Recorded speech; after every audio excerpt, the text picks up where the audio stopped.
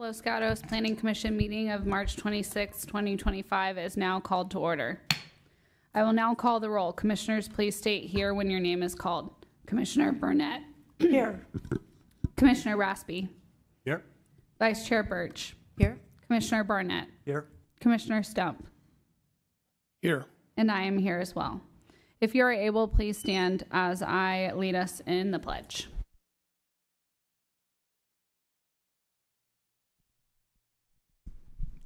I pledge allegiance to the flag of the United States of America and to the republic for which it stands, one nation, under God, indivisible, with liberty and justice for all.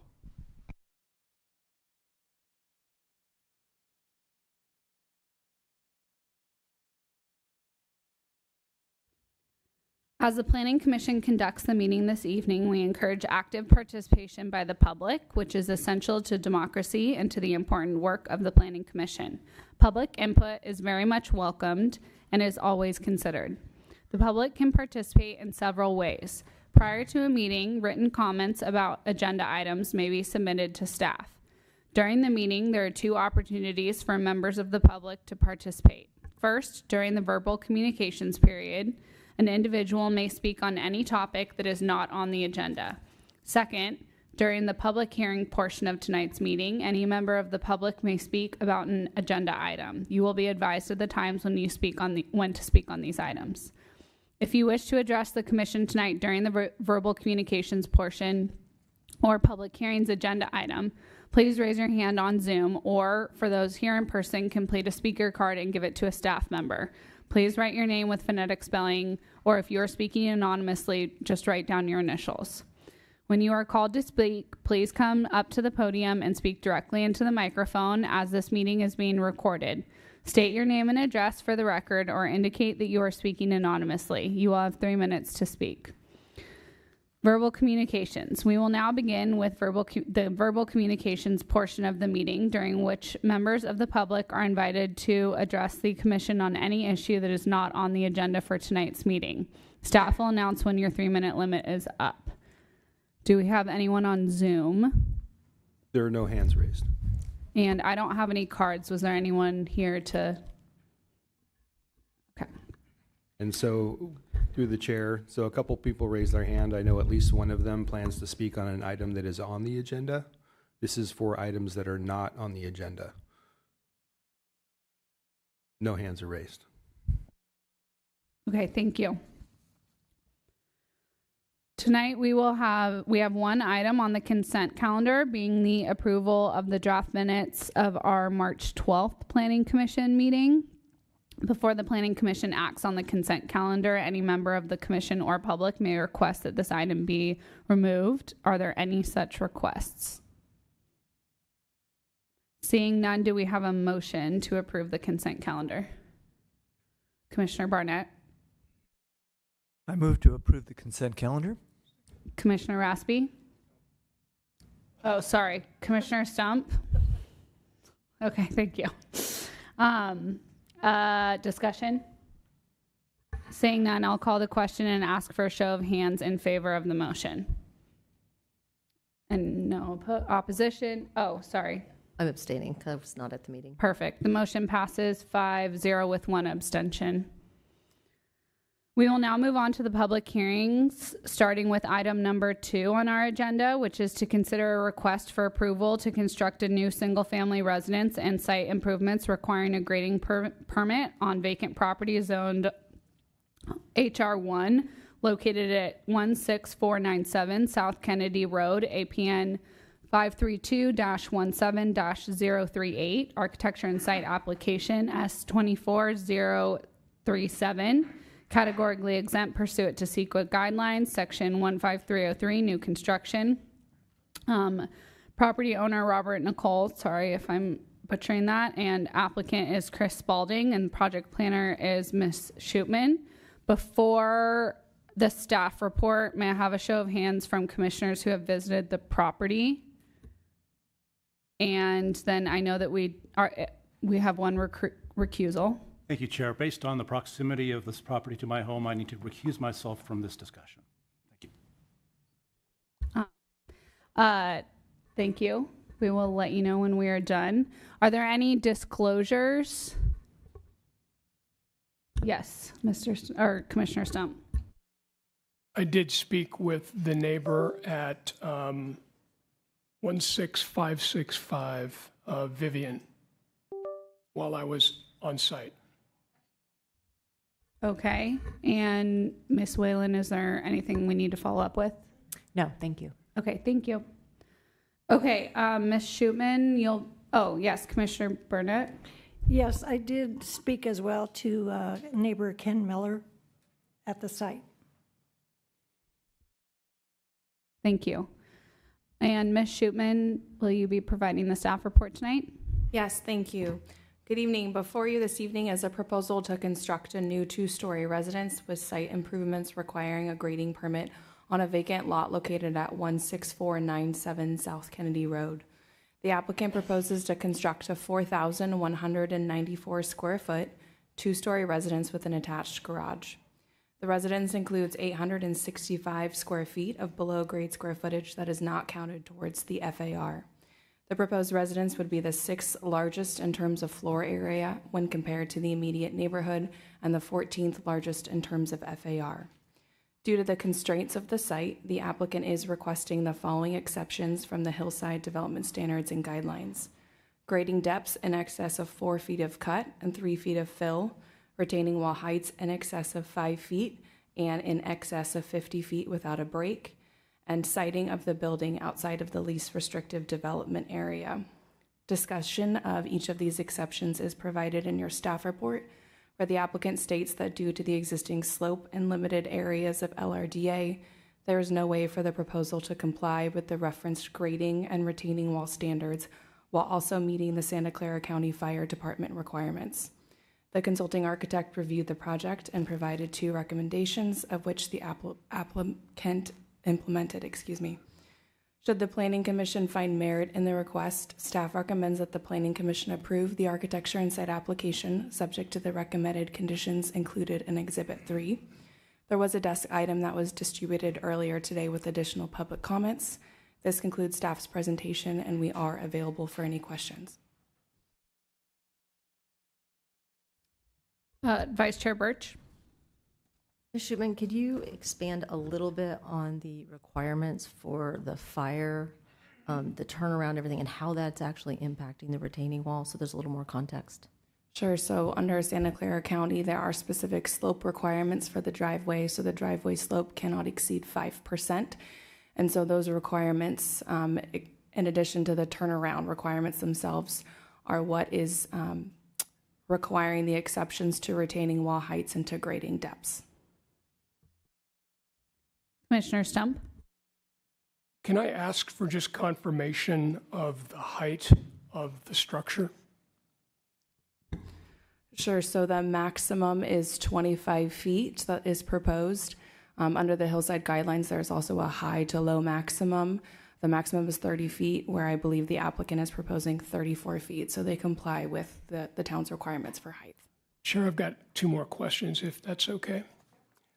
Speaking of the least restrictive development area, this piece of property resulting from an SB9 split is obviously very challenged with very little in the way of least restrictive development areas. In this case, this project's going to be 100% outside of the least restrictive development area. Can I assume that this is a fairly unique type situation in our hillside, only having been here for a couple of months? 100% outside the least restrictive development area seems to be the extreme. Yeah, I can't speak to all applications that the town has processed, but we certainly have processed LRDA exceptions for hillside homes previously. Sure. I can't speak to the 100% extent of the home, but there have been applications where those exceptions have been requested. The follow-up question here is, does an SB9 lot split provide benefits or protections for properties that have serious development challenges like this? In other words, obviously the right to develop. And I would say SB9 doesn't address that specifically, but I would say in general, takings law does. And so if the town has approved a lot the town doesn't have the ability to deny any development whatsoever on the lot. The town doesn't have to approve any proposal, but something should be built in order to avoid a takings claim. Okay. And then one final question, if I might, Chair. There's a 90-year-old rock retaining wall that comes within 20 feet above the back of the building site and provides roadway support for Vivian Drive. Obviously, significant grading is being called for in this project. Could you briefly describe what mitigations or protections are built in to the recommended conditions of approval as it relates to this wall? And I realize the wall is not on the applicant's property, but just beyond it. Yeah, thank you for that question. So there are quite a few engineering conditions of approval that are going to look at the rock retaining wall and some additional site. So engineering conditions approval 59 and 60 require the applicant to provide a geological report prior to building issuance, which will do a comprehensive landslide investigation. In addition, engineering condition number 66 requires that the applicant conduct a walkthrough with the PPW inspector before the start of construction to verify all existing conditions and that the applicant shall repair or replace existing improvements that are damaged during the construction. Thank you for that. Yeah, Vice Chair Birch. So, Ms. Shubin, as a follow-up to that, if we wanted to just add language in number 66 that we would want to just include the retaining wall in that public, because usually that's streets that are damaged by the trucks, can we just add that type of language if that feels appropriate? Should the Planning Commission wish so, they could. Yes, Commissioner Burnett. Yes, I don't know if this would be the appropriate time, but that rock retaining wall is Los Gatos River rock.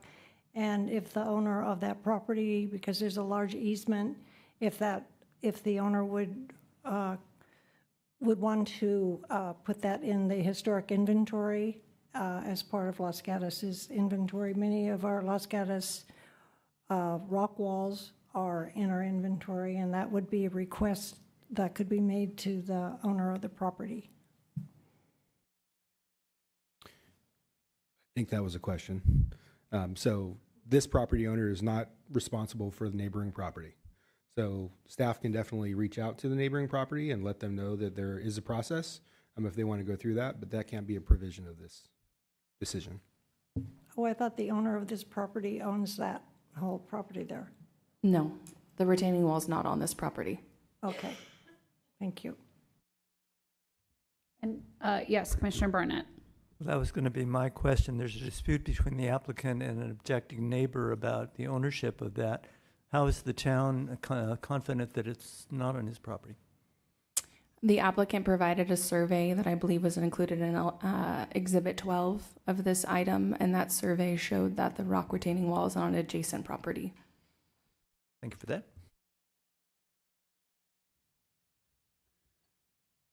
Okay, we're good with staff questions? Perfect. We will now open the public portion of the public hearing on item 2 and give the applicant an opportunity to address the commission for up to 5 minutes. So whoever will be speaking on behalf of the applicant, can you please come up to the podium and state your name for the record?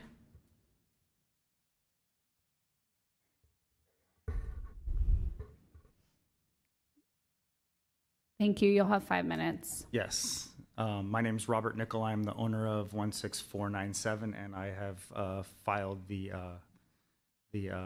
application to build a home on 16497 South Kennedy Road. I believe my architect, Chris Spalding, is also on Zoom here as well. And I've never been to one of these, so I'm not quite sure of the structure. So are you going to ask me questions and I answer them, or how does this work? So basically you have 5 minutes to address the commission, then we have time to ask you questions, then we take public comment. You have another 3 minutes, and then we will be able to ask you more questions. Then we close the public portion and we discuss and make a decision. Okay, no problem. And So Mr. Spalding is online and able to speak, so if you'd like him to use some of that time, then just let him know. Okay. Yeah, so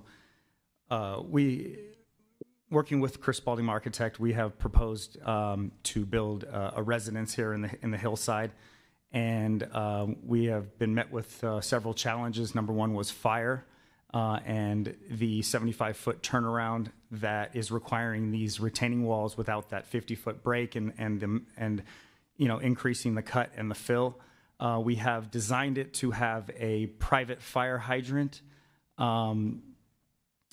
to be installed, also to put in that 75-foot turnaround for the fire truck to meet the Santa Clara's requirements. We also will improve Vivian Drive by increasing the traction on the road, on the uphill incline for, if there were ever any issues with fire, to get a fire truck up the road. There's also been proposed to increase the entrance of the driveway from South Kennedy Road to Vivian Drive. And also we have met and designed the proposed home to be within the heights, as well as the LRV, which the color of the home will be, the height, and we're also asking for not the maximum, which is 6,000 square feet, which is allowed, in the hillside. And we have worked around, and I also have reached out to all of the neighbors who I've had lots of feedback over the last week or two or so of letters and such, which I'm sure you have seen. I've reached out, went to all of their doors, went and tried to discuss with them the proposed project, basically the plan that we're looking at, as well as certain compromises to add additional plantings or trees, or to address and understand their concerns with the stone wall.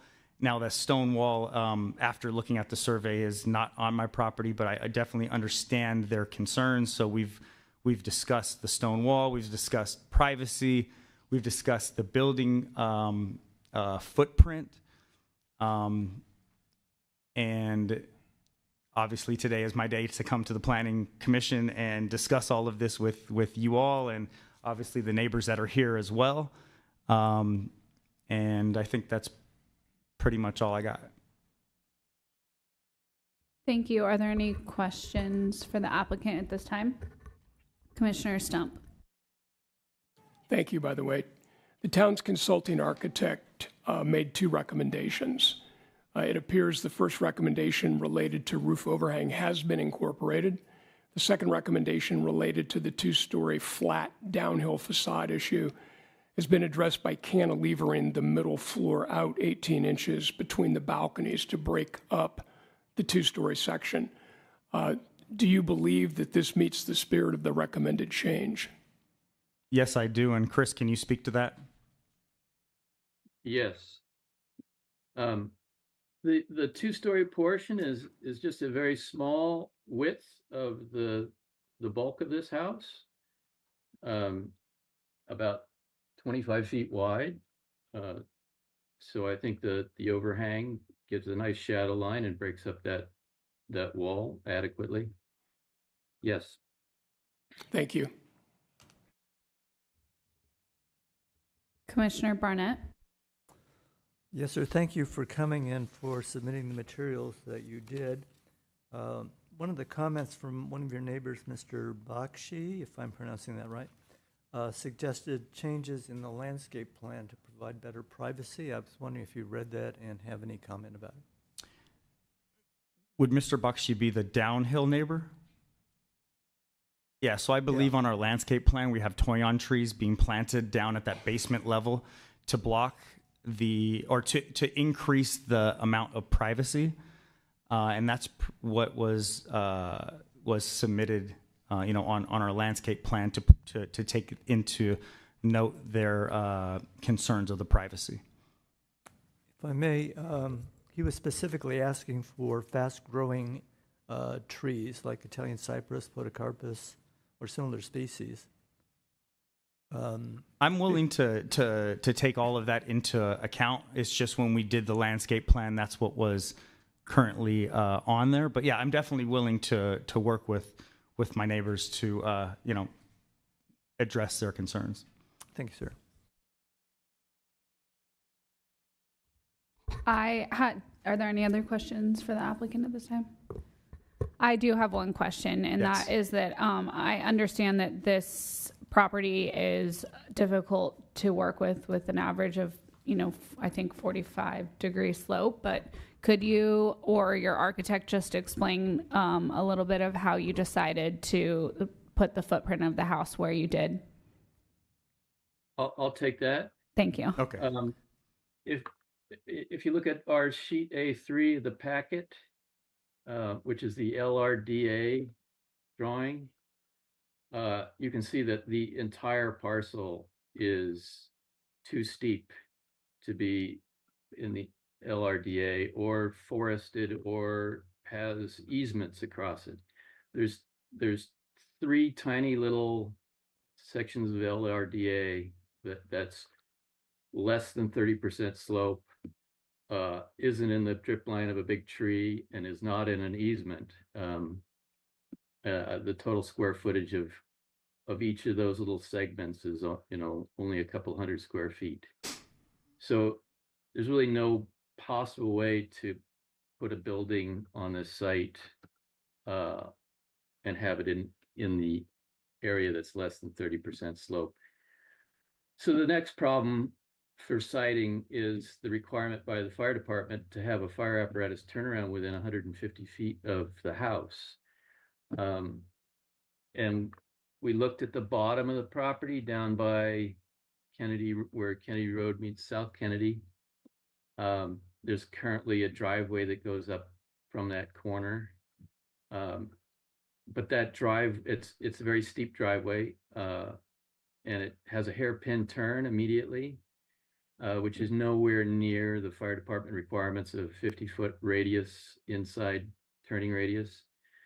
So we looked at redoing that driveway, which is in the easement of the neighbor that owns that easement. So that would be one problem with redoing that driveway, but also to put in a turn there that meets the requirements, and then also a fire apparatus turnaround. Our retaining walls would have been even larger than the site we ultimately ended up with. And those retaining walls would be visible from Kennedy Road and South Kennedy, whereas where we are sited now, those retaining walls are all hidden pretty much from anywhere, really be only visible from this site and a little bit from the downhill neighbor. So ultimately, there's really only one possible location for the house, and that's exactly where it's sited. Okay, thank you. Commissioner Burnett? Yes, and thank you for coming.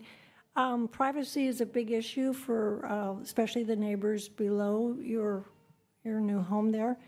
I know there's been requests for reduction in height, preservation of the trees for privacy, and enhancing new landscaping. So are there any window changes, or have you addressed, this is a concern, a great concern?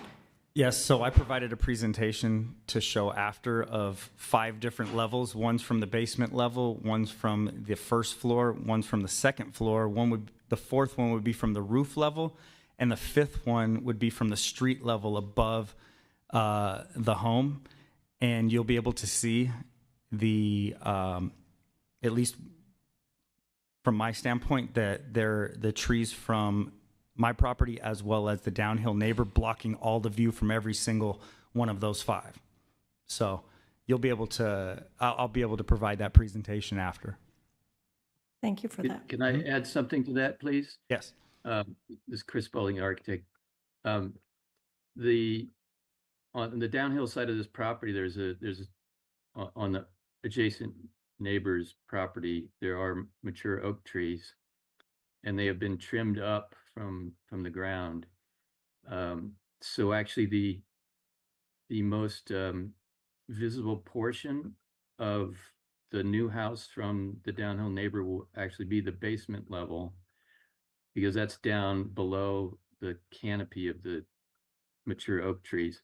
When you get up to the second and third level, where most of our windows are, actually mostly on the second level, those windows are pretty well blocked by the existing canopy. So most of the new privacy planting is intended to fill in that gap at the bottom of the existing mature oak trees to block the view from the basement level down into the neighbor's property. And I think Robert will have some pictures of that when he later in his rebuttal. Thank you. Thank you for that. Okay, thank you.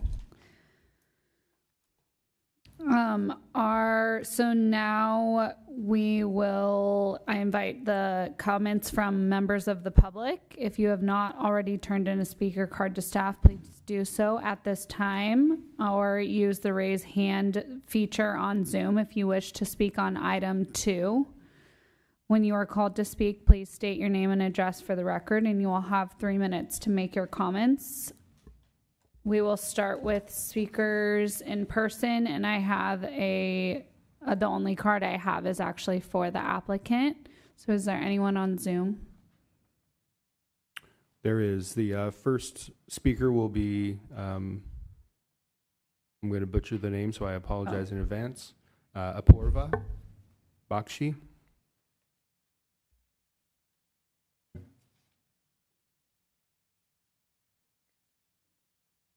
Apoorva. 1 second, I've got to get Okay. different We button also clicks. do have now 2 speaker cards in person. Should we go with that first? No. So I think, Apoorva, you can unmute yourself and speak. Yeah, sure. I'll let the people on the floor go first. I'll go after them. Okay, thank you. The first speaker I have is Rohit. Thank you. Yes, please come up, state your name, and you will have 3 minutes. Good evening, everyone. My name is Rohit Bakshi. I'm the neighbor on 16515 South Kennedy, which is south of this property. Again, my view is mostly on like me standing on my property and assessing the plans that were shown to me. Like I don't have a drone to imagine how things look like. So the best that I can garner from this project presents significant privacy intrusions, which would have an extremely negative impact on our daily lives and our privacy. Here are like a few of my points, right? Like elevated position and direct sightliness. The proposed home is substantially uphill already, and this is a 3-story plan from where I stand, right? I know it's a basement, but for practical purposes, it's a 3-story for us. It has many unobstructed views into our backyard, our swimming pool, our master bedroom, our daughter bedroom. So as I cannot state enough how it kind of violates our privacy. The second and third story windows and balconies. So the architectural plan indicates direct facing second and third story windows, as well as multiple balconies which are facing downwards, which again compromise our privacy.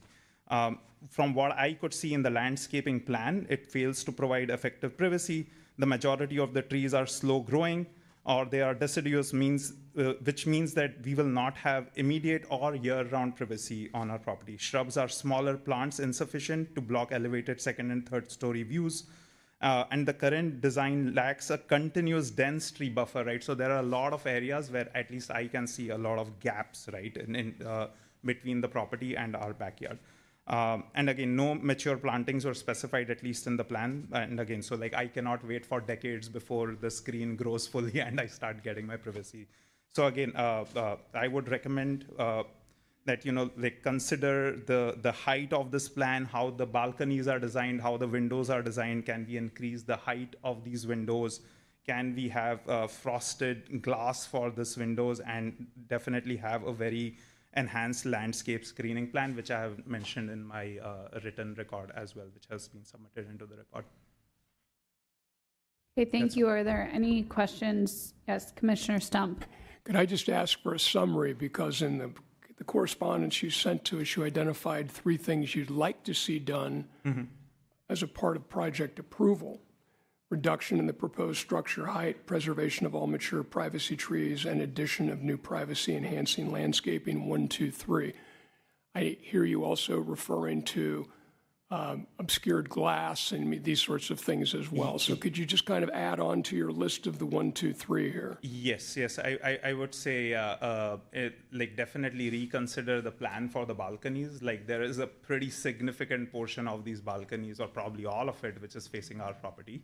The second would be considering the height of the windows, and the third would be considering the type of glass that is used for these windows, which would be frosted glass or any other type which kind of obscures the view. Thank you. Any other questions for the speaker? Okay, oh yes, Commissioner Barnett. Thank you. So from your property, do you have a view of the orange netting that was put up? Yes. The poles, Yes, we do. story poles? Mm-hmm. And can you describe the extent of that view? It's there are like trees right now in the way, but I can see like most of the portions of that view, right? Plus we have a play area which is directly adjacent. If my daughter is over there, we can see everything then, right? But the portions of the orange netting are very clearly visible from our backyard, even from our windows today. Thank you. Okay, thank you. Thank you.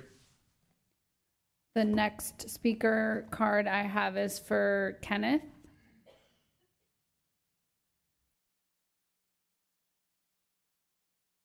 Be allowed to, I think that it needs to go, sorry, we can't, I think it needs to go to the, Yeah, we can pass it out. okay. It can be passed out. Does it need to go under the? Can you put it on the camera? Okay, thank you. No worries. Okay, thank you. Yeah. And if you want to wait to start speaking until the camera's ready, then you'll have, your full 3 minutes. Thank you.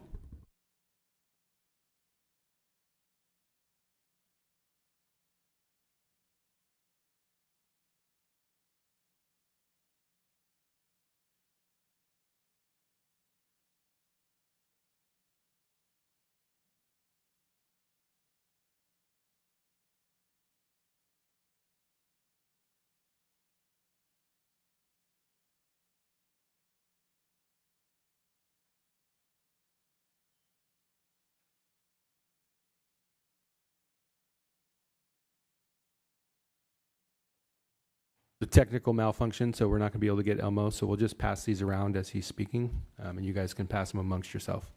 Okay, thank you. Do we need to put one up there for the public to see? We don't There does have that. need to be one available to the public, so Okay. perhaps one could be placed on the table. Great, and then we'll, okay. Thank you. You can go ahead and start. I'm Ken Miller, a practicing physician in Los Gatos for 50 years. I have lived next to this property for 48, owning part of an old stone wall. Fred, my neighbor and owner of the wall in question, has lived there for about 25 years. The developer does not own any part of the wall in the vicinity of the project.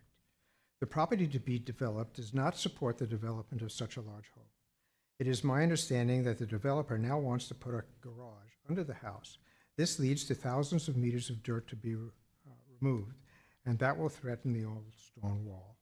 Prior assurances to not compromise the integrity of the wall has already been broken without permission. He embedded a bolt, and that's the shiny thing on the picture, and attached wires to the wall that he does not own. And here's the relevant picture.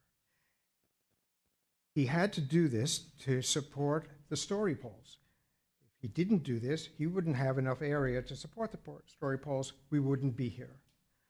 It is not possible to walk around the perimeter of the project and not notice the bolt and that the workers placed in the wall and attached wires. The developer had a duty of care to the neighbor's property and should have noticed the bolt and the wires attached. The developer met with the owner of the wall this month and neglected to mention this insult, nor did he suggest any remediation. Now, Fred is the neighbor, cannot be here to represent himself as he's traveling. To protect my neighbor's interest, I've engaged a civil engineer recognizing the continued lodging of the bolt is not in the wall's best interest. Studies still must be done to document the force and injuries and the best way to...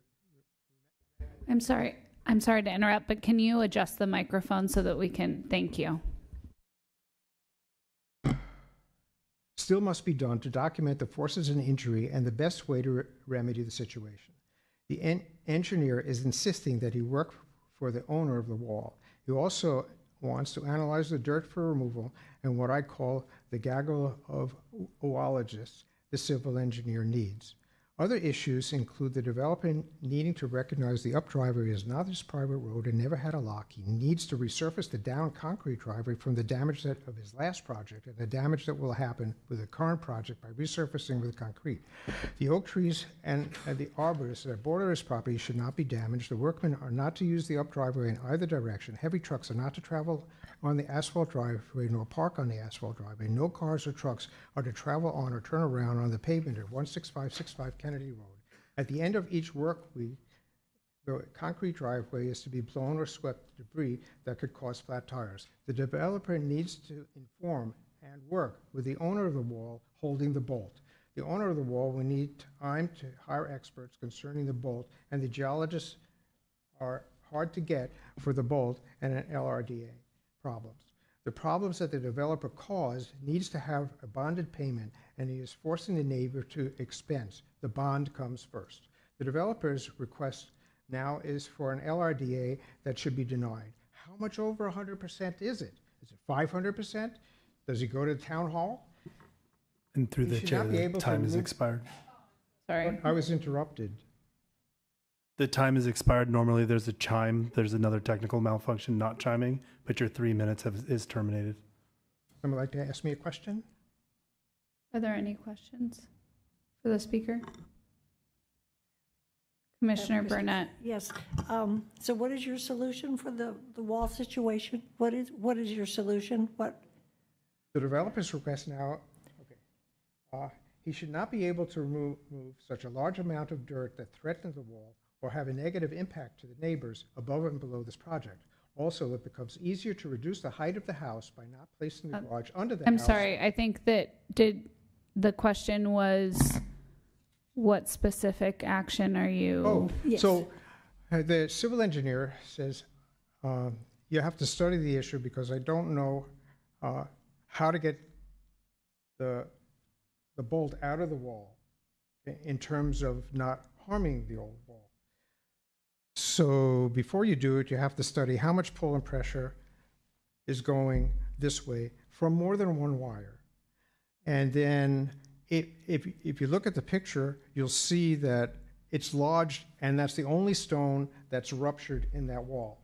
And it's about 40 inches, and it's about a 7 or 8 foot wall. So he's injured a wall, not on his property. He's used wires that don't belong attached. I don't know how more painful it is, but he's just simply not allowed to do that. Thank you. We appreciate your comments, but I think the question, do you feel like your question was answered? I believe so. Yeah. Thank you. Commissioner Stump has another question for you. Could you repeat who the owner of that wall is? Fred Ibrahimi is the owner. Fred Ibrahimi is the owner of the wall. He's presently traveling. Okay, so you are representing him tonight? His sons allowed me to represent him tonight. Okay, thank you. And previous conversation with him, I'm not going to be there. Could you talk on my behalf? Thank you. By the way, Any additional questions? Thank you. The next speaker I have is Susan.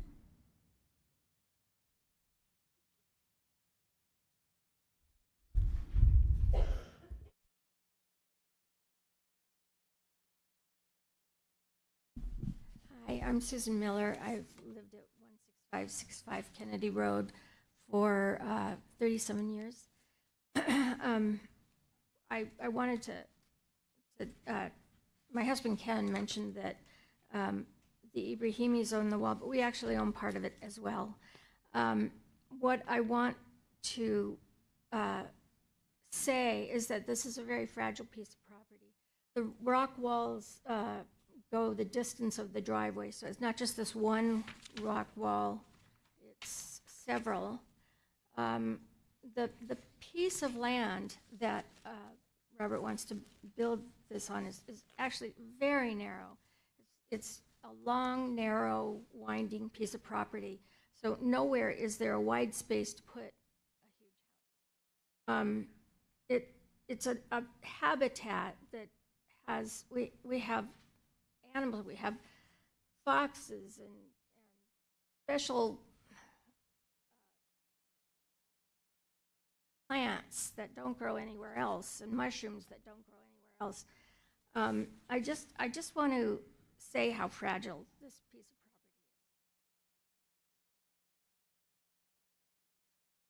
property is. I'm sorry, excuse me, Susan, before you leave, or are there any questions for the current speaker? No. Okay, thank you. I actually have pictures of what I'm talking about if you want. You can set one there, and we can, if you could put one on the table, that would be good too, so it can be used for, thank you. On the table in front for the public to see. Thank you. The next speaker card I have is for Lee Quintana.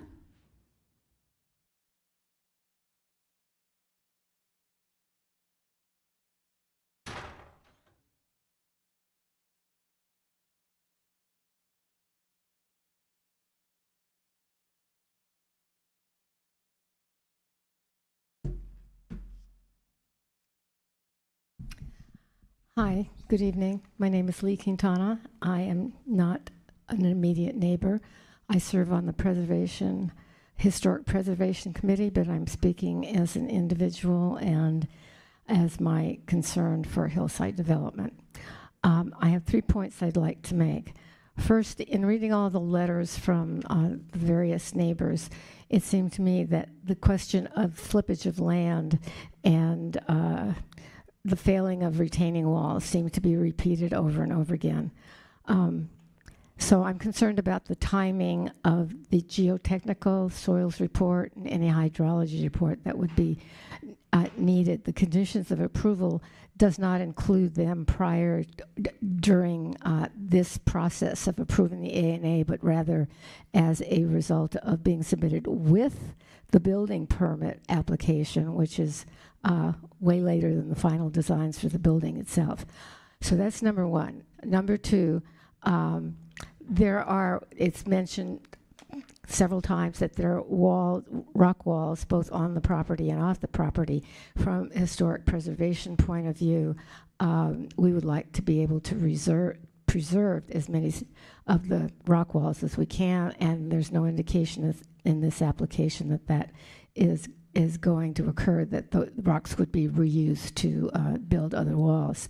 And thirdly, the residential design guidelines on page 11 have a discussion about how to apply the 225 formula, and it specifically says that there are some instances where that does not apply, and I've lost my page number on that, but basically it includes the hillside areas, because no two properties on the hillsides are exactly the same. They're different sizes, they're different shapes, they have different problems, they have different slopes. So I would ask that you take that in consideration. All those tables that are included really do not help the analysis. And lastly, I've forgotten, so I guess that's it, unless you have a question. Are there any questions for Ms. Quintana? Thank you. Oh, yes, Commissioner Lee, could you Stump. clarify your third point again? I'm not sure that I fully understood it.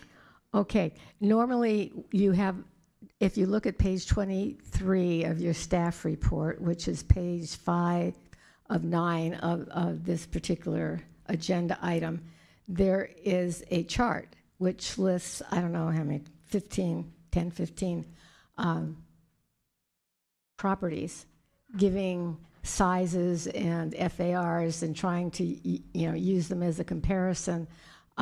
The problem here is that they're very different in the sizes. They're very different. You don't have no information about the steepness of the other properties. You have no information about how much is underground, how much is visible. It doesn't give you the tools that you need for making decisions within the hillsides because it's in equal comparisons. Thank you. Thank you. Any additional questions? No. The next speaker card I have is Matthew Ibrahimun.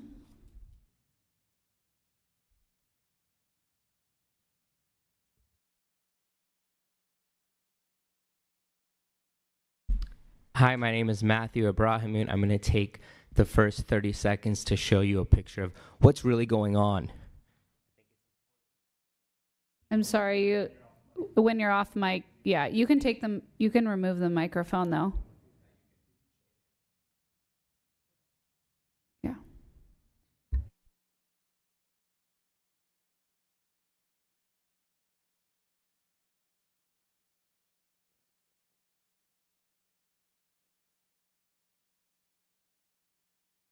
So I showed a picture of this because it's hard to understand what's going on. This is a extremely downsloping lot, and I think it's important for you guys to see what we're really talking about. It's a small piece of land.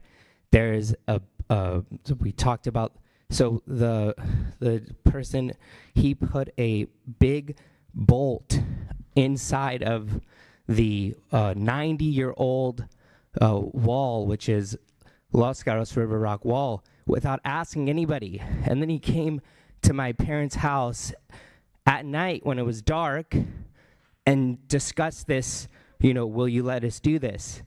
When you can't see the bolt, you can't see the wires. This was obvious. I mean, this was done maliciously. It was done behind all the neighbors' backs. What are you going to do now with this bolt? What are you going to do with the wiring? How are you going to take it out?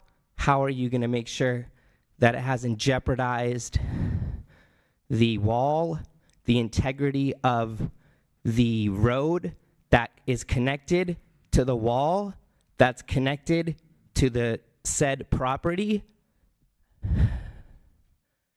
So what you have to understand is that there is a piece of land that's extremely downsloped that butts up to a historical wall that's connected to a historical road that touches both Dr. Miller's property and my family's property. Everything touches one after the next. Everything's connected. I grew up there. I grew up there. My family's been there for 30 so years. I don't know what's going to happen next. Meetings, geological meetings with civil engineers, what to do with this bolt. I mean, imagine somebody, they do this, right? They put a bolt into, it's like, that is not your wall. You cannot do that. And you did, so now what? How are you going to remove it? How are you're going to guarantee when you build this house that that wall is not going to fall, that the road that's connected to that wall is not going to fall down the hillside? I mean, when you sell this house, how are you even going to guarantee that? And that's time. Thank you. Are there any questions for the speaker? Commissioner Burnett. Yes, so what you're saying is that you feel the hillside is now has a stability, it's not a stable hillside anymore for the road above it and for the property now that they are planning to build on it? Look, I'm not a civil engineer. I'm not. But is that your concern, that this has caused an instability with the wall, causing instability? It's my concern, and I think that, you know, it would be unwise for anyone in my family's position not to further seek professional opinion, meetings, reports, geological, civil, in order to assess the damage that this bolt has done, and the potential liability that this developer can assume. Okay, thank you. I think you answered the question. Thank you. Any other questions for the speaker? So I do have a question. So I hear and understand the concerns about the wall. However, that is out of our purview as decision makers. We'll confirm that with staff in a moment. But other than your concern of, I mean, with the bolt and everything, other than the concern of making sure that the wall moving forward, making sure that any sort of development that's discussed or approved moving forward is protecting the integrity of the wall, are there any other specific concerns that you're trying to communicate about the project? Yeah, thank you for asking. You know, this seems like a non-conforming building being built on a non-conforming piece of land for such a structure. And I have, with my own eyes, seen the orange fencing to show you what this looks like. And I think as a part of a planning commission, planning department, it's important to make sure that the quality and also experience of existing neighbors who've been there for decades should remain the same or similar to the way that it has been for years. And this structure is not going to allow for this to happen. Mr. Bakshi, I believe, had mentioned his house is like his pool. If you're in the swimming pool, it's going to be hard to swim without your neighbors like looking at you. Okay, thank you. So privacy of some of your neighbors is concerned. Okay, thank you. And views and the mountains, like being able to sit in I've been in Dr. Miller's kitchen. You're not going to be able to sit in where he spends like most of his life, most of his time, him and his wife. I've been there. It's going to be hard to sit there and not see this house. Okay, thank you. Thank you You're very welcome. much. And the last speaker card I have in person is for Nathaniel Ibrahiman.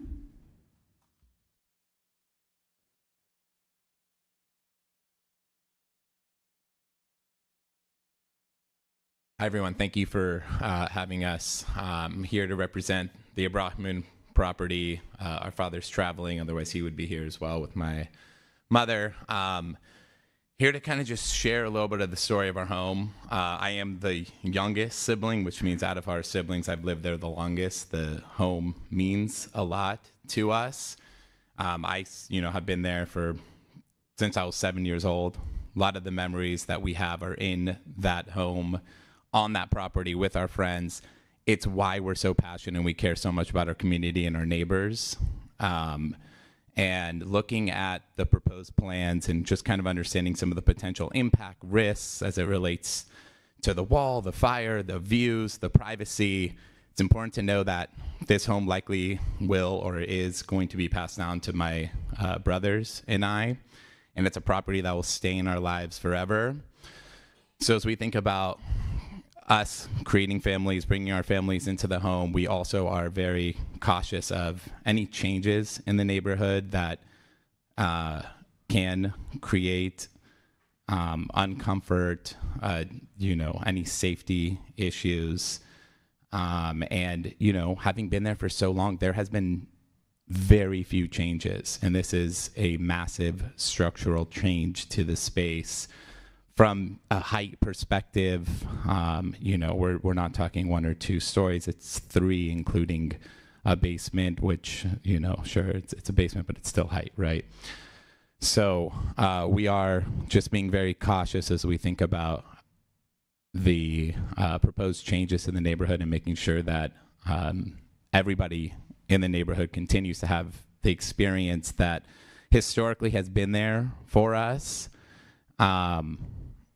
With any adjustments that come. So just wanted to share that we're all thinking about now and a few years from now, but this neighborhood, and I'm sure Ken is the same as he's been in his home forever, and the neighbors that surround us down the hill, we are thinking not only about the next 3 or 5 or 10 or 20 years, we're also thinking about generations to come, and our love for Los Gatos, you know, going to the public schools and being able to, you know, create a family and experience here similar to the ones that we're so happy and proud to have a part of our lives. So anything that impacts that, of course, we're going to be super careful, sensitive, thoughtful around, which is why you see the representation from so many members in the neighborhood tonight. Are there any questions for the speaker? I do have a question. So part of our job is to review this application as is, and I hear your concerns. Are there any specific things about the project other than what you mentioned, the height? Is there anything specific that you feel like you would like to see changed or implemented that would help, you know, help with the with it? I'll leave that to the surrounding neighbors that are there every single day. I think the privacy was brought up. I think the height was brought up. The, you know, retaining wall, of course, any bolts or, you know, continued action or anything, making sure those are within the bounds of, you know, people's decisions because they're actually working within, you know, their easements and their property. Those are, you know, kind of the main concerns around what we've seen and, again, why we're all here kind of speaking up. Okay, thank you. Thank you. I have another speaker card, and this is for Jonathan Ibrahim.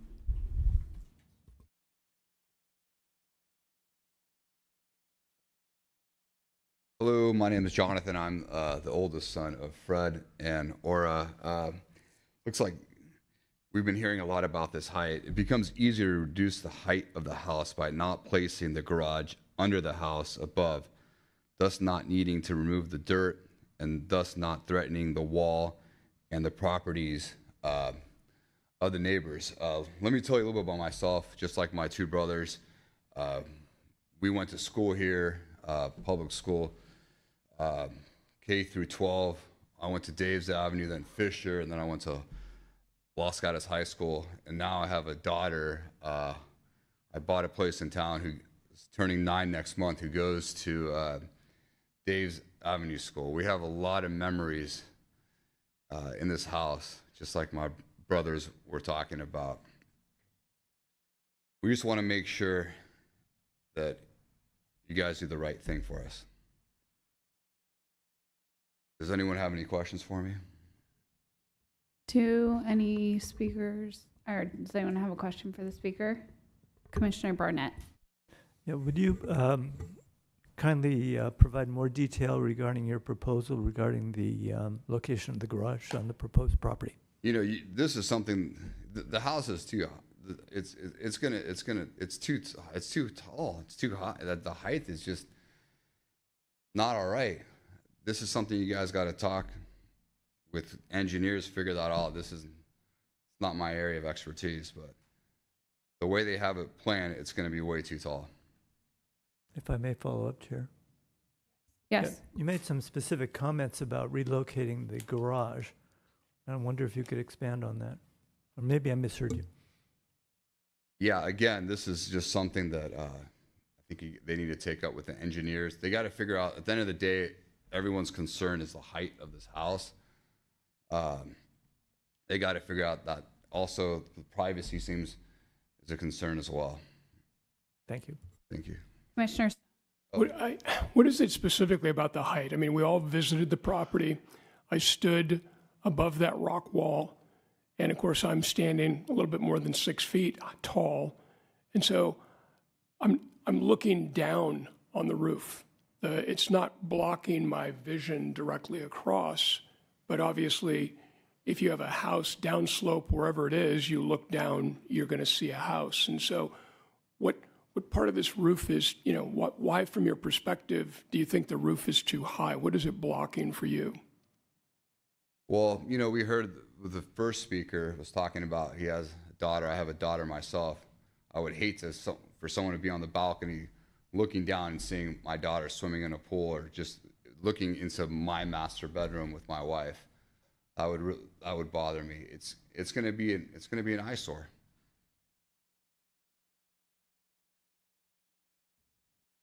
Any additional questions? Thank you. I have no more speaker cards, but I believe there are some speakers on Zoom. That's correct. So first will be Ms. Bakshi.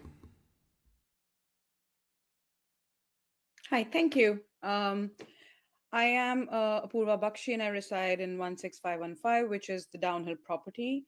My husband Rohit Bakshi mentioned our severe concerns in terms of privacy. I do believe that the reason why we bought this home last May, we are new residents of Los Gatos, was because of this unhindered, uh, backyard on the hill, which has our whole, we spend a lot of time in our backyard, which has a swimming pool. It has a netting. It has a proper play net and multiple spots where you can meditate, as well as two play structures for our daughter, and an upcoming one. I'm pregnant right now. I'll be delivering in May, so we'll have two daughters in our family. The reason why we're concerned about this is the net is very visible from our property. There's barely any coverage from down below, and the major concerns in terms of how it really disturbs the ecosystem as well as the holding walls. I would also rely on experts. I think a lot of people have spoken to that. Can and all the families up above, but it is a severe concern that our privacy needs to be absolutely taken care of. We want to be able to review the structure in terms of its height. You have to be able to redesign the balconies.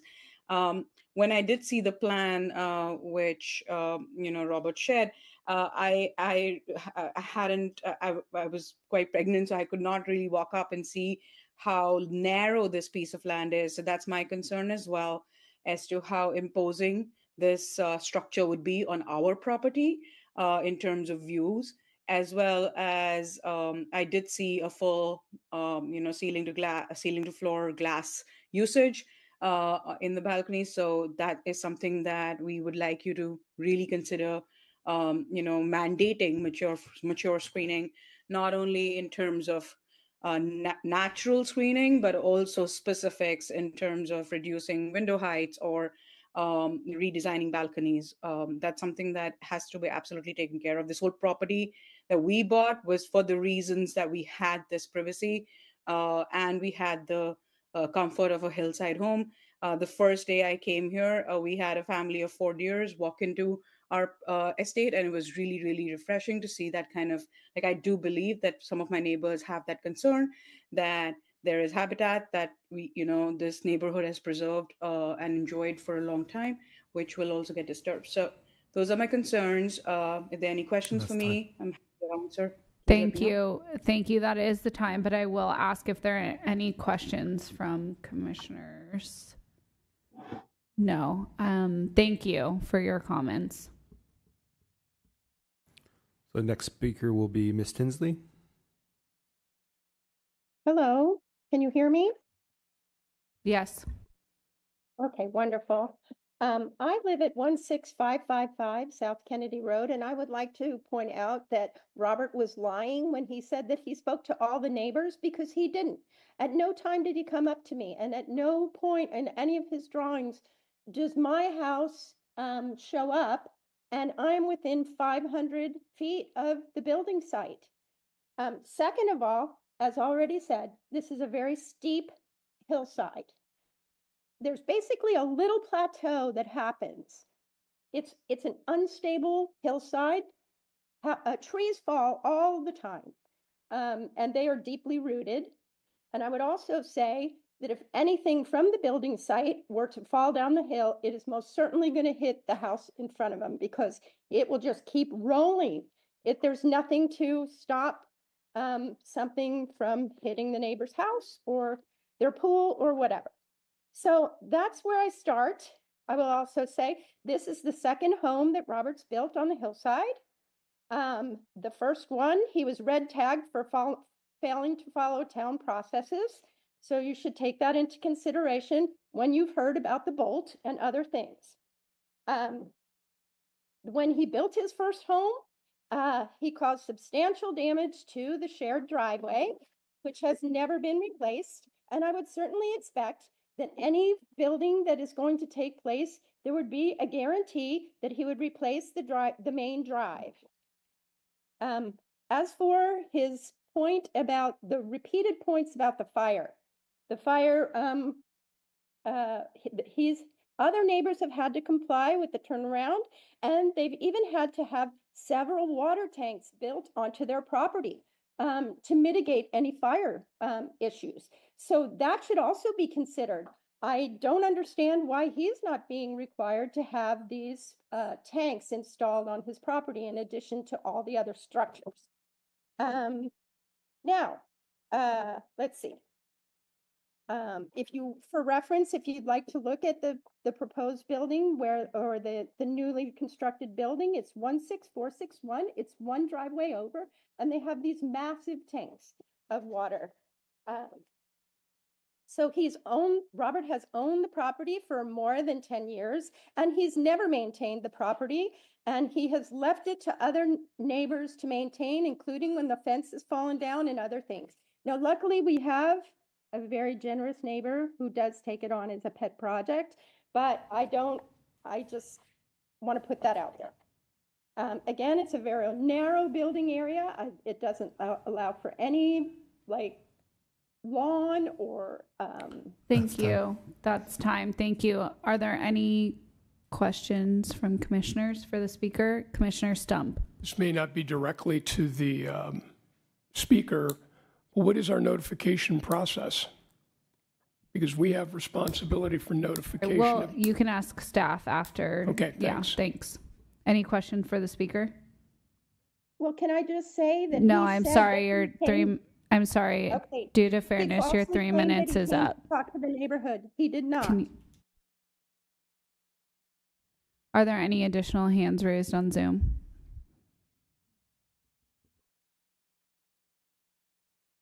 No additional hands from the public. The applicant's architect's hands raised, but they'll have their time. Okay, so now I invite the applicant to come back up for your closing statement. You'll have 3 additional minutes to speak, and you can share that with your architect as you see fit. Okay. Yes, I will start. Robert will address the privacy. I just wanted to quickly address the stability of the hillside and the fire. We did get a geotechnical report when we looked, to make sure that this site was buildable. It is. Once this house is built and the retaining walls are installed, the new retaining walls to the latest standards, this house and then the drainage associated with the retaining walls, this house will buttress that hillside so that roadway and old wall will be supported much better than it is now. In the long term, this house will provide the stability for that uphill neighbor's wall and roadway.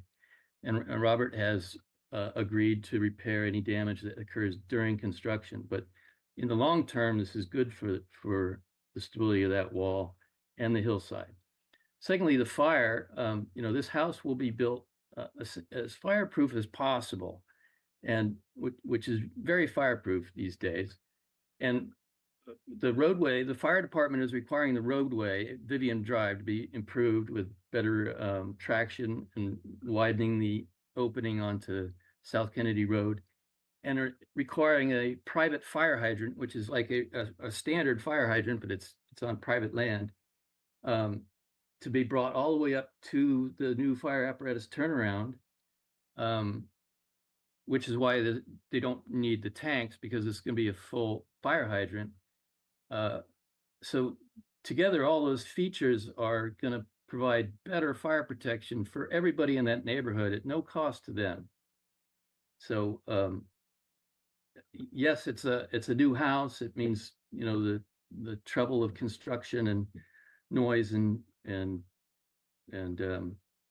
dust and time. But in the end, this will be a nice house, and it will be beneficial to the neighbors. And I'll let Robert talk about the privacy. Thank Yeah, you. so if I provided a presentation here, so this is the basement level where we're going to put, you know, the level we're going to put in the trees, which I'm also willing to put in a wooden fence if, you know, that would increase the privacy for the neighbors.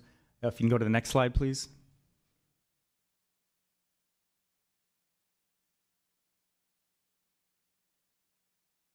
And here's the second level of the basement where there's more shrubbery and trees blocking. Can you go to the next picture, please? This would be the main floor. This is what is going to be seen from the main floor. Can you go to the next picture? And this shows more of their trees as well as my trees showing and blocking, so there is no issue of privacy. Can you go to the next picture?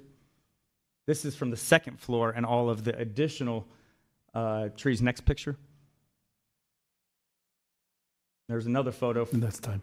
Of what you will see. So. Okay, and that is time. Is it okay if we just go through the last couple of pictures? I actually cannot allow that. I'm so sorry. Okay. But thank you. And I think that we probably will have additional questions for you. Okay. The first is from Vice Chair Birch. Yes.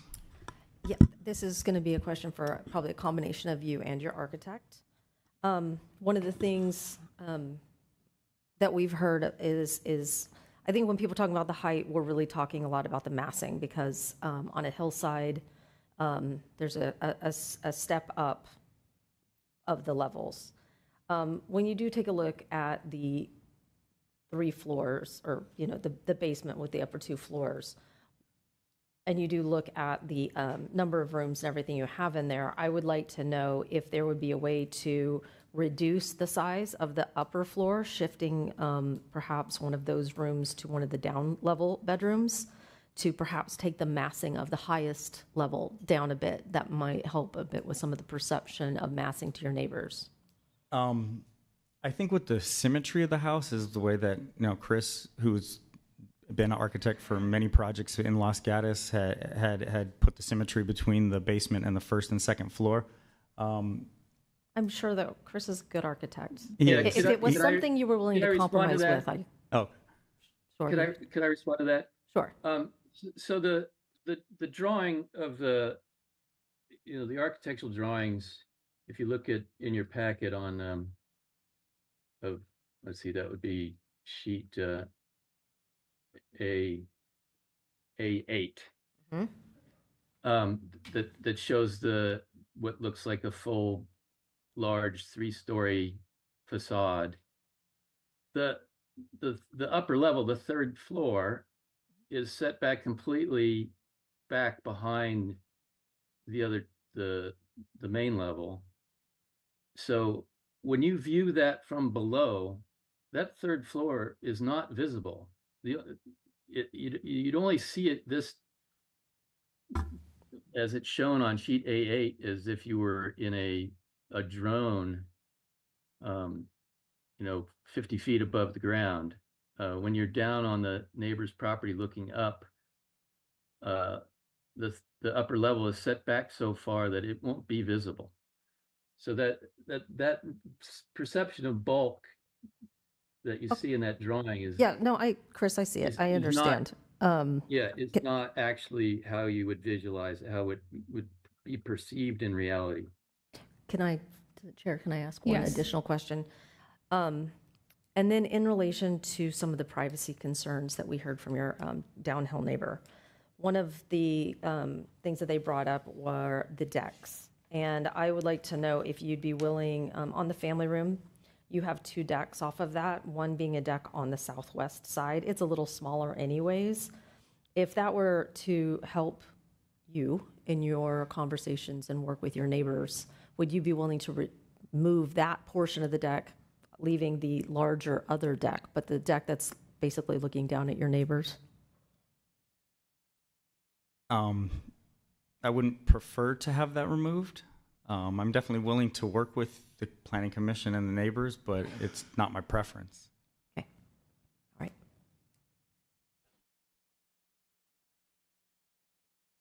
Are there any other questions? Commissioner Burnett. Yes, thank you. So you were talking about the retaining walls, and I know we do have the retaining walls for the fire turnaround. Were you also talking about a retaining wall behind the house where we have such concern about the antique rock wall? What are you doing to prevent erosion from coming behind the house? If you don't, you know what I mean? So Chris, can you answer that? Oh.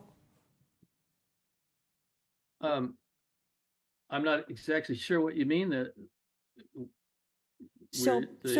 So behind the house, because the antique wall is sort of like in jeopardy now, and it seems like it has some issues going on, what kind of stability are you going to have behind the new house? Are you on the uphill side of the new house, all the retaining walls are actually within the footprint of the house.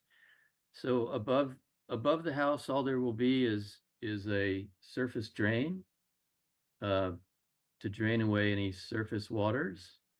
But otherwise, that hillside is just the existing to remain, to be natural. Commissioner Stump. I guess I'll call them your downhill neighbors. They are asking that all the mature privacy trees be preserved. Are they speaking about trees on your property, or are they trees on someone else's property? Or do you fully know what that request is? They have massive oak trees that are on their property that I consider are the privacy screening that they're referring to, but I'm not 100% certain because I showed the pictures, after in my rebuttal where all you saw were trees from the basement level, the first floor, and the second floor in my presentation. And they've asked for addition of new privacy enhancing landscaping, which from what I understand, you're willing to consider and work with them. Yes. Because there was even something brought up about Toyon not being the preferred, planting. And so anyway, that's good to hear from you. Now, Commissioner Burke has already discussed briefly about balconies and, the concern they may have there. Obviously, they've talked about either the height of the windows or obscuring some of those. Is that also something you're willing to work with the neighbors on? I'm willing to put in drapes. I also, from the pictures and the photos, there was all I could see from those photos that I presented were trees, and I couldn't even see their home. So I am still a little bit a little confused as to when I provided the visual evidence of what what they're claiming. Thank you. Commissioner Barnett. So you heard your downstairs neighbor saying that the orange netting was clearly visible from their house, and you're saying it's not at all. Do you have any way to reconcile those perspectives? Yes, I provided the pictures in the presentation in my rebuttal.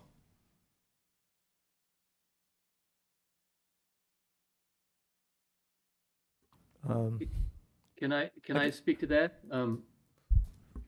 The pictures, as he showed, there is a canopy of trees that's on the neighbor's property that provides screening from the upper levels of the proposed house towards, and pretty much screens their house from this new house. But those mature trees are limbed up, 10, 20 feet. And so when you're down on the lowest level of the proposed house, you can see below those trees down to the neighbor's backyard, their play area. And that's what really needs the screening. And that's the landscape architect had provided a row of Toyon trees. Toyons were selected because they're evergreen and they're native species. But I'm sure Robert would be happy to provide any tree that would provide the screening the neighbors would want. And to make that screening complete, those trees don't have to be terribly tall. They only need to be about 15 feet high to fill in that open area from the ground to the underside of that existing oak canopy that's on the neighbor's property and that they control. Thank you. If I may Yes. just follow up on that. I wonder if Mr. Spalding could comment on the offer of the applicant to install a fence. Would that be superfluous or something that wouldn't be necessary if the plantings were put in as suggested?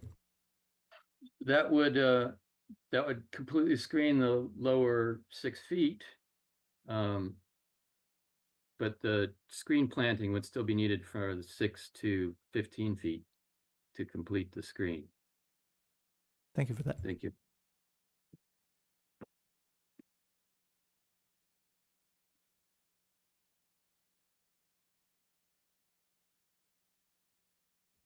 Are there any other questions for the applicant at this time? Okay, thank you very much. Thank you. We will now close the public portion of the public hearing on item number 2, and I invite commissioners to ask questions of staff, provide comments, or propose a motion.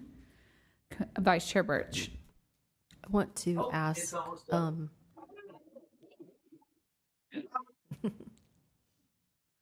like that's like every meeting that I'm in all day, every day, right there. Ask Ms. Shootman if could you, there's been some discussions about the height, that it's too tall. And I know that when we're in the hillsides, the way we measure this can get a little difficult. Could you go back again and explain how we measure from the low to the high point, that for 34 feet, just to make sure that up here, when we're discussing height and where we are with this, we're all discussing the same thing? Yeah, thank you for that. So in these hillside settings where you do have these exposed grades with the below grade space, we're looking at the high to low point of the exposed grade to the highest point. And so this applicant does comply with that 35-foot requirement. But in terms of your discussion of massing, the Planning Commission could certainly look at roof slopes, ceiling plate heights, and other ways to address height concerns.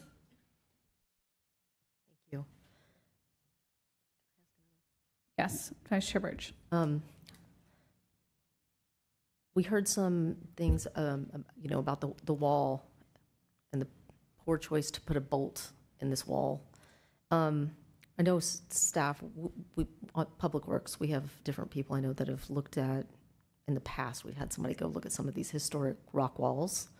Is there anybody with the town that would be able to go look at that and make a recommendation of how this gets properly patched? The likelihood is probably no. This is a civil issue. We're not going to want to take on that liability from the town's perspective. And the town attorney can hit me if I'm misspeaking. Okay. But ultimately, we can have, potentially an engineer go out and take a look at it and see, what damage they think it is. But it's going to take a more thorough investigation that's going to need to involve professionals above and beyond what our staff. Okay. And that wanting that to happen is something like I could theoretically put into a motion or something to make sure that it's captured, or? Well, we have engineers sitting here right now listening to you. I hope so. So I don't think that's going to be an issue. Okay. So we'll make sure that we circle back with them following this hearing or the conclusion of this item, and see what options we have. Thank you. Commissioner Stump. We had a recommendation from one of the speakers that as a condition of approval, if we go down that path, that we should require geotechnical work ahead as a condition of our approval, not waiting for the building permit to be issued. Is that something that can be done? Thank you. So there is a condition of approval for a geotechnical report. I'm looking at the exact wording of when it's required. And I believe it's required to be completed prior to building permit issuance, but I'll defer to our engineers.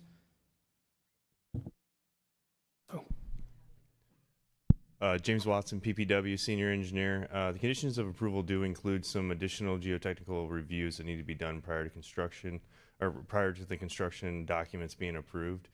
The geotechnical engineer for the applicant themselves pointed out that they didn't have the expertise to do the geological study that was needed for the landslide. And so they put into their report that a subsequent study would be needed. Our peer reviewer picked up on that, and we have that in our conditions of approval. Thank you. Commissioner Barnett. Does the requirement for a geotechnical report include hydrology? That was mentioned. I don't recall any comments about the hydrology. The geotech engineer doing a landslide study would obviously be looking at hydrology to understand how the soil saturation would affect the potential for landslides. I just don't recall a specific reference to hydrology, but the general idea of a geological study of a landslide area would look at how hydrology is going to affect Right. that. Okay, understood. Thank you.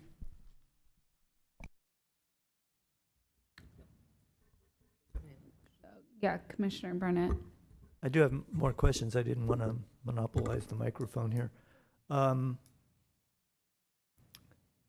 the conditions of approval, as I expect, provide for protection of the wall and hillside during construction? Thank you for that question. They do not specifically. Okay, is there a reason not to, and wouldn't it be advisable to include this? Excuse me, the Planning Commission could choose to include an additional condition. Okay, and then I had a question about the fire department, which County Fire presumably has signed off on, if I recall correctly. Does that include the improvement of the traction on the roadway on Vivian? Yes, so Santa Clara County Fire has reviewed this application and they have approved it. Their conditions of approval are included. And for the town attorney, Ms. Whalen, can you confirm again the California law regarding an easement for light or view, and also whether we can still consider privacy in light of that law as I expect it to be? The law provides that local jurisdictions can enact ordinances that protect light, air, and view easements. The town does not currently have any of those ordinances in place. And then remind me of your second question. Is privacy still a legitimate consideration? I assume it is. Well, it's interesting because the applicant is asking to build outside of the LRDA area, and there are, when an applicant is asking for an exception from a standard, there are findings that the Planning Commission needs to make, and it says any deviation from the standards contained in this document shall include the rationale and evidence to support the deviation, and exceptions can be granted. And so if there was something related to the fact that the applicant is building outside of the LRDA and there were a condition that were related to that request of the applicant, I believe that would be defensible. Chair, if I might, let me check my notes. Yep. Again, I guess for Ms. Whalen, could a condition be imposed that required drapes on the windows, and would that be enforceable? Drapes on the windows? Yeah, could that be made an enforceable condition? Maybe run through the other questions and I can give that some thought. I mean, I think the issue with that is they're only useful if they're closed. Right. But or alternative window coverings like shutters. Yeah, let me ponder that, and I'll get back to you if there's other questions in the meantime. Thank you.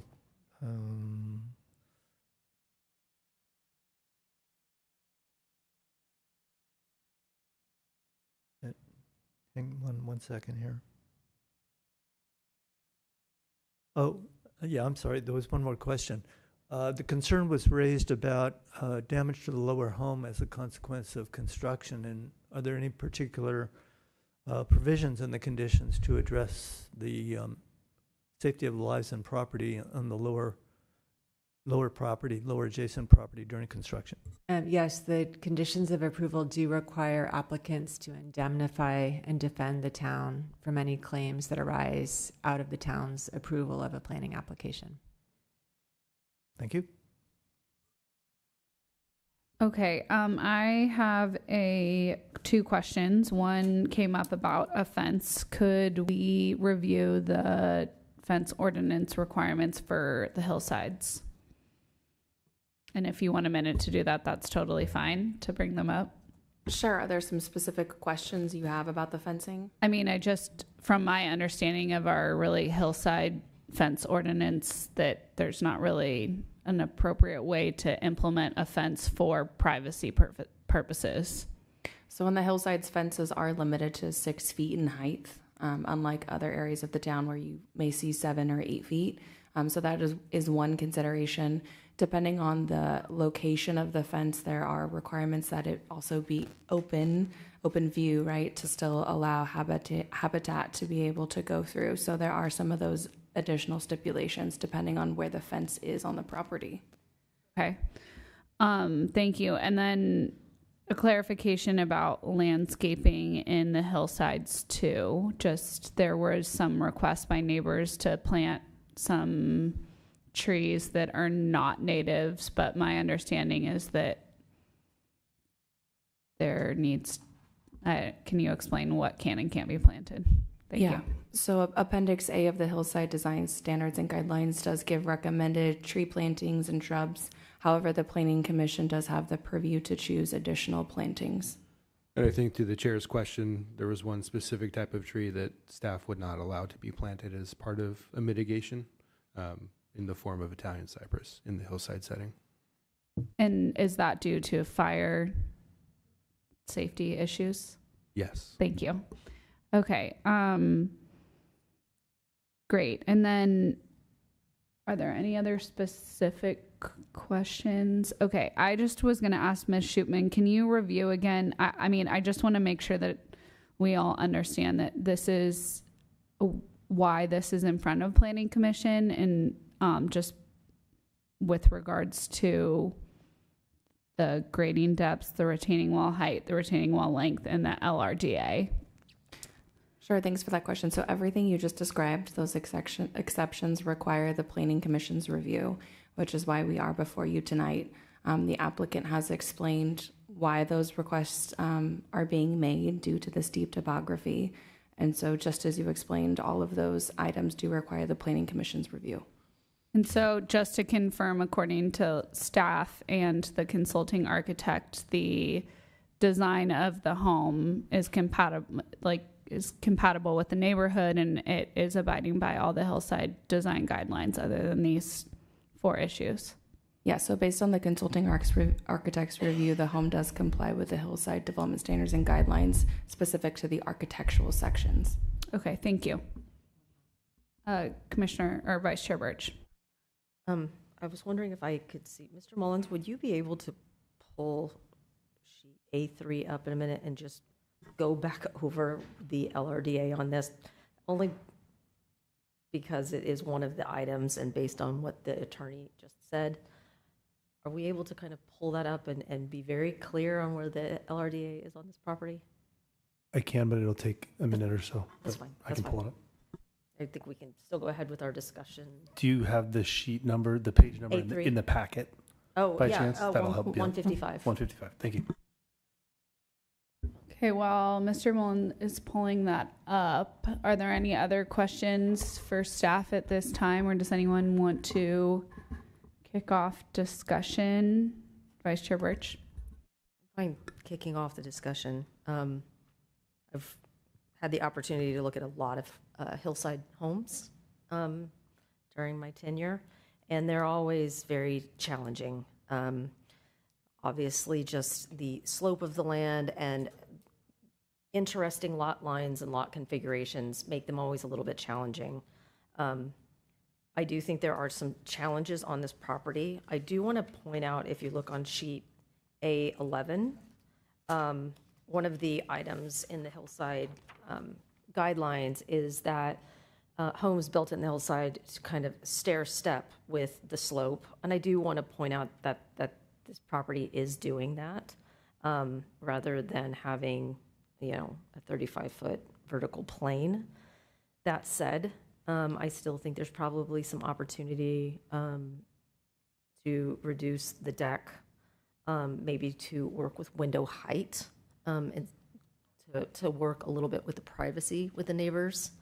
I think there's some more opportunity for the applicant to work with their neighbors on landscaping for privacy purposes. And I'm going to pause with where else I was going to go, because Mr. Mullins, could you do me a favor then and point out on this exactly where the LRDA is on this property? So I can start, and then Ms. Shootman can correct me if I'm wrong. Just to zoom in on the legend, this light gray area is areas over 30% slopes. There's a delineation of the least restrictive development area, showing the areas under 30%. So I don't know if you can see my cursor. You can see a couple call outs of little pockets along the roadway, and then a small pocket in this area where the LRDA is located, and the house is located up in this corner. Okay. Just wanted to make sure we were all aware of extreme limitations on that. Thank you. So just to finish, and then I'll let other thoughts go. We are dealing with a complicated site, but I do think that there is probably a bit more work that the applicant could be doing with their neighbors to address some of the privacy issues, as far as the deck, windows, and landscape.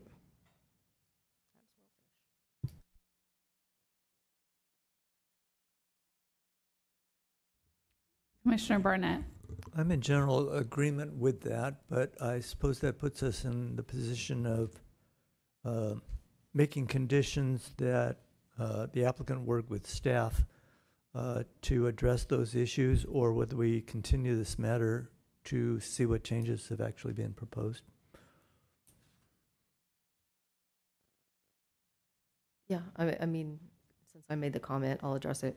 I am always very inclined to have the applicants work with staff. They are the professionals in this and study this. They are very well versed in our guidelines, requirements, and some of the nuances that these take. So that would be my recommendation. I am, I feel like that too. I don't think that this project needs significant changes enough, or I don't think that we can request or significant changes enough at this point for it to need to come back to us.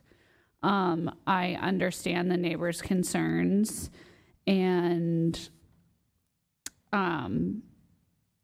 I want to make sure that we attempt to mitigate some of those. However, I do think that the issues with regarding the grading depth, the retaining wall height and length are all specific and can't be avoided because of the site, and due to fire safety, it's absolutely required.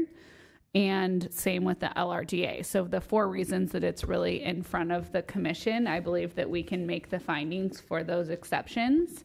So I would be in favor of the commission trying to make some specific recommendations to be included in the conditions of approval so that staff can move forward with that. However, I do feel pretty strongly about maintaining some native landscaping in this area, especially hearing from some of the neighbors and public comment about how this area is very natural looking as it is. And I think that it would be really doing a disservice to the ecosystem and the neighbors if there were some plants planted that were not naturally found here. I also want to note that there were comments that Toyon aren't evergreen, but they are, even though they are slow growing. So I would head more in the direction with regards to landscaping, maybe larger, just, asking for some larger, more mature trees to be planted. I know that that can be difficult with oaks, but perhaps there are some larger Toyons that can be sourced, and those are evergreen. So I think that that could mitigate some of the neighbor privacy concerns. The deck situation is also, I think, what Vice Chair Birch suggested, reducing the size of that deck or readjusting the deck so it's really oriented still in the other direction, like ensuring that it's more oriented away from the neighboring properties is something that I would also be in favor of. But I think that Commissioner Birch has some comments too. Sorry. Thank you. Yeah, looking at the design here, there are so many windows. We didn't address the amount of windows in the home, which would, have an effect on the privacy from the home below. I wonder if we could maybe talk about that a little bit, because there's a lot of windows. I think Ms. Whalen has a comment about that. If it's a good time, I can respond to Commissioner Barnett's question about the conditions of approval. So the applicant is seeking architectural and site plan approval, and the town code provides that when that's the case, the decision-making body can include conditions that are reasonable and necessary to carry out the intent of the chapter. Such conditions can include site planning conditions, architectural conditions, landscape conditions, etc. And so requiring a special treatment on the window would be an architectural condition. And so the Planning Commission would need to determine whether or not that was reasonable and necessary in order to ensure harmony with the neighborhood.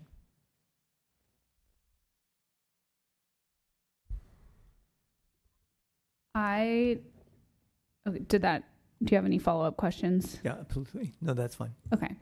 I think that with additional landscape screening, I personally do not see a need to make a lot of changes with regards to making recommendations about the additional issues with making additional recommendations or conditions of approval surrounding the windows at this point. I think that I always try to remind myself that the people building the property also value privacy. So I think that if you can see, the windows are two-way. So if they can see out, people can see in, right? So I'm not sure that I have any specific recommendations around that, but I'm interested to hear if any other commissioners do. Yeah, Commissioner Barnett. Because if you're looking at the design, there's 14 windows on the bottom, there's 14 in the middle, and there's 10 on the top. I'm just saying, I'm wondering if there would be some way we could reduce the number, and I think that would help with privacy issues for the neighbor below. Vice Chair Birch. Just to add to the dialogue, though, if you take a look at the way this is built on the northeast side of this building, of the home, if you look on sheet A5, 6, and 7, there are really no windows on that side because of the way it's built into the hillside. So the natural light that they're getting is actually coming from the southwest side of the building. That said, I think we could say where appropriate, like restrooms or a pantry, we could ask for frosted windows. But you even, in bedrooms, you have to have an egress window, right? We have to kind of be careful on building code and allowing just natural light into a home versus reducing too much.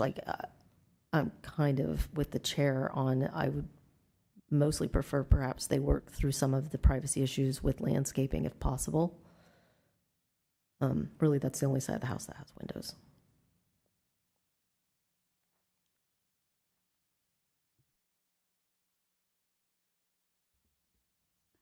Commissioner Stump. I guess question for staff. What direction can we really give an applicant around one of the ways to reduce your privacy is to, reduce the number of windows you have in your house? Certainly that's an option, but how does that really get included as a condition?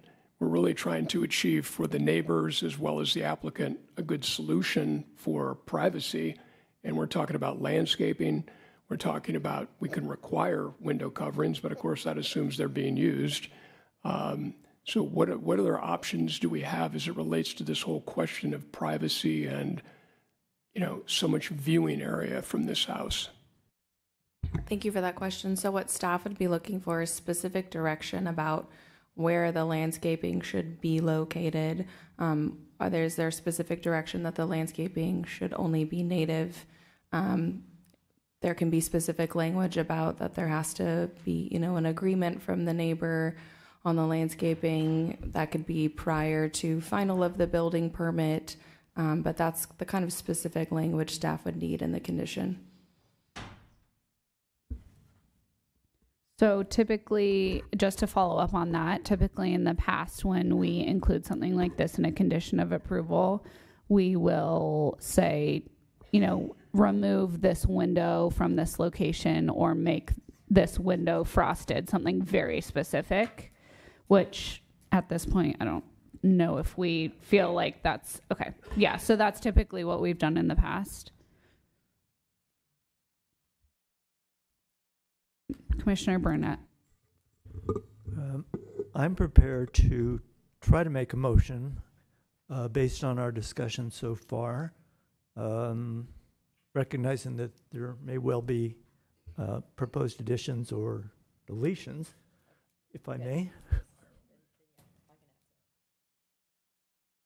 Okay, concerning item 2 on our agenda tonight regarding the request for approval to construct a new single-family residence and site improvements regarding grading permits on vacant land zone in HR1, located at 16497 South Kennedy Road. Go down here. I got it, hang on. I can make the findings that the proposed project is categorically exempt under CEQA. I can make the finding that the project complies with the objective standards of Chapter 29 of the Town Code. I can make the finding that due to the constraints of the site, exceptions to grading depths, retaining wall heights, retaining wall length, and building located outside the LRD are appropriate, and the project is otherwise in compliance with the hillside development standards and guidelines. I can make the finding that the project complies with the hillside specific plan. I can make the considerations as required by 2920-150 of the Town Code for granting approval of an architectural and site application, Exhibit 2, and approve the architectural and site application S24037 with the conditions contained in Exhibit 3, and the development plans in Exhibit 13. And the additions would be that the applicant work with staff and the neighbors concerning the height and species of privacy trees with preference for native trees, that the applicant discuss with staff and make possible reduction of the window heights, and that the applicant further discuss in good faith with the staff the removal or reorientation of the small deck. I think we need a second. Do you second, Vice Chair Birch, and then I'll friendly second. amendment? Yeah, and then Maker, I would like to make on condition of approval number 66, as we discussed earlier on in our discussion, the restoration of public improvements. I would like to ensure that the historic wall, rock wall, is included in those repairs. And Ms. Shootman, if it can be worded in a way that it maintains the historic integrity of the wall. Acceptable? That's acceptable to me if it's acceptable to staff and the town attorney. Yes. Can I just get a clarification on the landscaping that was included, the landscaping recommendations for privacy that were included in the, did you make any recommendations about that to be added? Yeah, I said height and species of the privacy trees with preference for native trees. Okay, so from the, I would just like to, just in the in the list of from the as applicable to the appendix and A from the hillside development guidelines. There's guidelines, I'll accept that. Okay. Seconder needs to approve. Okay. Oh yeah, do you? Okay. Yeah, yes. Perfect. Okay, any discussion about this motion or questions? Okay. I have a question. Oh, yes. There was a reorientation of something, and I didn't capture what it was. Is it the small deck? Yeah, Okay, thank you. Removal or reorientation to grant privacy on the small deck. So I will now call the question and ask for a show of hands in favor of the motion. And the motion passes 5-0. Are there any appeal rights? Yes, thank you, Chair. So anyone who's not satisfied with the decision of the Planning Commission can appeal that decision to the Town Council. Forms are available online in the clerk's office. There is a fee for filing the appeal, and the appeal must be filed within 10 days. Okay, thank you. I believe if we can take a 5-minute bathroom break before we see the next item, if that's okay, since we've almost been to 2 hours. Thank you. We will be back at 8:56.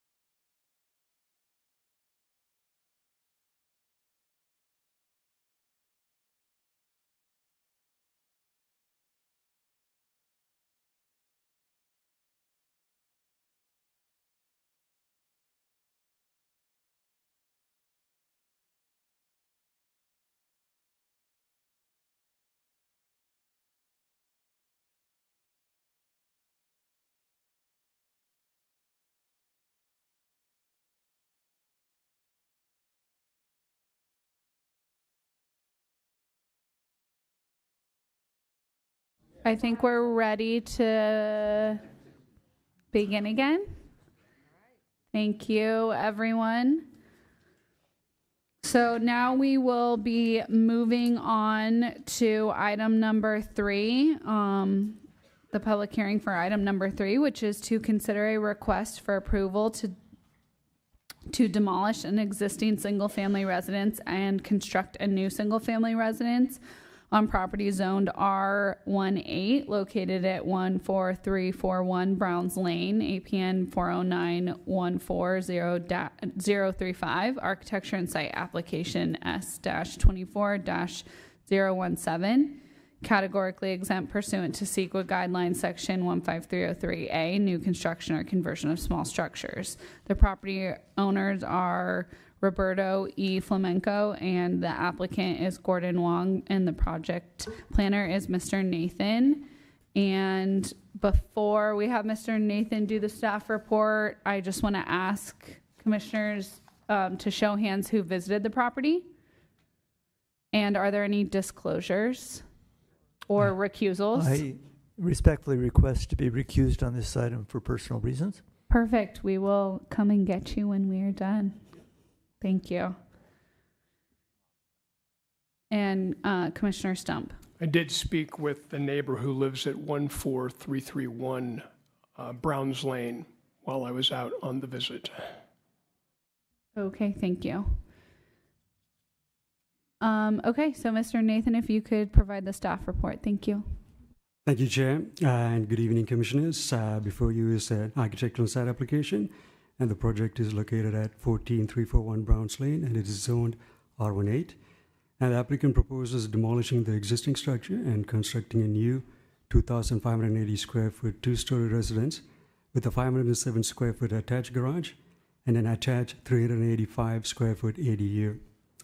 The proposed project meets the technical requirement for the town's code for floor area, setback, building coverage, parking, and height. The project is the proposed being referred to the Planning Commission based on concerns related to neighborhood compatibility. The proposed residence will be the largest in terms of floor area ratio in the immediate neighborhood, and the applicant has not addressed all the consulting architect's recommendation. The applicant has provided justification for exhibit number 5, and the response to the consultant architect's recommendation is in exhibit 9. And this concludes staff's presentation, and staff will be happy to answer any questions you may have. Thank you. Are there any questions for staff at this time? Okay, seeing none, I invite the applicant to come up to speak, or whoever's representing the applicant. And so now we're opening the public portion of this hearing on item 3, and we'll give the applicant an opportunity to address the commission for 5 minutes, then take public comment, and then you'll have another 3 minutes. Thank you.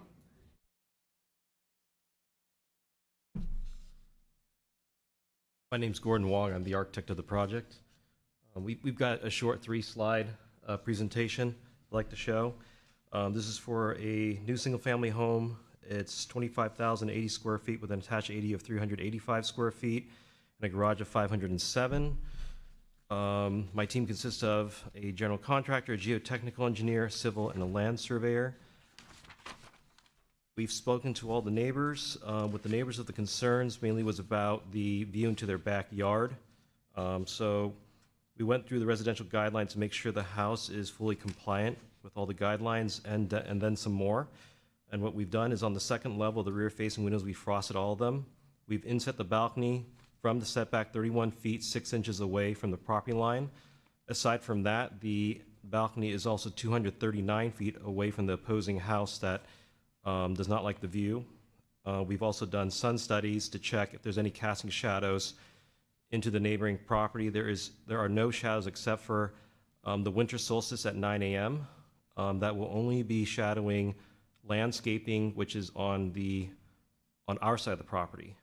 The existing lot already has screening in the backyard. There's a 20-inch coast redwood tree, there's a 10-inch plum tree, and there's also an 8-inch pecan tree which is already, and we've also offered screening on top of that. If the neighbor wants screening, we've offered it. They did not want that. We've also provided other screening with a solid guardrail at 46 inches. We've studied the massing to match the neighboring houses. The left side has a two-story house. The right side has a one-story. So we've matched the heights on the left and right sides of the house. One benefit the property that we're designing offers is we're putting in the only fire truck turnaround for that street. We'll be using permeable pavers. I'm here to answer any questions. Thank you. Thank you. Are there any questions for the applicant? We'll start with Commissioner Burnett and then Commissioner Raspy. Yes, thank you. So I noticed you wanted to use hardy board for the vertical siding. That's correct. Is there an explanation for that? Yes, hardy board is a board and bats, which really ties well to the neighborhood of this specific area. We've used it before in Los Gatos, and it's fireproof. It's a cement board. It's a much higher grade, very, very smooth, high-quality finish, and it works well with Colby windows and doors, which is a very compliant product for Los Gatos. Okay, thank you. Thank you. Commissioner Raspy. Thank you, Chair. I've noticed in our packet that you had some discussions with the consulting architect, and you made some changes, and other changes you didn't make. Can you, and some of those changes I noted were necessitated by fire issues and the relocation, I think, of the garage. Can you briefly go through the changes that you did make and those that you didn't? So the changes we made, he brought up the roof line and the windows and centering them. We centered them as much as we could. One thing that we believe the consulting architect is not able to see is because he doesn't have the 3D and he may not understand that their fire truck turnaround is in the front of our house, that with the centering of the roof, it'll prevent a person being able to walk without knocking their head into the ceiling. So the way we've done it is we made it so that it has the head clear and we centered it as much as we could with the fire truck turnaround. So it's specifically the massing above the garage. So we've center lined that thing as much as we could while reducing the square footage, while putting the windows away from the neighbors and also matching the neighborhood. With those parts in mind, the only thing we could do further is rotate the model in front of the consulting architect, but we're only allowed to submit items in. Thank you very much. And Chair, can I have one follow-up question, please? I think you indicated that the balcony, which is causing some issue, is 239 feet from the house, which is... That's correct. How far is it from the property line? 30, that's right here. 31 feet 6 inches, and it was inset, and the windows were removed on that balcony area. Very good. So we only have 2 doors that are frosted. And is there currently any privacy landscaping or any There's other measure? existing privacy landscaping there, and it's in our slideshow. On the second slide, you can see it. There's a 20-inch redwood, a coast redwood tree. You can see it's phased out there, like Yes. kind of. But there's also a plum tree, and there's also a pecan tree. Great. Thank you for answering my questions. Thank you. Any other questions? Commissioner Stump. So this would obviously be the first two-story home on Browns Lane. On Browns, Yeah. but the one to the left is 2-story too, but they're on Wedgewood. Correct. But I'm looking kind of at Browns Lane specifically once Yes. you get past the kind of the tunnel. That's correct. The fenced area where it's a 10-foot wide concrete roadway. So of the homes that are on Browns Lane, this would definitely have the greatest mass and scale. In your design process, did you consider anything other than a 2-story house? We looked at the one, but it doesn't really fulfill what the owner wants, and also the fact that the fire truck turnaround is being inherited on their project and not anyone else's is what's causing a lot of kickback in terms of, how can we put that massing in there properly? Was the owner interested or willing to consider below grade? Below grade is a very difficult process in terms of hydros, just the constructability of it and when there are children involved, they don't want the stairs and going down to the basement. It's just rather have, the mother and father on the first floor and then the visitors up on the second floor, and that's how this was designed. That's what the preference was. So I don't know if the basement would be, right? If they don't want the basement, it's not really, it's kind of subjective. I don't really have a comment for it. Okay, thank Yeah. you. Regarding the conversations with neighbors, and again, I'm speaking just related to Browns Lane here.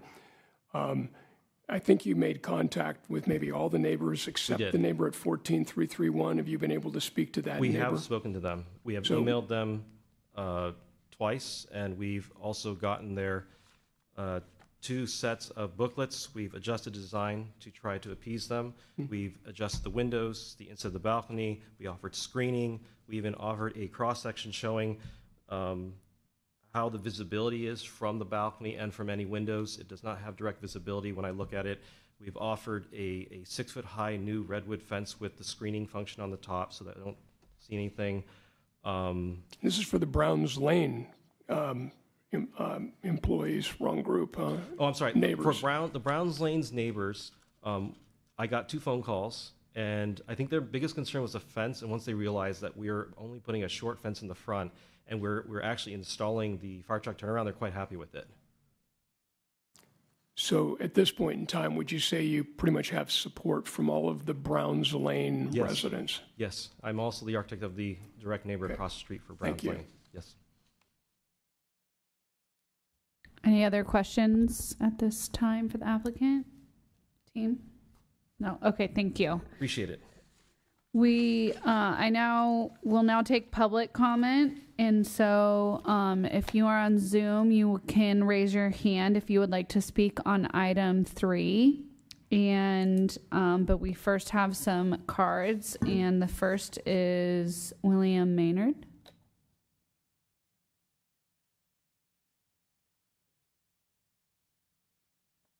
Thank you. If you could, you can adjust the microphone so it's, yeah, you don't have to lean into it, and you will have 3 minutes. Hello, my name is Will Maynard. I'm a lifelong resident of Los Gatos, and I own property sharing the western fence line of this project. The property has been my home for 30 years, and the yard is shared with my father and neighbor who's equally affected by these plans. I strongly oppose this project and submitted my objections to it last week. GKW architects claim they've met all the residential design guidelines and ensure the privacy of neighbors is maintained. This is not the case. For 30 years, we've had complete privacy in our yard. These plans will unacceptably compromise that. I ask the town to reject these designs until our privacy is protected as it always has been. This house will tower over other nearby homes and our fence. The second story will have 3 rooms with windows facing my yard. These windows can be opened, so even with decorative glass, our privacy is not guaranteed. Worse than that, GKW recently added a balcony to these plans that directly overlooks my property. This was not a feature of the original designs. In their own words, this new balcony lands in the line of sight between the 2 existing trees. I included a photo in my submitted document highlighting just how invasive this balcony is, and I urge the town to look closely at that photo because it really is egregious. They claim it's inset to ensure the privacy of the neighbors, but this does nothing for my family. Someone standing on the balcony can see the ground 17 feet from a fence line. This means my entire pool, patio, lawn areas, and most of my garden are completely visible. This does not conform to the residential design guidelines. The guidelines are very clear. The exact text is second floor balconies and decks should be used only when they do not intrude on the privacy of adjacent neighbors. This could not be more explicit, and yet they thought it fitting to add a balcony that can see everything I and my family do on our property, even after we've raised concerns with them over it. Trees are not an appropriate mitigation measure. We have a 1,400 square foot vegetable garden next to the fence that we maintain daily. Trees that are dense enough, bushy enough, and tall enough to protect our privacy will shade this area to the point of being unusable for produce. The guidelines state that landscaping is not an appropriate option when it would deny solar access to actively used yard areas. The town has long valued privacy. I request that we continue to do so. For 30 years, I've never had to worry about prying eyes from an immediate neighbor. I'm planning a family, and I want my children to have the same privacy that I had growing up, and I need the town's help to protect it. This house doesn't even need to be 2 stories. They have the land to get the same square footage out of a single-story home. This is the most elegant solution since it would be more typical of the neighborhood and fully protect my family's privacy at the same time. However, if it's to remain a 2-story structure, the sill height should be raised and the balcony simply needs to be disallowed. It wasn't there in the original plans and it shouldn't be there now. Whatever the approach, my family needs the support of the town. The architects have shown very little regard for our privacy. I'm sure none of you would appreciate your immediate neighbors on a balcony or watching through a window observing your date nights or kids playing or a barbecue you're hosting for your friends and coworkers. please don't let them proceed with these designs. Thank you. Well, I do have a question.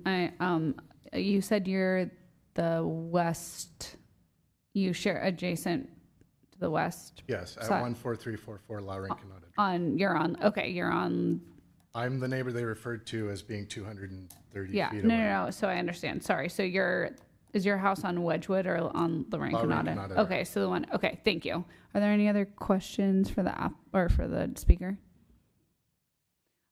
So I hear that you are asking us to deny this application. Is there any recommended changes that would make you feel more comfortable about its approval? I'd feel great if it was limited to a one-story structure, but I would also withdraw my opposition if they raise the sill heights of the windows and remove the balcony, because as we mentioned earlier, decorative windows or covered windows only work when they're closed. Okay, thank you. The next speaker card I have is for Douglas Scott Maynard.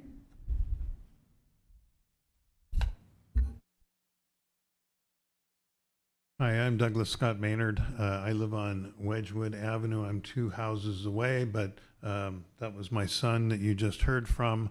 I bought the property in 1992. When my house was built, the Planning Commission said this is a one-story neighborhood. It should always be a one-story neighborhood. And the 2-story house that was proposed for my property ended up being a one-story house because of that. And I am very happy that they did that. A one-story house is better when you get older, way better. It's better for a family. And my house is directly affected by this too. So the applicant did not tell you that my bedroom window looks directly at that balcony, and it looks directly in my bedroom window. I got sliding glass doors, it looks right in there. Looks right into my living room. This is the back of my house. I go out in that garden every morning. I spend half an hour to an hour in that garden right next to their fence, and they're going to be watching me through those windows, and I won't know they're watching me. We go out in the pool, we sunbathe, we have our barbecues out there. I spend all my home time out there when the weather is decent enough to do it. I would like to ask that it be a one-story house. And if it has to be a 2-story house, I agree with my son's assessment. There should be no windows they can look out of, and the balcony should be removed. Okay, thank you. Are there any questions for the speaker? Thank you for your comments. Thank you. So I don't have any more speaker cards for agenda item 3. Are there any speakers with their hands raised on Zoom? Yes, thank you, Chair. I'm going to allow Mr. Wallace to speak. You have 3 minutes. Okay. Hi, can you hear me? Yes, we can hear you. Oh, excellent. Okay. So my name's John Wallace. I'm a homeowner on Browns Lane. I'm the last house on the right. Thank you for putting up my charts. I know I sent them in late. I added the picture of Browns Lane on the right-hand side. I took this morning so you get a sense. I didn't realize most of you had visited to get a sense of, as Commissioner Stump called it, my tunnel. I agree. At least it's a straight tunnel, and the applicant helped us build it, fix the fence, and make it straight. So appreciate that. Can we go to the next chart? This next chart shows the application of setbacks on a small private road and how that's different from a public road. On the left-hand side, you can see La Rinconada Drive, a typical 40-foot wide street with an edge setback for houses based on the edge of that street. And on the right-hand side, you can actually see the applicant's house in the red square, and you can see Browns Lane at a significantly narrower 10 feet and setbacks defined off the center of the street. So what this does is applying, what I'm trying to say with this image is that applying standard setbacks on a 10-foot wide private street produces some non-standard scale to the rest of the neighborhood. So everything is already tight with a small road, and the setbacks, the standard setbacks being applied make it even tighter. Go to the next chart. This next chart just talks, I think it's a little bit of a repeat from what's been said about setbacks and height of the surrounding houses. On the left, there's a table that shows all of the setbacks, the front setbacks for the houses that are on Browns Lane, and they're all beyond the standard setback from the minimum. On the right-hand side, you can see all the single-story homes that surround the two-story home. I don't necessarily have a problem with a two-story home. It's the 28.5 feet is going to be a lot in scale, so the setback is important. And if it's absolutely necessary to be up at 28.5 feet, that's the part that has me concerned. And I just wanted to bring that up as a potential with both the setback and the height that that it may look out of scale with the rest of the street. Go to the next chart.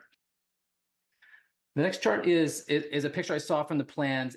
So this is a cross section of the house. On the green text on the right, you can see where the architect has staggered the home and made accommodations for the house out to Rinconada. And this is for a single home that's about 200 feet away. While if you look over on the red box on the left-hand side, you can see Browns Lane with a 10-foot street with 20 feet to the street, with a maximized envelope up to 28.5 feet for the one-way street where 4 families live that are 5 times closer than the house on Rinconada. So I would argue that the bulk of the house is already pressed up into Browns Lane.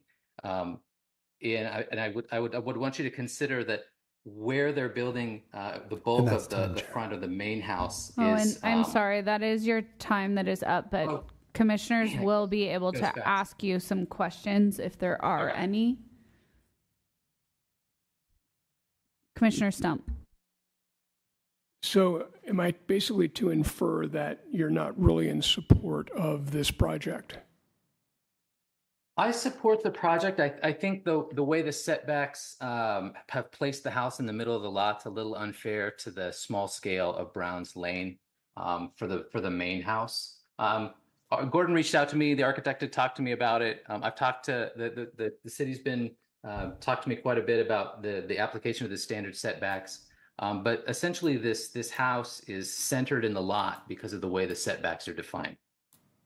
What's the solution from your perspective?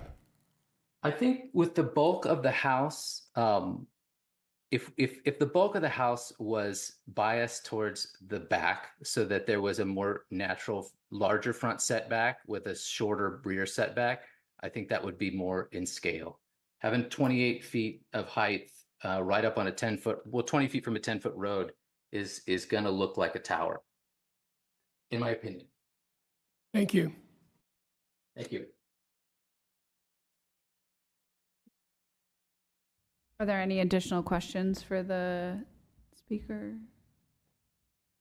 No, thank you. Thank you very much for your comments. Are there any additional hands raised on Zoom? I don't see any other hands raised, Chair. Okay. Then I will ask for the applicant team to come back up, and you will have an additional 3 minutes to speak.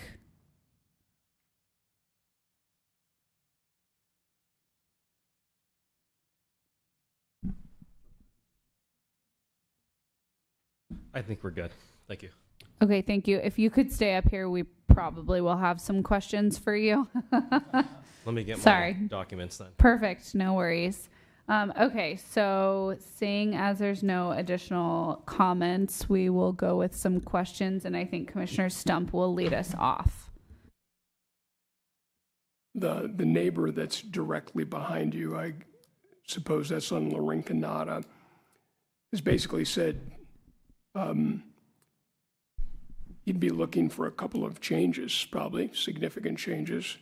Preference would be to be no windows facing the backyard. Not sure how practical that is, but I think we get the drift. And then likely remove the balcony in the back. So my question would be, is there a willingness to do some further compromise for this 2-story home? The compromise has been going on for about 8 months now. So what more could I keep going, or how do I explain that to the owner? Right, because we've changed a lot of the house based upon what they want. The owner's been quite flexible. They offered screening too. Okay.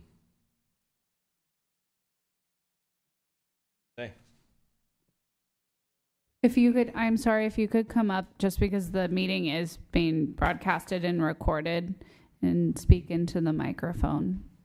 Thank you very much.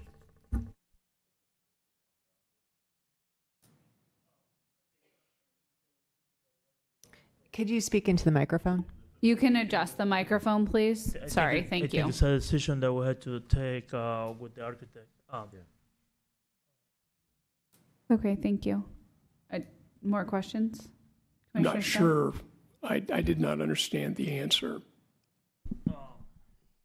We don't really have an answer right now. I had to have a conversation with him. And What we could do is this, like, I like how you solve these issues. We could condition the study, right?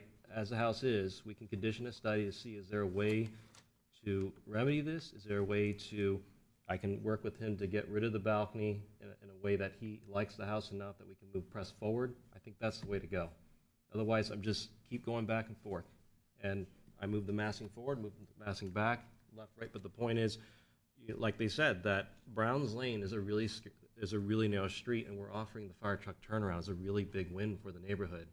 And there's only so much we can do with what everybody wants and what the owner wants, and the owner has things they need to do too. And you know, they're going to be paying out on that turnaround. It's quite a big amount. Okay, Commissioner Stump. The other question that I would have, and it was tied to the presentation that was just made by one of the Browns Lane neighbors. Those are directly from our packet. Yes. But he's requesting that the front setback be further back on the property. I did not request that. No, I know you didn't request it. I think he was proposing that. The problem is we're already being pushed back by the fire truck turnaround. Okay. So it really damages if he puts the fire truck turnaround in his lot, it's really difficult to develop. Understand, thank you. Yeah, appreciate it. Any other questions for the applicant team at this time? Or I guess this is the only time we'll have to ask questions. No? Oh, yes, Commissioner Burnett. Thank you. So the town architect had 3 recommendations and you wanted to follow just the one. Could you elaborate on why you... You're talking about the consulting architect, Yes. the town architect. So the reason why is because if we centered it, we would no longer have the fire truck turnaround. Okay. And then... And those were the 2 that were really a conflict, because if we center it, then you can't even walk over that area. It would be your head would run into the ceiling. You see what I'm saying? Well, according to our staff report, you only wanted to go along with recommendation 3, which was matching the dormer roofing material. What I'm talking about is widen the roof dormer to provide more interior volume. How would that affect? I mean, you're saying that you I'm not sure I'm remembering the same comment as the one you're reading. So Okay. Can I just read that one really fast? Well, he had 3 comments. The first, restore the previously proposed garage and bedroom wing roof slopes and match its ridge and first floor eave heights to those of the main part of the house. Yes, that's what I'm saying. If we do that, because the fire truck turnaround pushes the garage back, our head would literally hit the roof or the ceiling. Okay. When we looked at it in the 3D, it won't humanly not possible. You'd have to duck underneath the roof to get through. And that would go along also with number 2, widen the roof dormer? Yes, it's the same issue. Okay, thank you. Yeah, because you know what's deceiving is the roof actually is lower than the plate height. You see what I mean? Mm-hmm. So the dormer is compensating the plate to bring the house back further down to scale. Okay. Yeah. Thank you. Thank you. Thank you. Any last questions? Thank you very much. Appreciate it. So we will now close the public portion of the public hearing on item number 3, and I invite commissioners to ask questions of staff, provide comments, and eventually propose a motion. Does anyone want to? Okay, Commissioner Raspy. Thank you, Chair. I'll just begin with some general thoughts, and I feel like I give this speech every time we see projects of this type. We are seeing more and more in the town of Los Gatos, 2-story projects built in neighborhoods that or where they currently don't predominate, in some cases don't even exist. There's a variety of reasons, I think, for that, but a lot of it is that real estate prices in Los Gatos have gotten so expensive that they have to support larger homes. And so sometimes it's distasteful, and I can understand why neighbors argue against having two-story homes. But I think as a planning commission, and as a town, we've seen this is happening. And the best we can do, I think, is control it and make it as least painful as we can for the adjoining neighbors. And that's my sense of this project as well. It's not the first two-story home in the neighborhood. It's the first one on the street. But it is proposed. The size it's tall, but again, it meets the FAR, meets the setbacks, meets coverage, meets parking. Its height is 28 feet 7 inches, which is less than the 30 feet which is allowed. The home is only 3-bedroom, 3.5 baths, so it's not, in my view, extraordinarily large. So, and I saw that the comments that the architect made in response to the consulting architects, I actually thought they generally improved the look of the home. All that being said, I am concerned about the balcony. I think there is, especially if the discussions are to be believed, there was not a balcony, then there was a balcony. It seems to me that that is a major concern of mine for this particular property, the way it's sited. So generally, I would be in favor with the project as designed, but there would have to be a recommendation from this body to remove or otherwise manage the balcony feature. Sorry, okay, I'm gonna go first. I, in general, agree with Commissioner Raspi's comments, and I would like to also say that, you know, it's nice to be seeing, you know, hearing and seeing projects that are below the maximum square footage and FAR and all of that with regards to trying to maintain neighborhood compatibility, et cetera. I do appreciate and think that the nature of the consulting architect's recommendations were taken into account or addressed. And so I'm comfortable with all of that with regards to compatibility with the residential design guidelines. I do differ with regards to the balcony because it's really just a porch, and the only change, it's like inset into the house based on how it is set up. And so really the only change that could happen is we ask for a complete redesign of the backside of the house, which would cut off a bunch of square footage and I think require it to go back to, you know, be redesigned essentially, or ask for that to be enclosed, and that's not going to change any of the issue. So I don't personally think that this porch, I mean, it's being referred to as a balcony, but it really, I mean, I guess technically I don't know what the difference is between a porch and a balcony with regards to architecture, but I'm not sure that we can ask for that or make that a condition of approval and actually meet the needs of the neighbors at this point. Vice Chair Birch. I agree with what both of you have said. And thanks for what you said about the balcony, because that was exactly what I was going to say. This, if you look on sheet A102, this is inset significantly, and it's only 5 foot deep little balcony. I don't see this as a significant issue. I just see it as a way to enjoy their home. If it were an overhanging balcony that protruded outside of the facade of the house, I could see that being an issue. But clearly there's been a lot of concessions to the back of the house, to the point that technically, if this had come to me blind, I would actually be asking them to be making revisions to the front of the house to the tune of what the speaker on Zoom said, because our residential guidelines talk about having a large vertical mass at the streetscape, which is a little bit what you have here, but obviously it's been done to make concessions for other neighbors. So I feel like there's been a lot of work done there, and I feel like I would approve this project as it stands.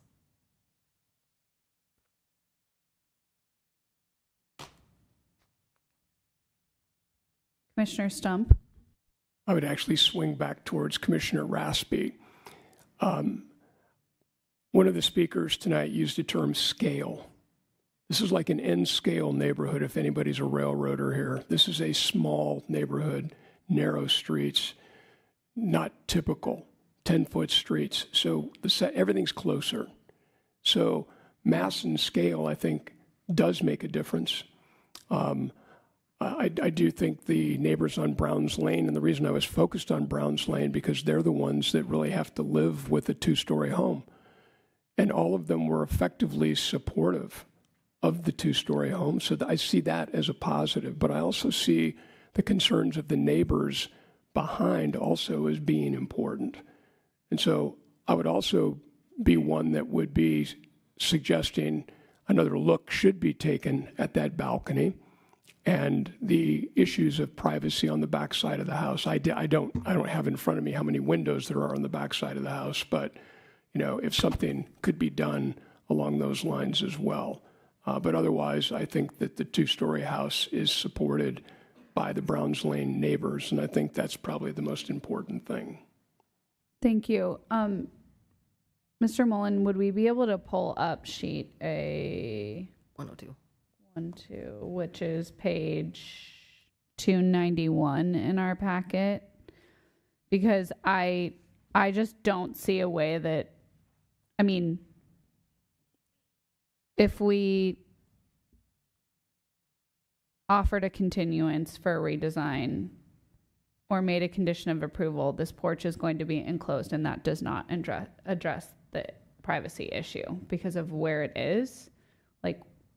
So for me personally, I just don't know how we make a recommendation or resolve that, because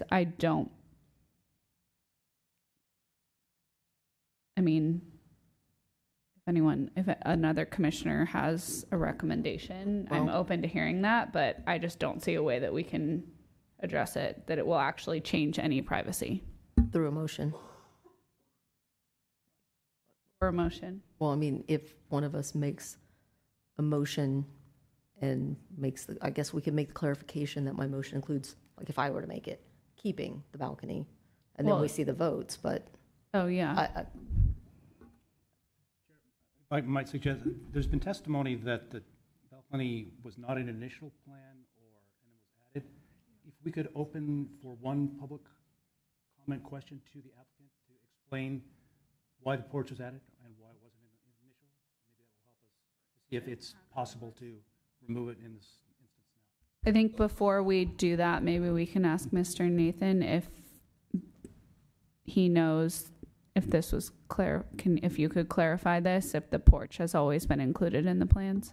I can clarify it. Yes, initially, the initial plan included a 2nd-story porch in the rear. Okay, thank you. Does that satisfy? Okay.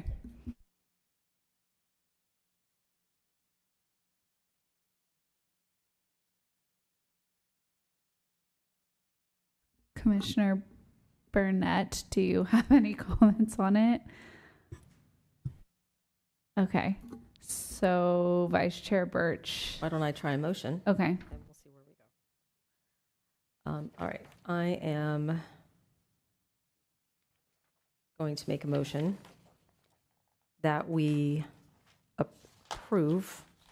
Sorry, I'm trying to find my notes. Thank you so much. That we approve the demolition of an existing single-family residence and construct a new single-family residence on property zone R18, APN 409-14035. And I can make the required findings for CEQA, that is categorically exempt. I can make all the required findings for the demolition of a single-family residence. I can make the required compliant, that the property is compliant with zoning regulations, the required compliance with the residential design guidelines. I assume I don't have to read all these bullet points, right? Thank you. And if you want, you could just reference the staff recommendation at the end of the staff report. Either way. Yes, there you go. All the findings in Exhibit 2. With the clarification that I believe that we should keep the balcony on the 2nd floor. It has inset significantly. It is not large. It is not what I consider to be obtrusive. There's a second? Okay, I can second it. And any discussion? Commissioner Stump? Yeah, I had that look. I still have concerns about the backside of this house and the privacy issues that the neighbors are bringing up that have been long-standing neighbors there. I realize that not everybody always gets what they want, and I realize they've been round and round, and so I certainly understand the architect's concern. They've been talking about this for a long time, and it's time to make a decision. So I'm torn over that because I would say what else can be done. Maybe it's mediated by the town staff, but I'm just saying that I do feel for the neighbors behind long-standing, long-term residents with concerns about privacy. Any other comments or discussion before I call the question? All those in favor of the motion, please raise your hand. Those opposed? The motion fails. So is there another motion? Do I need to say the motion fails 2-3? No. Okay. Is there another? Can I ask a question of staff? Chair? Yep. Can we, it seems to me that there's either going to be a denial of the project entirely, or can we do a conditional approval? I think the architect for the project indicated a willingness to have a condition approval such that we could approve the project subject to remedying or removing the balcony. Could we grant the approval in that, or porch, rather? Based on the residential design guidelines, it looks as if another option would be for the commission to approve it with the added condition that the second floor balcony be removed. So, did that answer your question? It does. I guess my question for staff, or maybe this is a question to open, that maybe needs to go to the applicant. I just am genuinely curious what my other commissioners think. Like, if this was removed, what would go there instead? Or what would, it's not like it's extending beyond, so I'm confused about how not including it would address any of the privacy issues, if that makes sense, because it's just going to be a window there instead, and it's in the same spot. I'll try to address it. Okay. I'm, again, looking at the schematic, and it's A104. If the porch is removed, it seems to me that right now you have two doors. Those could be replaced with windows, and it would be inset back further. So you wouldn't have an area where you could wander back and forth over a span of perhaps 10 or 15 feet looking back. You would have a limited view from two windows looking out the back of the house. To me, that is a much more limited and less invasive sight line onto the back neighbors. Commissioner Burnett? Yes, I'm having a real problem with this. I know it does fulfill a lot of the requirements, design guidelines, but in one area of the guidelines, it doesn't go along with. This is a 10-foot wide road.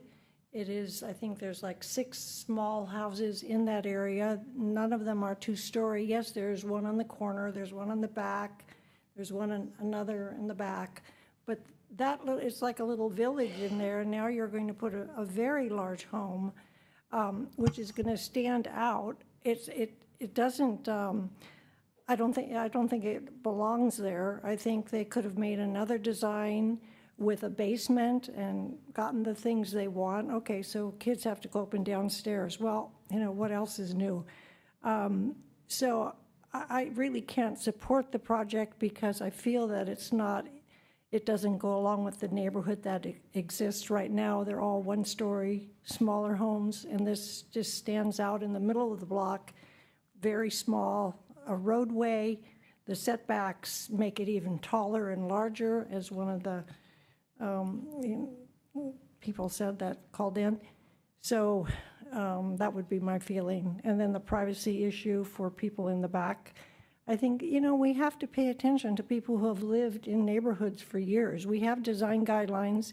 We're supposed to be supportive of our neighborhoods and protect our other neighbors that have been there for years. And I don't think a new home coming in should take precedence over what exists. I know we have to follow our rules and regulations, but at the same time, we still have to respect the neighbors. And maybe the neighbors in that area were not home or were not available. I don't know what the issue was, but I really don't believe they would be so happy to have this project there.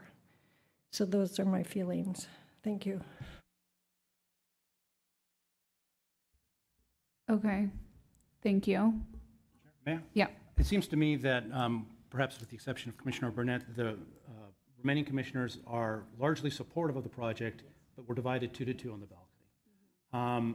And I'm just curious, the two who would accept, or porch, the two commissioners who would accept the porch/balcony, would you be willing to approve the project without it?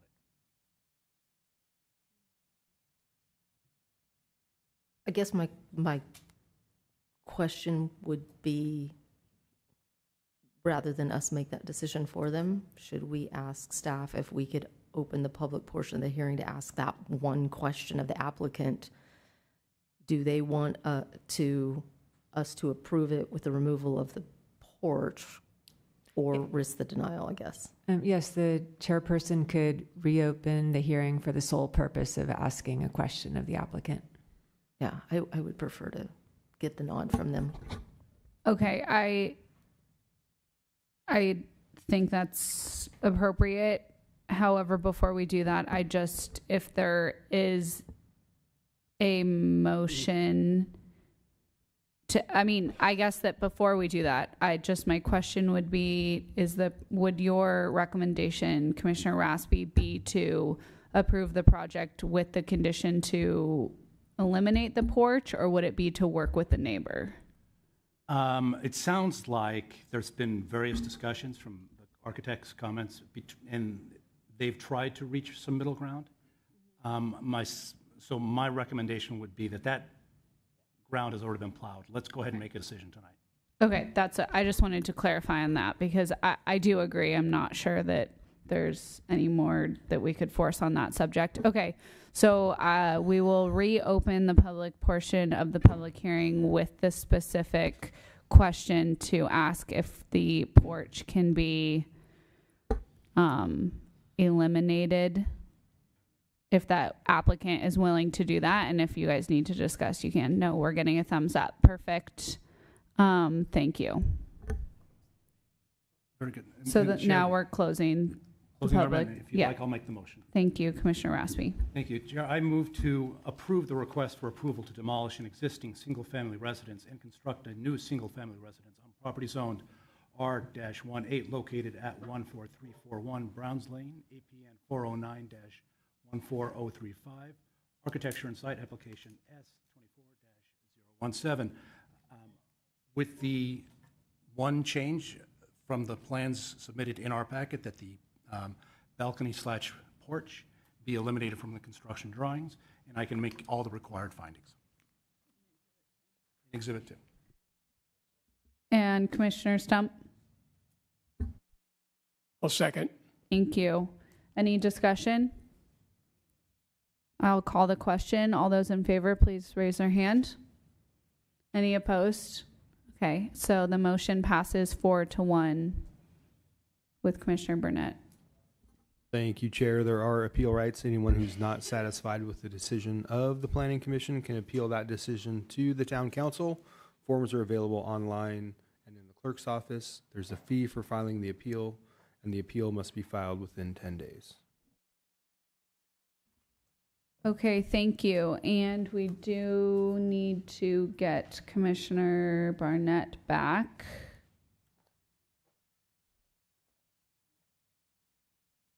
And thank you everyone for your patience tonight. I know this is a long meeting.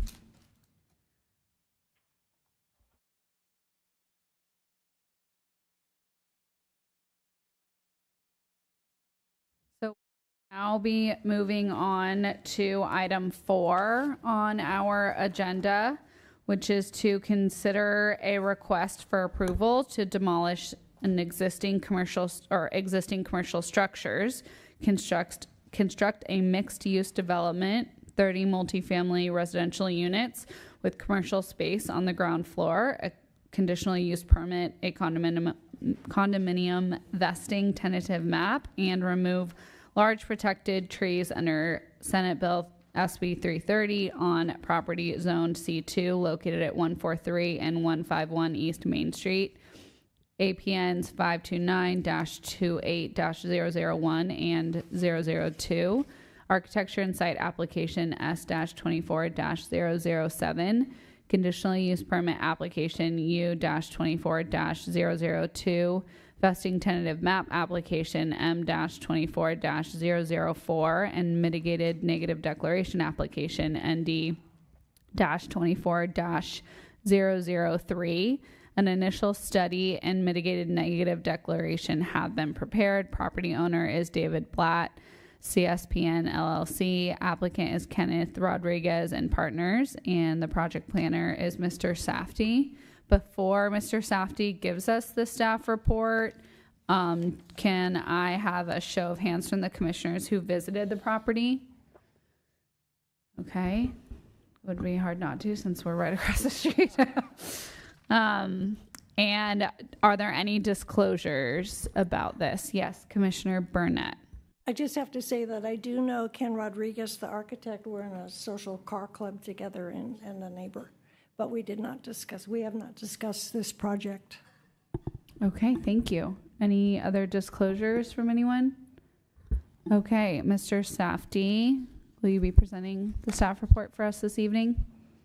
Yes, thank you, Chair, and good evening. I'd like to actually have the town attorney start by providing some background on the regulatory framework that's applicable for this project. Thank you. I prepared a PowerPoint for tonight's meeting that goes over the generalities of the Builder's Remedy and Senate Bill 330. Next slide, please. Senate Bill 330 became law several years ago, and it authorizes applicants to submit what's called a preliminary application. Next slide, please. Once an applicant has submitted a complete preliminary application that includes the requirements that are set forth in the government code, that applicant vests to the town's development standards that were in place at the time of submittal. Next slide, please. This applicant vested at a time prior to the State Department of Housing and Community Development's certification of the town's housing element. Next slide, please. As a result, this applicant has asked to use the Builder's Remedy. Next slide, please. The Builder's Remedy is also found in the government code, and that applies to residential development projects that include affordable housing. And the government code limits the town's disapproval or imposing of conditions that would render a project infeasible. Next slide, please. The law does set forth several grounds under which a project could be denied or conditioned. And so I'll go through those permissible grounds. The first is, can you go back one slide, please? The first is that the agency has adopted a housing element that substantially complies with state law and has met or exceeded its regional housing needs allocation for each of the income categories that are proposed by the project. Next slide, please. And for those who are not familiar with it, a housing element is one of the elements of the town's general plan. And the housing element needs to accommodate the town's regional housing needs allocation. Next slide, please. The regional housing needs allocation is assigned to various jurisdictions in the state by the Association of Bay Area Governments. Next slide, please. So the town does have a certified housing element that satisfies its regional housing needs allocation. However, the town's housing element was not certified at the time that this preliminary application was deemed submitted. The second grounds for denying or conditioning a project would be that the proposed project will have a specific adverse impact upon public health or safety, and there's no feasible method to satisfactorily mitigate or avoid that adverse impact without rendering the development unaffordable. Next slide, please. The statute defines a specific adverse impact to be significant, quantifiable, direct, and unavoidable, and based on objective, identified, written public health or safety standards, policies, or conditions. And so examples of that would be requirements that can be found in the fire code or in the state building code. Next slide, please. The third grounds for denial or imposition of condition is that it's required to comply with a state or federal law. Next slide, please. The fourth reason would be that the proposal is on agricultural land, which is not the case here. Next slide, please. And the final reason would be that the project is inconsistent with the town zoning ordinance and general plan land use designation, and on the date the preliminary application was deemed complete, the agency had adopted a housing element that was in substantial compliance with state law. Next slide. So those are the grounds under which a project could be denied or conditioned. I wanted to also tell the commission about some other elements of Senate Bill 330. So when there is a Senate Bill 330 project before the commission, the town is limited to holding 5 hearings on the application, and that includes any continued hearings. Each continued hearing counts as a separate hearing. It also includes any appeals hearings on the decision. And then finally, the California Environmental Equality Act still does apply to Senate Bill 330 and builder's remedy projects. And I'll turn it back to the project planner, but I'm available for questions. Thank you. Thank you. So the applicant is requesting approval to demolish the existing on-site structures at 143 and 151 East Main Street and construct a mixed-use building with 24 market rate units and 6 below market price units, as well as some ground floor commercial space. The application is being processed as noted under SB 330, and the applicant has invoked their right to use the builder's remedy. The under half-acre site would be developed with a 52-foot tall, 4-story mixed-use building, occupying a majority of the site, roughly 70%. The building design is inspired by the Los Gatos High School next door and the many significant brick structures within the downtown. The 30 residential units will be distributed along all 4 floors of the building and would include a range of 1, 2, and 3 bedrooms, ranging in size from 743 to 2,188 square feet. And each of these units would have their own private patio or balcony, depending on the level of the floor they're on. As noted, a commercial space is proposed on the ground floor along the southeastern corner of the property. Parking for the project is proposed below grade, with vehicular access off Church Street at the rear. The primary pedestrian entrance is proposed along East Main Street. As noted in the application materials, there are 2 different below-grade parking garage options provided in this submittal, and the applicant is requesting approval of both options. Option 1 would be a 2-level parking garage with 47 standard spaces, and option 2 would be a single-level parking garage with 39 spaces, and includes the use of stackers and tandem spaces, which are not standard to the town. A number of exceptions pursuant to the builder's remedy are requested, including things like building height, floor area ratio, density, setbacks, and parking. And these are detailed in the staff report as well as exhibits 8 and 15. An initial study was prepared for this project pursuant to CEQA guidelines, which included a number of project level technical studies. The initial study concluded that the project would not have a significant impact on the environment with the adoption of the recommended mitigation measures and mitigation monitoring and reporting program. Each of the 13 mitigation measures identified in the initial study are included as conditions of approval within Exhibit 3 of the staff report. There have been several public comments received for this project, which were included in Exhibit 20 of the staff report, as well as in yesterday's addendum and today's desk item. And this includes staff's presentation, and we were happy to answer any questions. Also noting, we do have Parks and Public Works staff, including the traffic engineer, and the environmental consultant is on Zoom as well. Commissioner Stump. Is it appropriate to ask a CEQA question at this point concerning the report? Yeah, if it's a, I mean, I'll defer to the chairperson, but if it's a easy question, you could ask it now. And if it's more complex, you might want to wait till after public comment. Sure. Well, then, let me ask the question. So then we'll come back, for example, to talk about the transportation portion of the additional study that was done. That will be after we would take public comment. Well, I think I was going to ask a question about that, so maybe see if your question is answered with my question, and then we can follow up. Is that okay?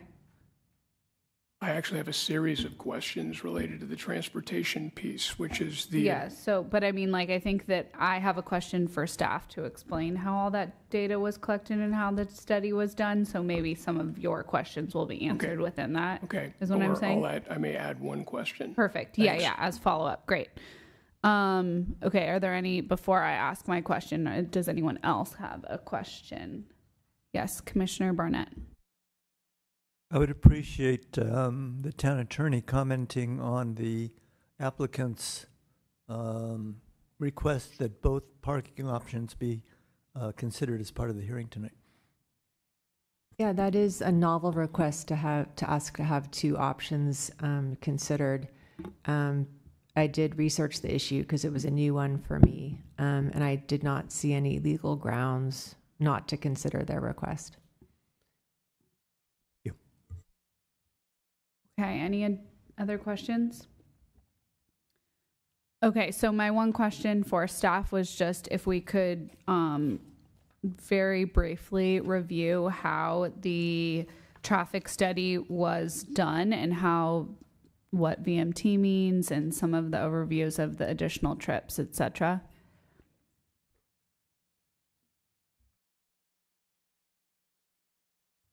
Just how the traffic study was done for this project and what vehicle miles traveled means and how the additional trips were calculated.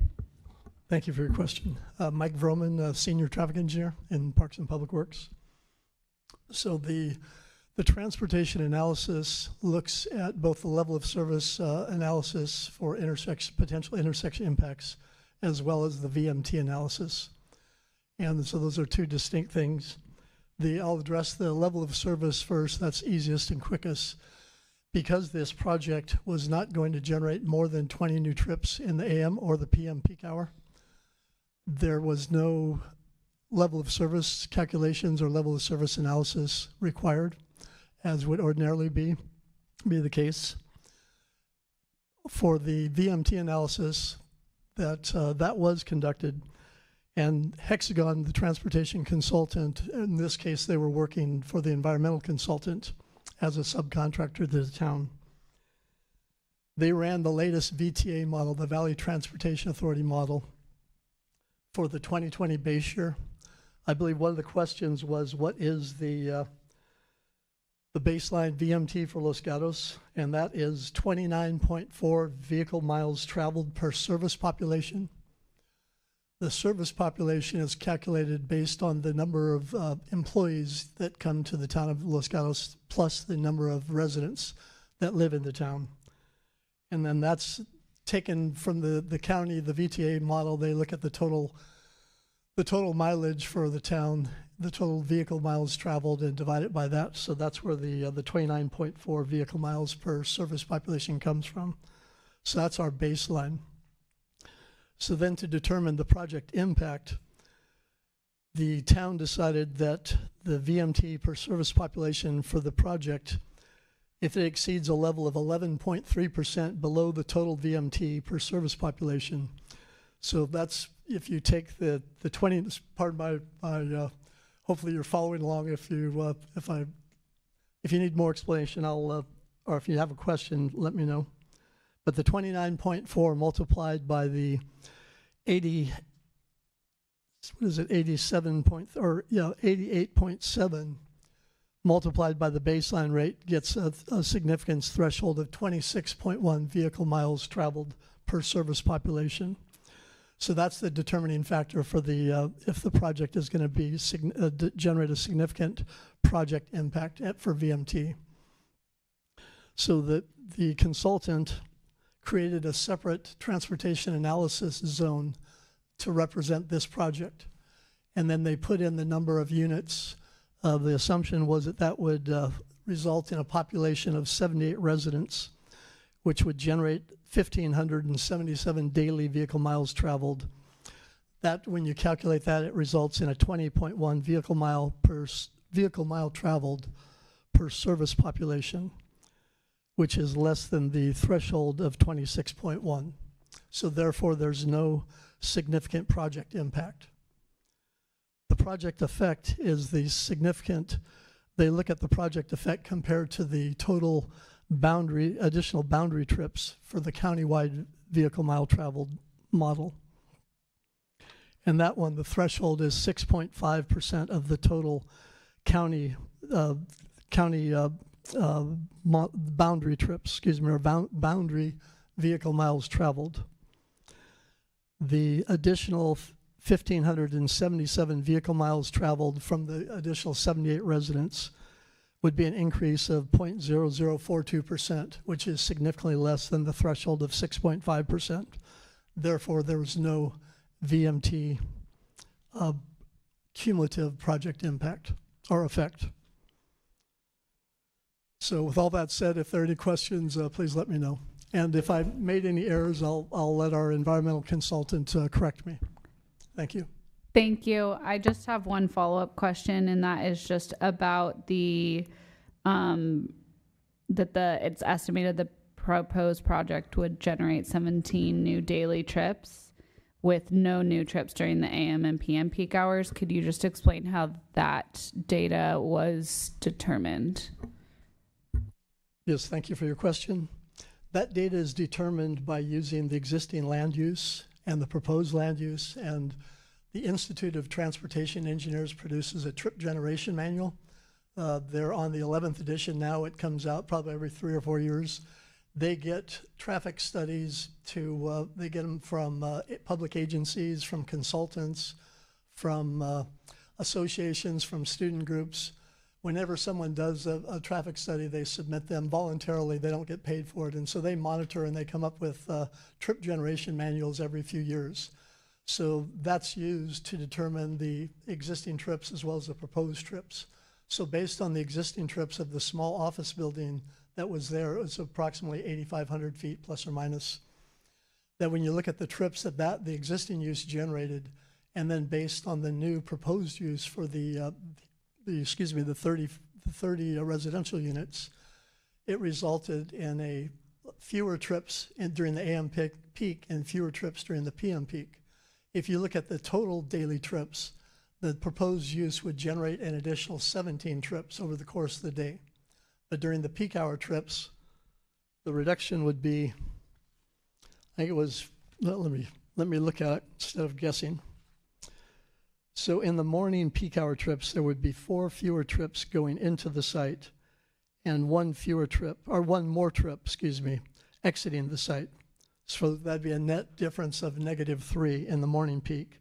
In the evening peak, there'd be 2 fewer trips in the exiting or coming into the site and 4 fewer trips leaving the site for a net reduction of 6 trips. So once again, those are based upon the Institute of Transportation Engineers trip generation manual, which is something that we're mandated to use, that every agency uses those, that if there's exceptions or different land uses, some agencies can use the town here, we can use the San Diego, they have their own trip generation rates. But so that's the answer to that question. If you have any further, please let me know. Thank you. And then just to clarify, because with our a previous project, like at the lodge, there was actual trip counts done, but yes. My understanding through my questions of staff was that wasn't appropriate for this project?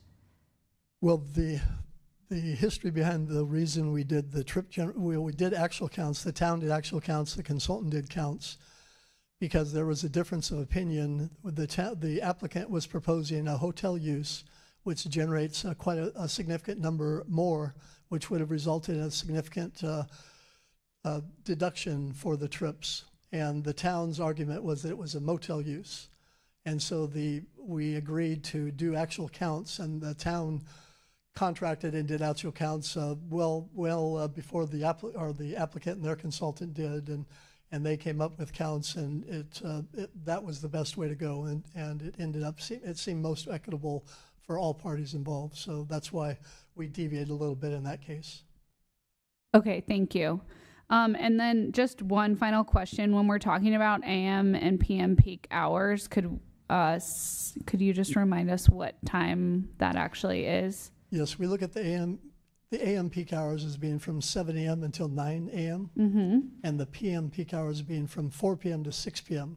In this area, you could make arguments that we'll probably extend those hours, but that has historically been what we use, and those are still probably the highest traffic hours. Okay, thank you very much. Okay, additional, I think I'm going to go to Commissioner Burnett first, and then we'll get over to Commissioner Stump. Commissioner Burnett. Yes, thank you. So when they did this study, do they do it as an average over the year? Because, during school time, there are so many more trips.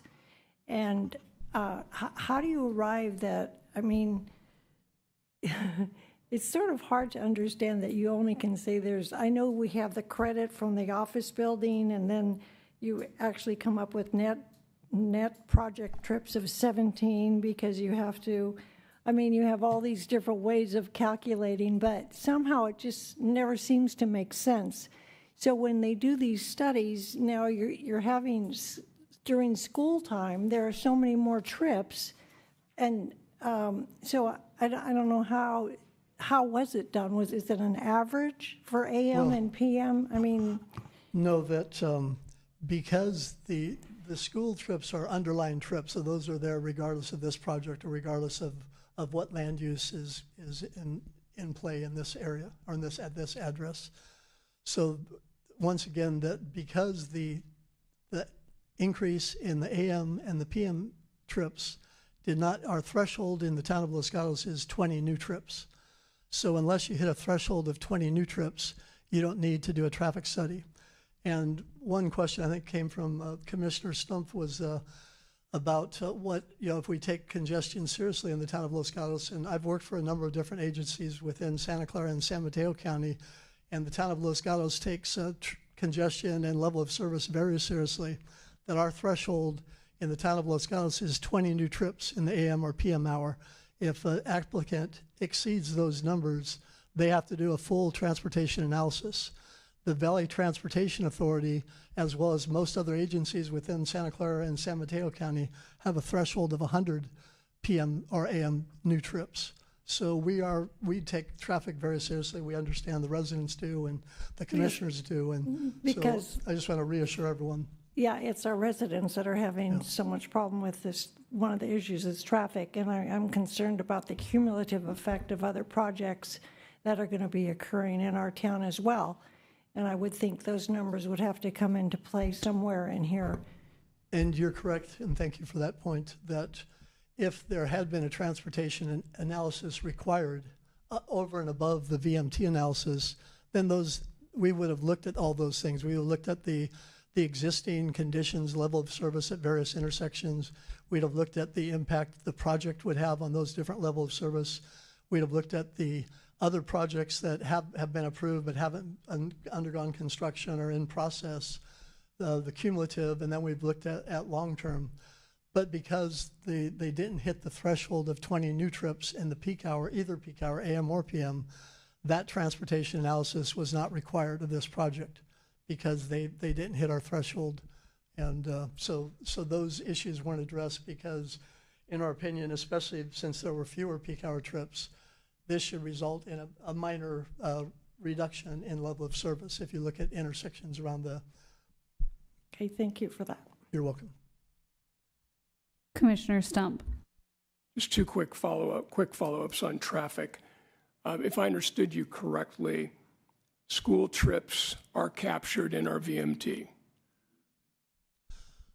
As far as I know, yes, there would be, because the vehicle miles traveled are based upon the overall population, which includes it's everyone, and also the service or the working population, people who work in town. So both those are taken into account. I'm no modeling expert, but that's, I can be corrected, but that's my understanding, yes. Shifting you to a parking question, the traffic report that we received, the Appendix H, it identifies 86 parking spaces required. The staff report identifies 84 parking spaces required. And I'm assuming, Ryan, the staff report is correct with 84. That is correct. Okay. And then if I can, one last question. This is just a general CEQA study question. The work completed for this project addresses obviously possible environmental effects that may be individually limited to this project, but can be cumulatively considered, meaning this project has been viewed in connection with the effects of past projects, other current projects, and the effects of probable future projects.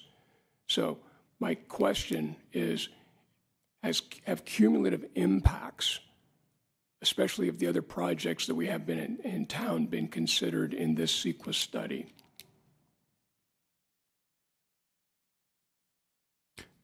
Thank you for the question. We will have our environmental consultant, EMC, you're unmuted and go ahead and speak. Hi, Chair. This is Shoshana Lutz, or hi, Chair and Commissioners. This is Shoshana Lutz. I'm a senior planner with EMC Planning Group. I prepared the initial study and CEQA documentation, and I'm also joined by Terry Whistler-Adam, who's a senior principal with EMC Planning Group. She can add on to what I'm saying, but just in short, thank you for that question. But for the cumulative for the M&D, the analysis used the build out addressed in the 2040 general plan EIR. So that included the 3,738 dwelling units by the year 2040. And this methodology is acceptable for CEQA. So this build out was used in the cumulative analysis, but the M&D did not analyze specific projects elsewhere in Los Gatos. Each of those projects do require their own environmental documentation that are not included in this initial study. Did that answer your question? It would be cumulative based on our 2040 general plan EIR, and perhaps the follow-on environmental impact analysis for the housing element? Was that a question? With the identified sites, et cetera?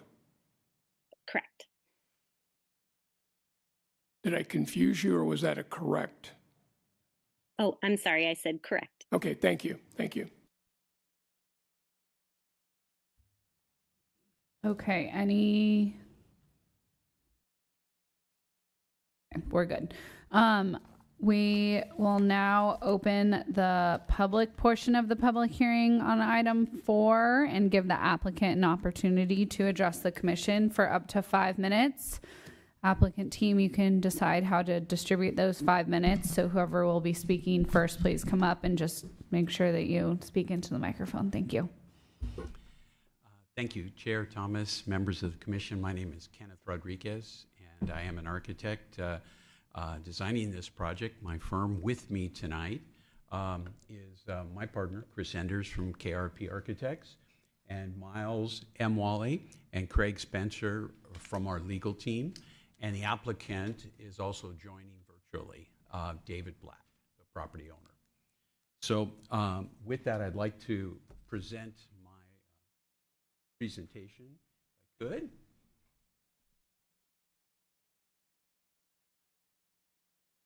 Let's go to the next slide, please. I think you all know the site. I just always love to have a vicinity map just in case we need to reference anything. Let's move to the next slide. As you know, the existing building is a combination retail office building and parking at the rear with access off of Church Street. Next slide. This is the proposed site plan that the blue on the site shows the commercial project that our component that we would like to have in the project, which sits right on the same corner as the current DO Cafe. And then the residential component wraps around that in gray that fronts out on Church Street with a main entrance off of Main. Next slide. Typical floor plan, and I won't go through a lot of these. I know you've seen them in your packet, but they are a combination of residential units for sale. As Ryan said in his staff report, somewhere between a little over 700 up to 2,000 on the 4 units that are up onto the 4th floor. Commercial unit again shown in blue, and site access is off the back end corner of Church Street where the 2 blue arrows are. Next slide. The upper floors are very similar with balconies, as Ryan mentioned, and then a center circulation corridor that leads to each one of the units, combination of 10 on one floor, 11 on another, and then 4 on a step back, setback 4th floor. That floor, let's go to the elevations if we could. These are our renderings that we did, but there's some great 3D modeling renderings that are in your packet that the town hired a consultant to do. We can refer to either one. It's a combination of brick, lots of glass, and recessed balconies, along with the step back 4th floor that would have outdoor trellis elements on that. And the overall massing, we did that to reduce the massing and visual height of the building. Next slide. This is a view back from High School Court along Church Street, and you could see the hotel to the left on Main Street. Next slide. Our materials I've already talked about. Staff report does a really good job of addressing those. Go to the next slide. Just some key data. Size of the site, 0.425 acres. The commercial that we're proposing is 2,416 square feet. 30 residential units, of which 6 are affordable, bringing something to the town that's much needed, as well as the 24 market rate units. We do have the 2 parking options, and I can talk about that if you have any questions of why 2.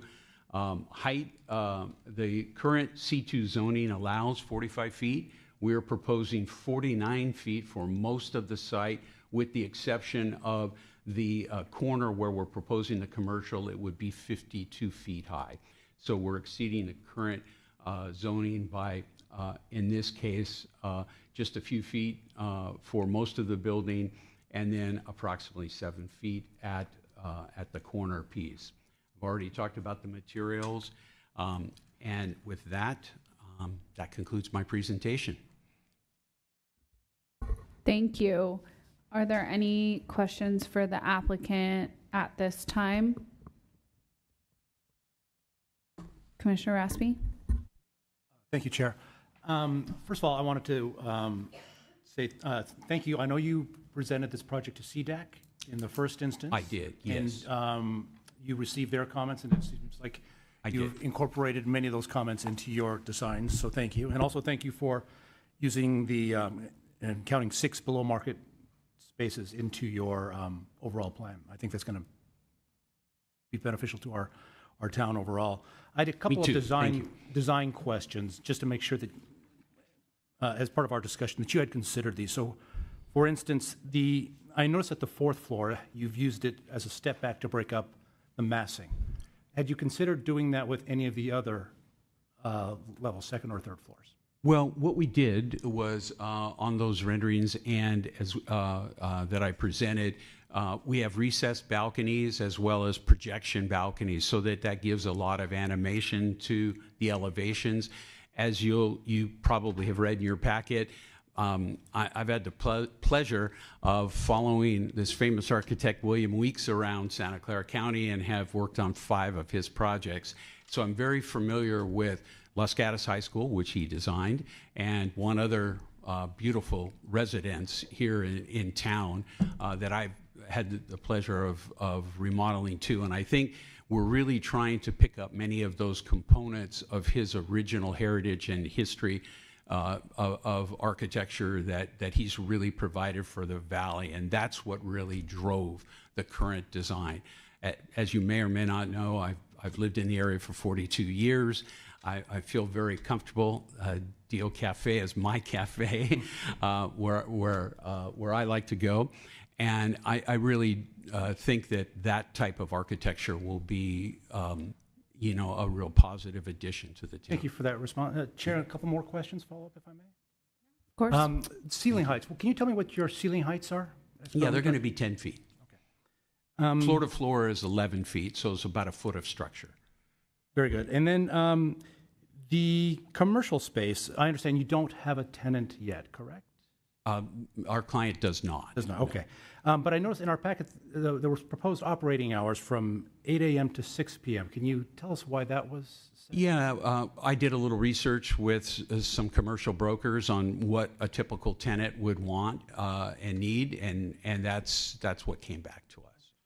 And then one final question. The west side, I believe it's the west side of your building, that which faces the high school, in both the front and back elevations, you've used a lighter color offset to kind of break up the facade, but I don't think you did that as much on the west side. Had you considered, I don't know if you've got a slide showing the west? You might, Sean, do you possibly call up the elevations? Maybe they might help a little bit versus the perspective, because the building colors are the same.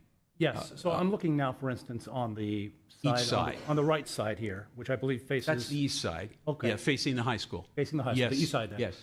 Sorry, Sean.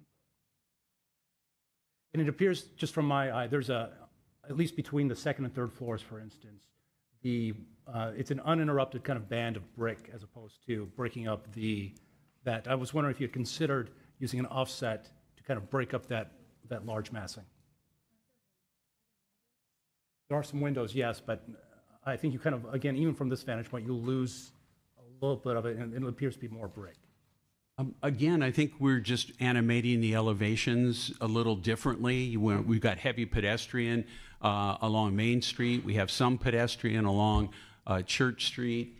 And this is a very short court, as you know. And so I think it's consistent with the high school across the way in terms of its massing as well. It doesn't step back. It is a vertical component. Okay, no, I appreciate the response. Thank you. You bet. Commissioner Burnett. Yes, thank you. So I'm happy that you did follow some of our town architect's suggestions. Now, looking at in the main project here, looking at the front gable there, is that the current design? It's a little lower than. Well, the current design of that gable was revised per architect Cannon, Right. who I've worked with a lot here, Okay. and I do respect him. So we looked at a different option, and what you see is a revision. Yeah, that's very nice. Thank you. The second question is, he recommended the brick, which is, pretty, sorry. Where is it here?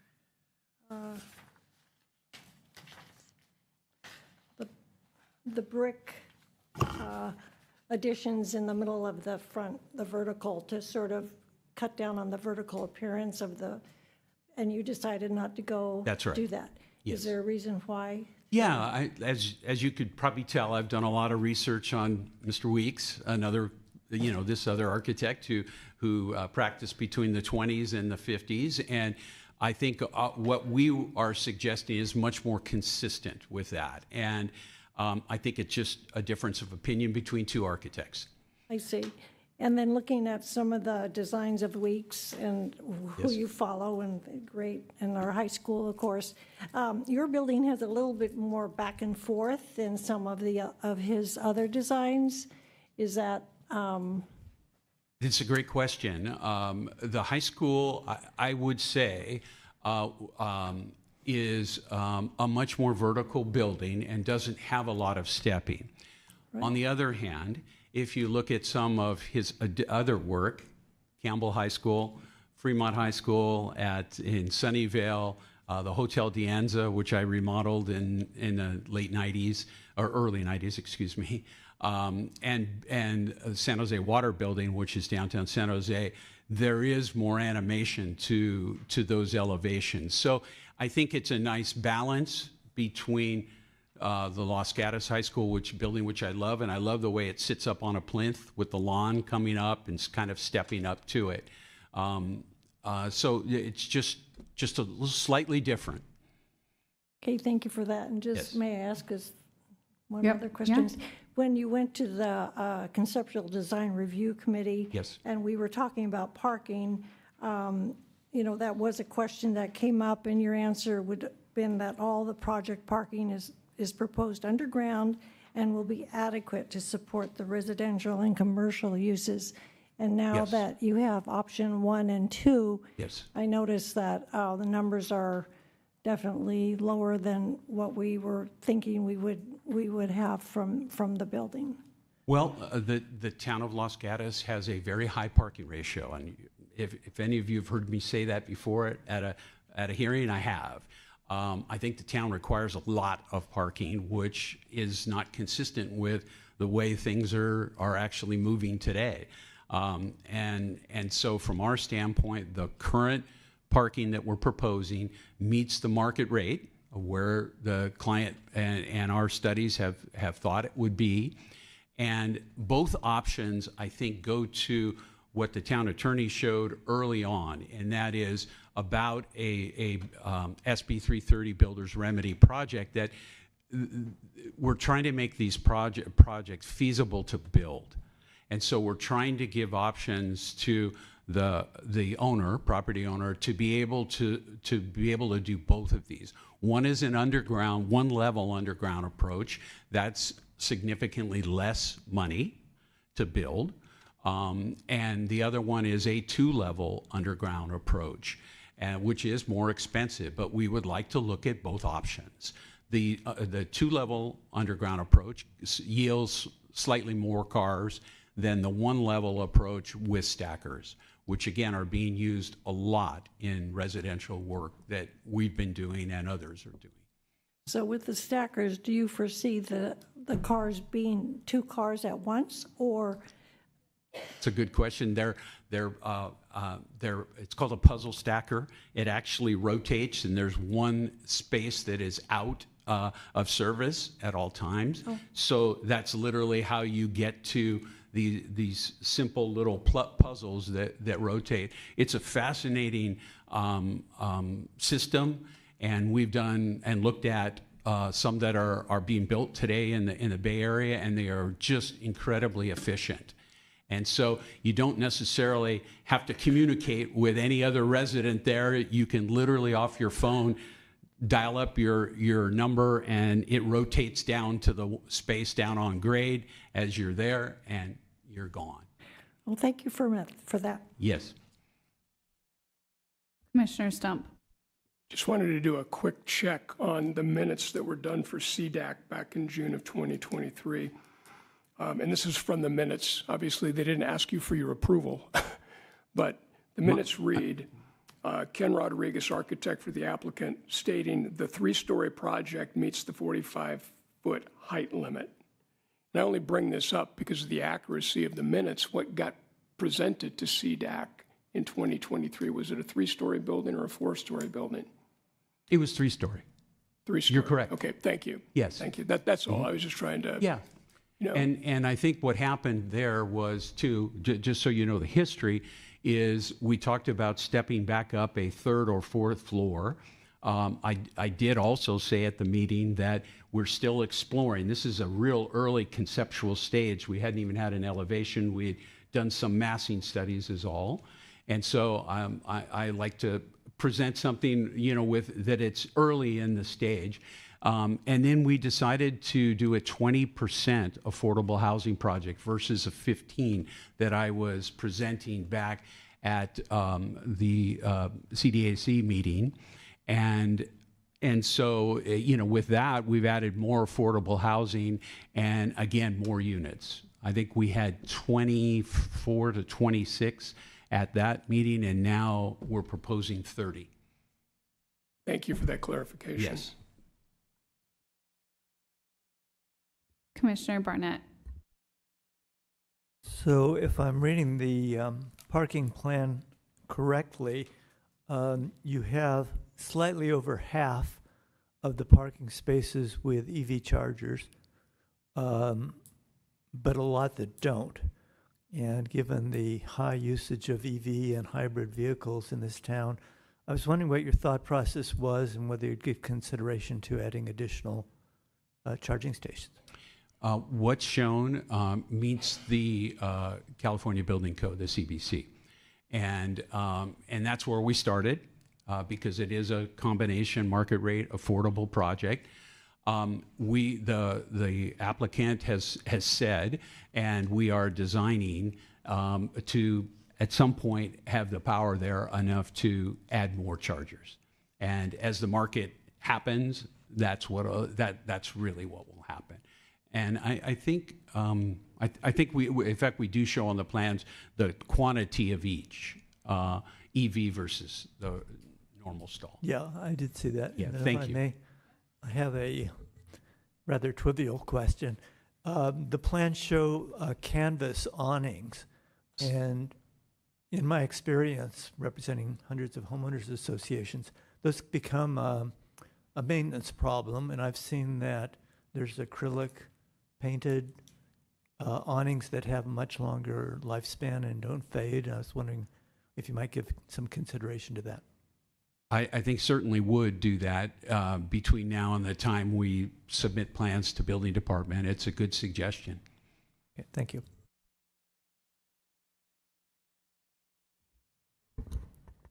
I have one question just regarding some, with regards to building codes in Los Gatos, there will be no natural gas in the building, correct? Is that? We are not proposing that. Yes. And so can you just describe some of the ways that the, like what type of, what will be used for heat, for water, just explain some of those decisions. Thank you. The building will be plumbed for future solar. We think that that's an important piece. We would like the option and are asking for the option of being able to use either gas or electric appliances. I think that's important for projects for sale. And then also we've taken other measures in terms of design with energy efficient windows, walls, roof systems, those kinds of things. Okay, thank you. Yes. Commissioner Raspy? Thank you, Chair. Another issue related to traffic, I think, is also bicycles. And I notice you're proposing bicycle parking. Can you describe the number and location of your bicycle parking plan, please? Quite a bit. If staff would mind just pulling up that one plan. I don't know the numbers off the top of my head, but it's excessive because this is a biking community. And we have two different types, actually three. We have outdoor storage racks that we're proposing right at the corner where the cafe would be or the retail space for visitors. We then have secure bike parking on the first floor as well as in the parking garage. And so we've got a really nice mixture of bike parking. And Ryan, I don't have the number off the top of my head, but maybe you could help with that. Actually, if I'm reading from Sorry. staff report, it appears that you have, let's see, you have 8 short-term parking spaces and 42 long-term parking spaces. Does that sound Yes. about right? Yes. Okay, thank you. Thank you so much. Okay, seeing that we don't have any more questions at this time, thank you very much. Thank you for answering all of our questions. We will now take public comment from any members of the public. I do have a number of speaker cards, and this is for item number 4. So if any additional people in the audience would like to speak, please turn in a speaker card. And if you are on Zoom, please raise your hand now. The first card that I have is for Dave Petzinger. Thank you. No, you did a good job. You put your phonetic spelling here. So you will have, please just speak into the microphone, and you will have 3 minutes. Thank you. My name is Dave Petzinger. I'm the principal of Los Gatos High School, and I'm here representing the admin team at Los Gatos High School. We have 2 missions every day, and our 2 missions are to bring kids to our campus safely and to make sure that we are educating their minds and their character every day. And the first one is the one that we are concerned about with this particular one. We bring 2,000 or more students and staff every day to the campus. We have students arriving with family drop-offs. We have students arriving on bikes. We have students arriving on e-bikes, and we have students arriving by foot. A large majority of our foot traffic, our bike traffic, our drop-offs, our e-bike traffic come right through Church Street and High School Court. And the concern from our admin team is adding a 30-unit residential, and with however many cars that brings into that particular site. You know, we're out on supervision on a daily basis. I stand often at Church Street and High School Court, and I see near misses every day. And that's really my concern, is making sure that these kids are kept safe and that we can maintain sight lines where they can see cars and potential dangers, and that the cars can see them and the potential dangers.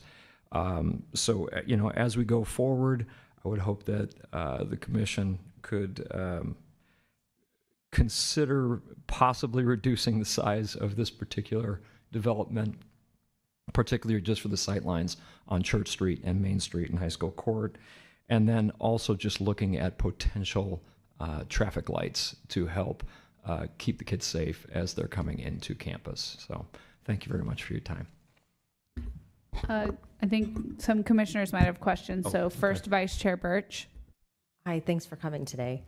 In any of your discussions that you've had with the applicant, have you started having any preliminary discussions around the logistics and safety plan during construction? I have had no contact with the applicant on this particular development. Okay. All right. Thank you. Any other questions? Okay, thank you. And Thanks. thank you for being here in March, late at night. I'm a teacher, so I understand. We've almost made it through March. We can do it. We're good. Okay, the next card I have is for Kathy Gist. Thank you. If you could just state your name and speak directly into the microphone, you can adjust. Kathy Gist. I live on Blossom Hill in Los Gatos, and I've lived here forever. So that was one of my concerns. The students during drop-off, pick-up, lunchtime, it's already kind of a problem driving through town. You have to be really, really careful, and adding additional 30 units is a concern as well. Also, I was concerned about the potential loss of vegetation management and wildfire fuel abatement funding that could happen. And so now we're adding an additional 30 multifamily units, which is more cars on impacted streets already during an emergency. I was listening to when we did the discussion on the Los Gatos site, 155 units there. And again, the concern with traffic and during an emergency. And I think I heard at that time that we're going to build a street through that, coming through the high school, and it's going to end up on Main Street as well. So again, that just seems like a lot of traffic coming through. And I know you mentioned it, everything being looked at in total, all the projects that Los Gatos is looking at right now, there's a lot of high-rise, multifamily, large buildings going in at most of the intersections. And I don't know if studying just one by one is the right thing. So I don't know if you have a plan that's already looked at everything and had a CAD drawing of what these are all going to look like and the impacts on the traffic. If not, I kind of think that's a good idea. Talked about students, and I want to repeat. The height of the building was also a concern for me in terms of the view and the look and the feel of Los Gatos. You're kind of losing a lot of the sights of the mountains and everything else that people come here and really appreciate, and that's why they want to live here, because it's beautiful. We're starting to, kind of look like San Jose, which not bad, but I don't think that's what, we actually want to look like. I think we want to look like the town of Los Gatos. I know the town's been trying to encourage more tourism as well, and I think kind of removing some of that charm doesn't add to bringing tourists in. Neither does bad traffic or parking problems. And parking is an issue. I know we probably have more than most, but parking still is a problem in Los Gatos. And then adding the retail space. I know right now on Main Street in North Santa Cruz, there's a ton of vacant retail. And I was wondering, do we really need to add more retail space? I don't know. So it's not, I'm opposed to growth. I'm all for growth. I just think that we need to make sure that it appeals to people and all the residents and that it's what the town really needs. Thank you. Thank you. Are there any questions for the speaker? No. Thank you. The next speaker card I have is Jorge Polo Tomas. Thank you.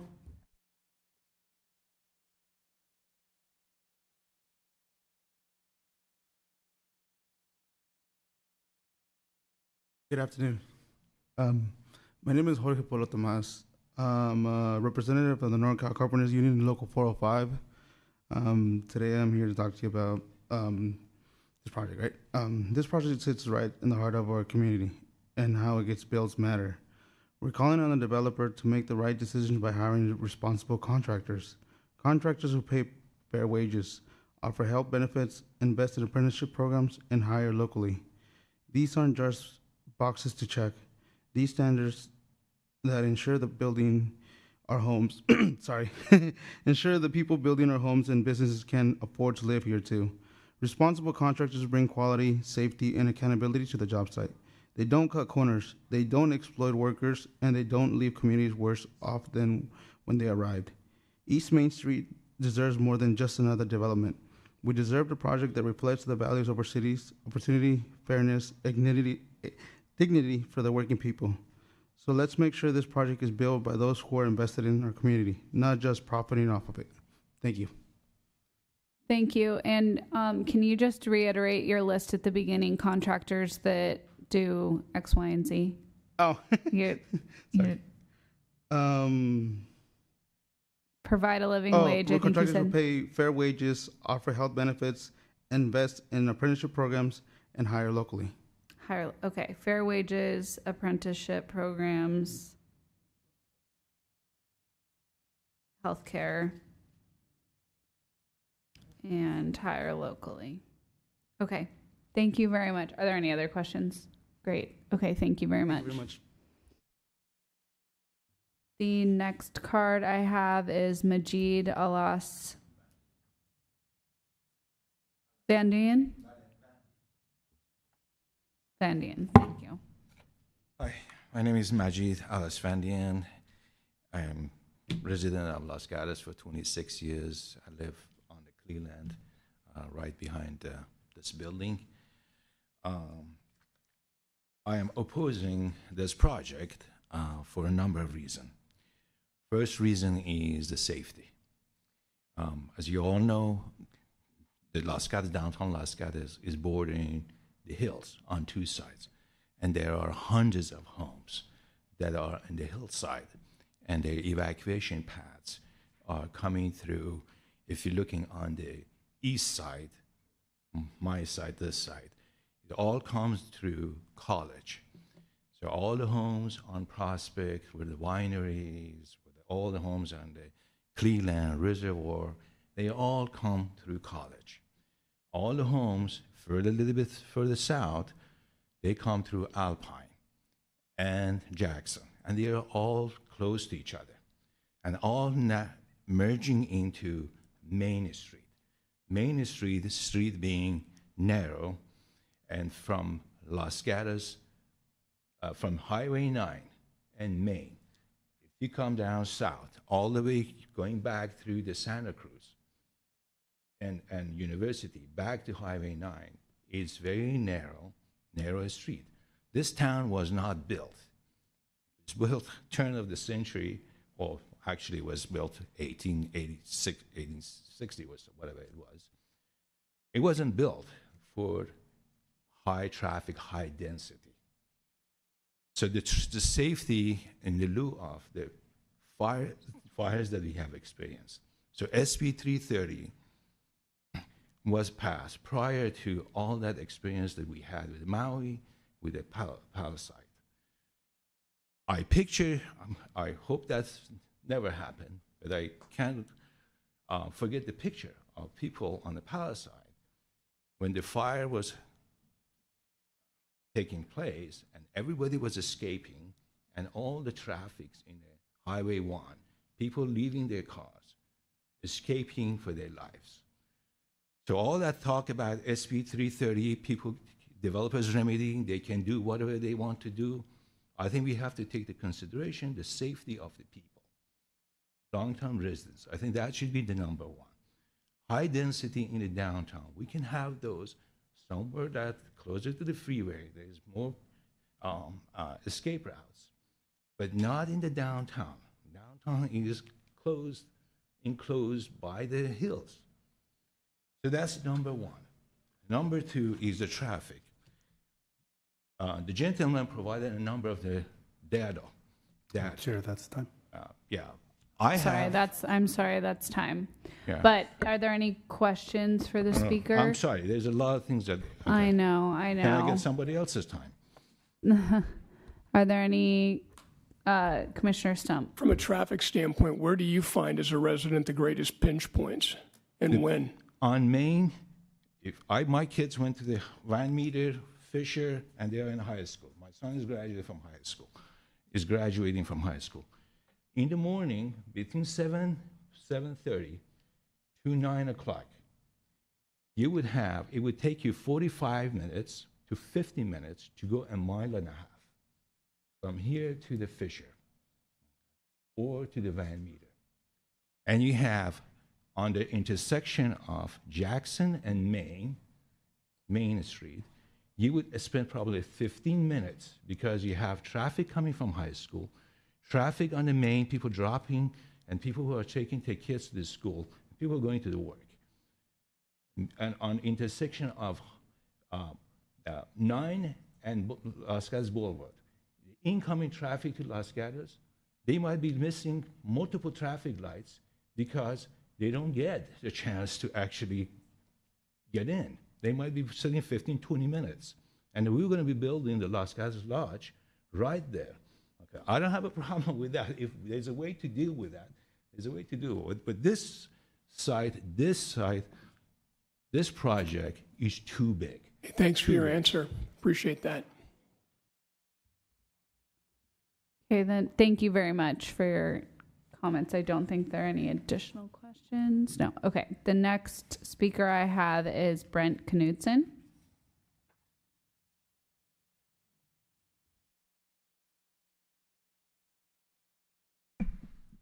Thank you very much. My name is Brent Knudsen, and my wife Catherine and I live on Alpine Avenue. We have for over 30 years. She's a therapist, and her office is on Church Street. We have a private equity business, and we've been in once on the corner of Main and North Santa Cruz, and now over on Jackson Street. So we're really familiar with the area. I'm reminded of the old story about painting an animal to look a little bit better.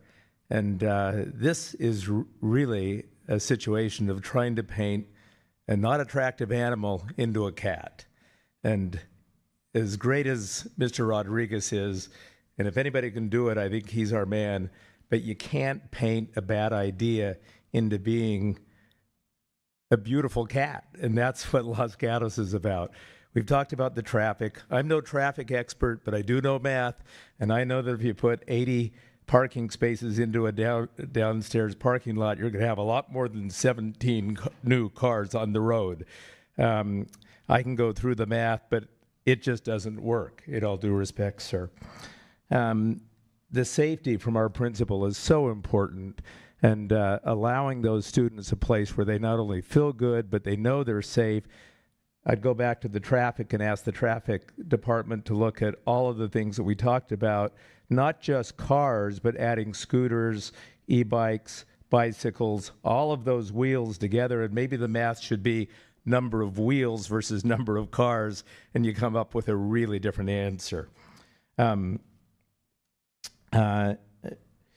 If ever there was, and I'll just conclude from the good council of the town, if ever there was a specific adverse impact on public health and safety, this is it. I think we all know it's a bad idea. As much as we can paint it as a good idea, it's never going to be a good idea. It's not going to be a cat. We need to protect our town. We need to protect the look of our town. We need to protect the safety of our town. And this is a bad idea. Thank you. Are there any questions for the speaker? No, thank you. Thank you. The last speaker card I have is for Lee Fago.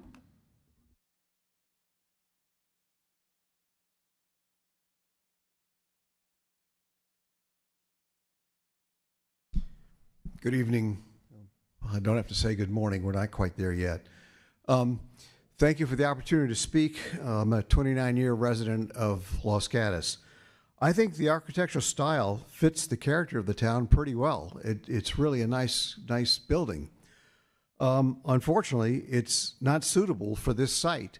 The density, the height, the contribution to traffic, and the impact on safety messages that this should be in another location that is zoned in our housing element for the right height, the mixed use, and some below market rate housing.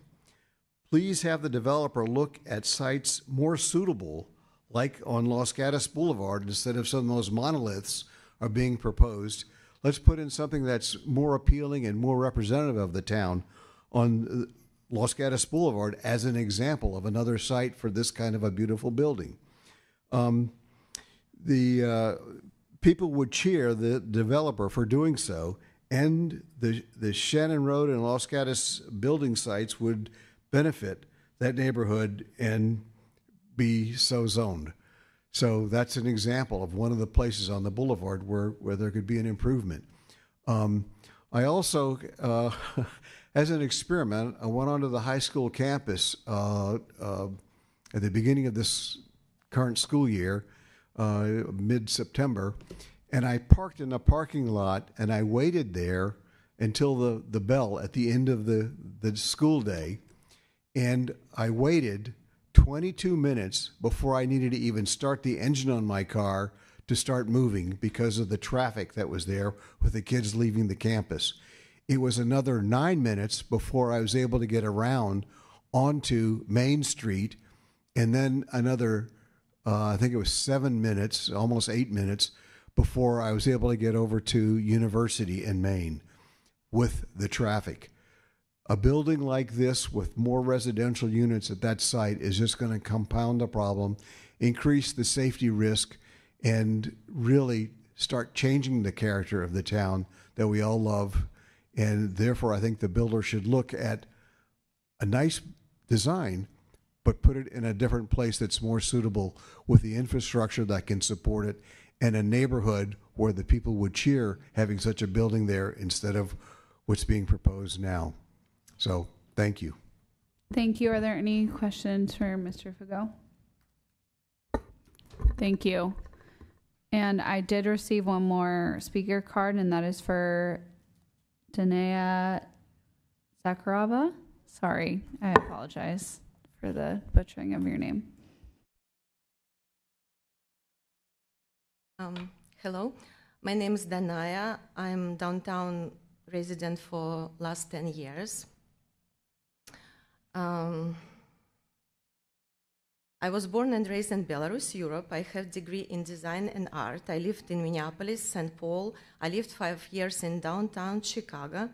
I am member of the oldest art club in the country called Pellet and Chisel. I love history, art, and nature. And when we moved to Silicon Valley, I fell in love with this town, and I really feel like it's my town. I'm doing my best to be a good resident, safe and preserve the beauty and nature of my town for future generation. My concern that this new building sometimes covering the view, ruining the landscape of the town. When I'm driving around right now and see proposals for 7th floor highest building around the town, it's actually terrifying me because we kind of unique town. It's when you come, you see that San Jose and other towns with their own beauty, they actually really different from our town. And I would like to preserve it. With respect to architecture, I think it's a beautiful building and it's very good work. But compared to the high school, I think it's a little bit too big. And I think right now school looks like main building. It has historical impact. And in my opinion, it will look insignificant with this big scale building nearby. Also, my son goes to high school, and we are lucky he can walk to the high school, but he sprained his ankle, and I was dealing with traffic last couple of days because I was dropping him and taking him, and it's really, really bad traffic. Another thing, I also live in a building which has underground parking, and I know that underground water really close to the earth, and it's another problem here. And I also, underground parking near high school, it could be not very safe, in my opinion, or we need to think about some safety issue. That's it. Thank you for your time, and thank you. Thank you. Are there any questions for the speaker? No. Okay, thank you. And I have no more speaker cards. Are there any hands raised on Zoom for item 4? Thank you, Chair. There are currently no hands raised on Zoom. Okay, then we will ask the applicant if they wish to make a closing statement. You will have 3 minutes. Thank you. A couple of clarifications and then a closing statement. One, I wanted to mention, I misspoke on the appliances. The CEQA report looks at all electric appliances, so I just wanted to go back on the record as stating that. Two, I appreciate the comments here tonight. I'd like to just talk about the two that really really deal with most of them, and that is height and traffic. The mitigated neg deck really speaks to both of these issues, and it's important to note that as an outside independent consultant doing those studies, not us, not residents, not people like myself too who've been here for a long time. They're independent. I appreciate the traffic engineer's comments. He's very thorough, and while we may question those numbers, the numbers are the numbers that are in the CEQA report. And that is, I want to read exactly what it says. The existing office building is estimated to generate 119 daily trips. The proposed project will generate 136. That's the net increase of 17 trips. That's the number. And then on height, although the proposed structure is 7 feet higher than the maximum permitted height in the C2 zoning district, the project is eligible for this increase based upon builder's remedy law. The project location in downtown, in addition to being a builder's remedy project, will result in less than significant visual impacts. That's important to me. It's important that people know that as well. And then lastly, in terms of the health and safety issues of traffic, to quote the CEQA report, the project would not conflict with a program, plan, ordinance, or policy addressing the town's roadway system. Again, it results in a less than significant impact. That's important. There is no health or safety issues based upon the CEQA report. And then lastly, I just wanted to mention to the principal, thank you, but I did talk to your staff, Toby Mackler, presented the project to him, but you're right, I have not had any direct dialogue with yourself. Sorry, Excuse me, I'm you sorry. need to You speak into the microphone. Speak into the microphone Sorry. and address the commission, but thank you. Yes, sorry. Those are my issues and our comments, and we'd be happy to answer anything else that, any other question that you may have. Thank you so much. I assume we do have some questions. Okay, so I will start with Vice Chair Perch and then Commissioner Burnett. All right.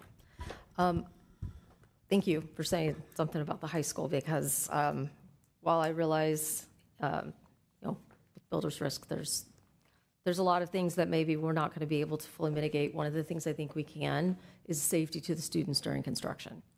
I would really appreciate a commitment that your team would directly interface with the principal when you're developing that logistics plan to keep large trucks away from the school during hours when kids are traveling to and from school. My own daughter was actually hit by a car right there. It's not safe. How you're going to, screen the construction from the students. Kids are curious. They're going to try to be close by. That is something that I feel like I can directly ask you guys to please really be a good neighbor here. Obviously, we are a town very passionate about our schools and our students. So if I could please ask you guys to begin those talks early and develop a plan that will work really well for the school and for yourself and for the safety of the students. Yes. Commissioner Burnett. Yes, thank you. So because the building is all electric, I just want to, I'm sure you're providing the generators that would be able to, because we do have, sometimes our electricity goes out in an all-electric building with chargers and everything else.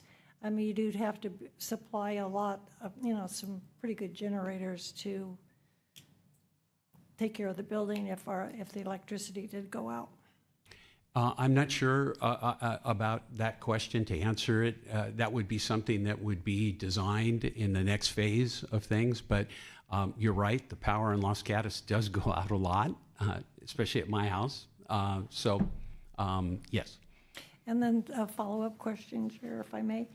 Option 1 and option 2 of the one first floor or second floor or both floors. So do you know? I know the cost is definitely what is your concern here. So what, do you have a preference, or are you leaning towards one or the other to help us with the concerns we have about parking and? The owner and applicant has been asked that question by staff, and I think his preference probably would be the one level parking garage, which is the least amount of parking.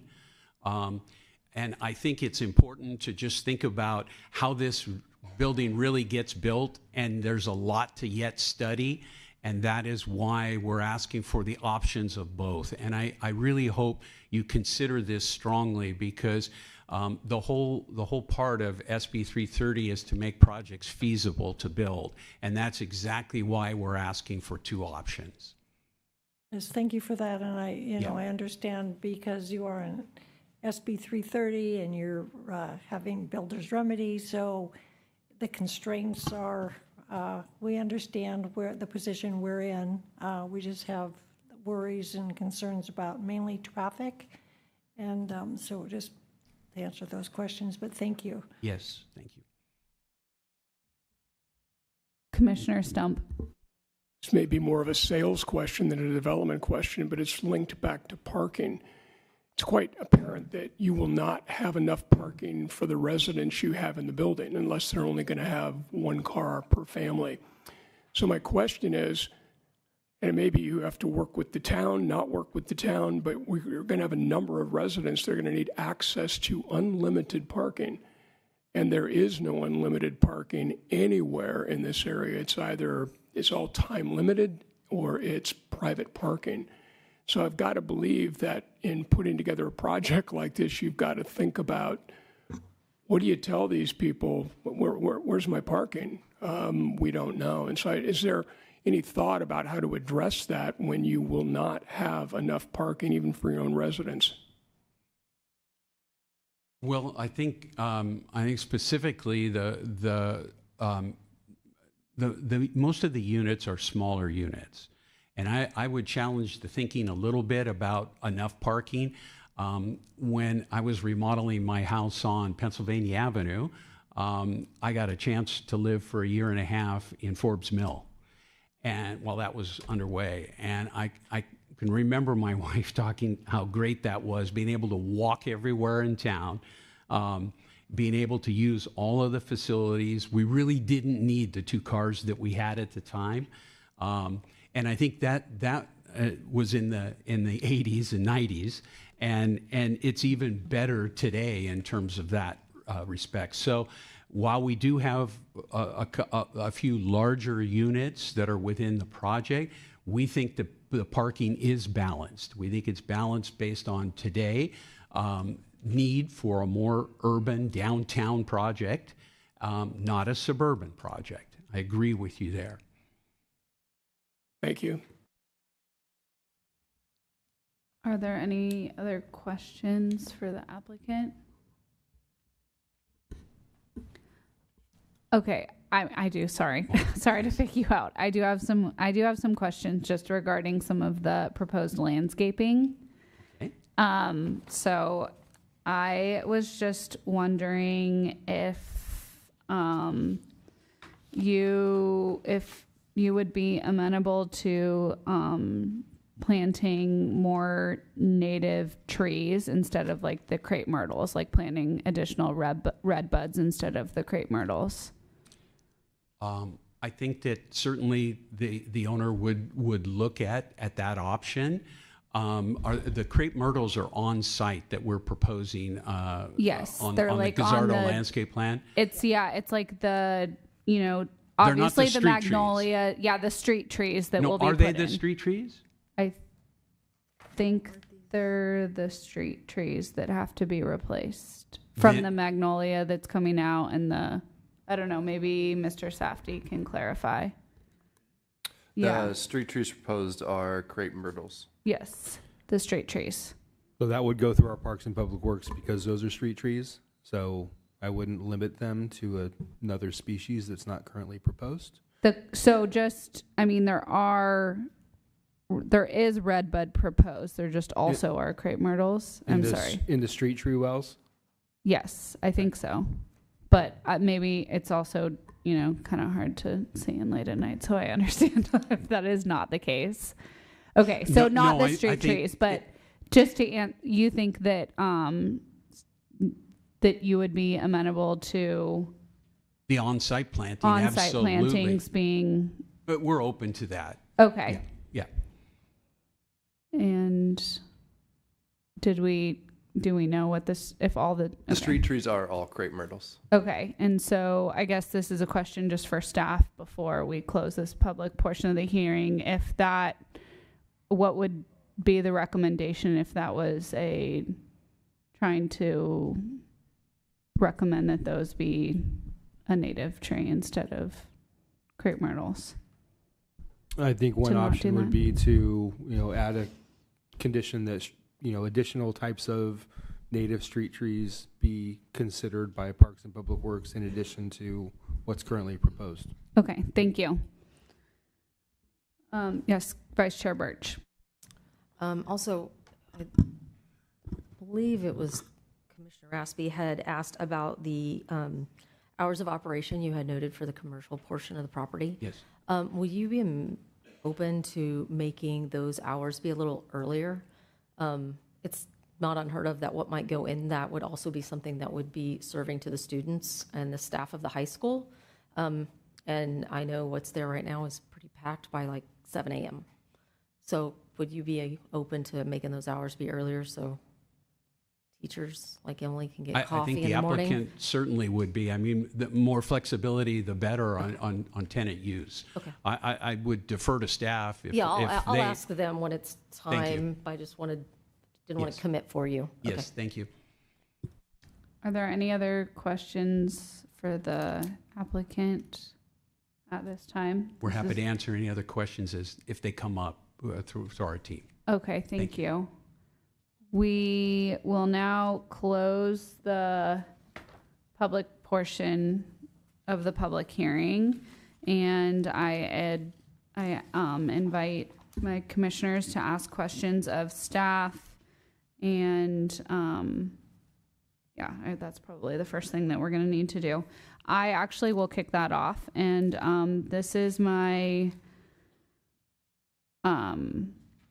my first question for staff is that we've heard a lot of issues regarding safety in the area, and I think that a lot of that is already existing with no matter what structure is or isn't on this site. So my question for staff is, how can we as a commission or perhaps as a town move forward with looking at some adjustments to traffic and safety in this area, or is that already on the bike and pedestrian safety plan improvements or anything related to that? Thank you for your question. So Mike Vroman, traffic engineer. That actually the sight lines will be improved with the proposed project. That the existing building comes up to the back of the sidewalk on Church High School Court and East Main Street. The proposed new building would be set back at least 10 feet from Church and Main Street and about 5 feet from High School Court. And in addition, the building, the corners of the building will be chamfered so they'll improve sight lines. In addition, one of the mitigation measures was to paint red curb. There will be a new driveway entrance into the underground parking off of Church Street. And there'll be red curb on both sides, and there'll also be a loading zone put in. So those are some of the mitigation measures to improve safety and enhance safety. Okay, thank you. And then just a follow up for all staff for that question is this an area that the town has recently looked at trying to, but besides this project, trying to improve safety with making the street, the lanes short, narrower, or making things one way or anything like that? Well, recently, a few years ago, we put in the green bike lanes, and we currently have a CIP project that we're working on. We had it designed where it's back on our list to put in to enhance the crossings. There are 3 high visibility crosswalks that lead to the high school, and we're looking at a project to put on curb extensions, which minimizes pedestrian crossing distance, minimizes exposure of peds in the roadway, brings out pedestrians so they can see and be seen much more readily. So those are some safety issues. And then there will be an additional high visibility crosswalk as part of this project and improved curb ramps. Okay, thank you for answering that. You're welcome. My other follow-up question to staff is just about how traffic with regards to the high school is managed, in the sense that is that up to the school district to provide alternative modes of transit to the high school? Is that do they work with town on that? To be honest, I don't want to provide an answer to that. Okay. Obviously, the town has historically had a number of conversations with the school and the school with us Okay. regarding this issue, because it's not a new issue, as everyone understands. Yes. It's been going on forever. And so I'm sure there are always discussions on what could be done to help improve the situation. And so I would say it's not quite as bad, but it's nearly as bad as the other issue that everyone has with beach traffic. Yeah. Which, the town's tried a number of solutions which have not been successful. So I think we'll continue to work with the school from the, town manager's office and others, and Parks and Public Works, to look at solutions when they're available. But it's really just a constrained situation that there aren't any quick or great ideas that are going to just overnight change that scenario. Okay, thank you. for confirming that. And then my last question, well, I have two more questions, and then sorry, I'm hogging the mic, but I will let other people ask questions. My question is for Parks and Public Works about the street trees. Would it be appropriate to ask for, red buds instead of crepe myrtles or something, just because the western red buds, because they are native? Yes, thank you, Gary Heap, Public Works. Yes, we'd be fully supportive of changing out the crepe myrtles to an alternative tree that fits more of the local character of the area, like the redbud. Okay, thank you. And then my last question is just with regards to any conditions that we can put on, any conditions of approval regarding the public comment from the local union about responsible contractors. I know that this has come up in the past, and I was just wondering, can we put any conditions about who gets hired? And if not, is the town looking into changing implementing an ordinance that requires some of that? There are some jurisdictions in California that have local ordinances that would permit such conditions. The town currently does not have such an ordinance on the books. There's currently no discussion of adding that. Okay, and so what would be the most appropriate route for having a discussion about that? If the commission wished, the commission could include that in its recommendation to the town council on this item, that be considered in the future.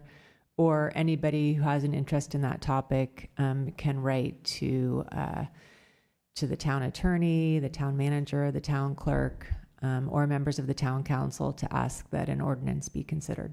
Okay, thank you. Okay, everyone else now who has questions. Commissioner Burnett. Yeah, question for staff. So on Church Street, is there any way to have, when cars come out of the building in the back on Church Street, that they would not be able to turn right into the high school court area, but they would have to go to the left, so that would divert traffic in the high school court area? I mean, I don't know if we can request that, a traffic study or something, but it would prevent traffic in that area. And then I have a second question. Typically, that's not something that we would do, that we don't. Recently, it came up at one of our an offsite place where there was complaints about they forced people to turn right coming out of the driveway, and some of the neighbors resented that because it added traffic. But the town doesn't really have authority of how people come in or out of the driveway. It's a public roadway, and as long as they perceive it as safe to turn one way. And then if we forced them to go back the other direction, there's still conflicts down at the other end. And so it's good to have people distribute. Sometimes it depends where they're going to which way they would go. So hopefully that answers your question. It does, thank you. So just another question. So the town is a lead agency for our environmental and CEQA issues. Because there's a cumulative, we have to consider the cumulative effect of other projects and whatever under California Code 15065. Does the town have the option to relook at this, because we are thinking of all the other projects that might have impact on this project, and so the cumulative effect? The commission definitely has the ability to ask for more environmental work. The commission might want to hear from the town CEQA consultant to hear how they analyzed cumulative impacts to date. Thank you. Do you want to ask a question for the CEQA consultant now, or? Pretty sure that question was answered earlier in the hearing, Yeah. so I guess I can get him to repeat that if Thank that's you. necessary. Okay. Other questions for staff? Yes, Commissioner Barnett.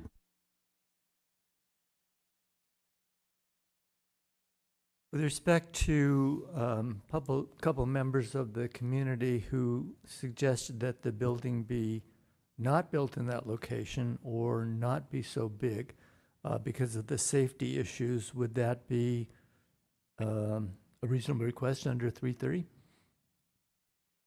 The way the statute's written, it requires that the public health and safety concern be based on an adopted written objective standard of the towns. And so any requested change to the project would need to be based on one of those standards. And are such standards in place? I'm not familiar with all of the town's development standards, but what I read in the staff report indicated that this project conformed with most of the town's objective standards, and I defer to Public Works.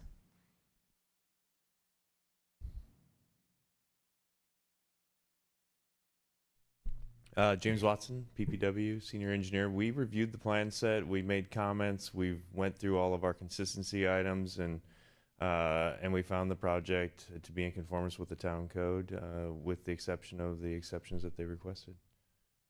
Thank you. Commissioner Burnett?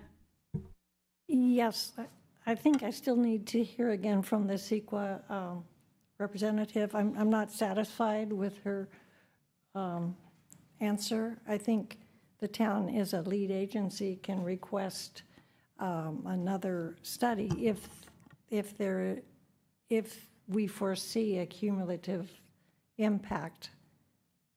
And so I just want that clarified. Yeah, so EMC, you can go ahead and unmute yourself and speak. Again, the similar question that was asked previously.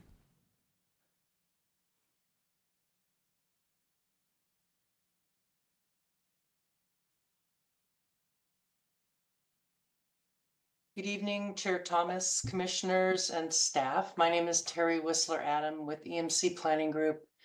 I worked with Shoshana, who you heard from earlier, on the preparation of the initial study and mitigated negative declaration. When looking at cumulative impacts, one of the options that's provided by the CEQA guidelines is to look at the build out of the general plan that was evaluated in the general plan EIR. And so that's what we did. We looked at this project's contribution to that cumulative impact. And CEQA requires us to make a determination on whether the contribution of this particular project is considerable when compared to the cumulative impacts of build out of the general plan. There are other options for looking at cumulative analysis, or excuse me, cumulative projects. And one of them is, as has been suggested by some of the commissioners, about looking at all of the projects that are currently proposed in the town at this point. But again, that's not the route that we used in this particular initial study and mitigated negative declaration. And through the chair, I would just add that further analysis has been discussed, and I know the town attorney is still discussing what options there are. Some of you are aware of that, for additional cumulative analysis for the specifically, or maybe, including the projects that weren't part of the housing element sites inventory. So are still conversations going on around that. I haven't heard any substantial evidence from an expert that has changed the determinations made in the MND that there's a significant adverse impact based on an objective standard or a health and safety standard that has been adopted. But again, we're going to consider to look at this as each of these projects come forward. Okay, thank you.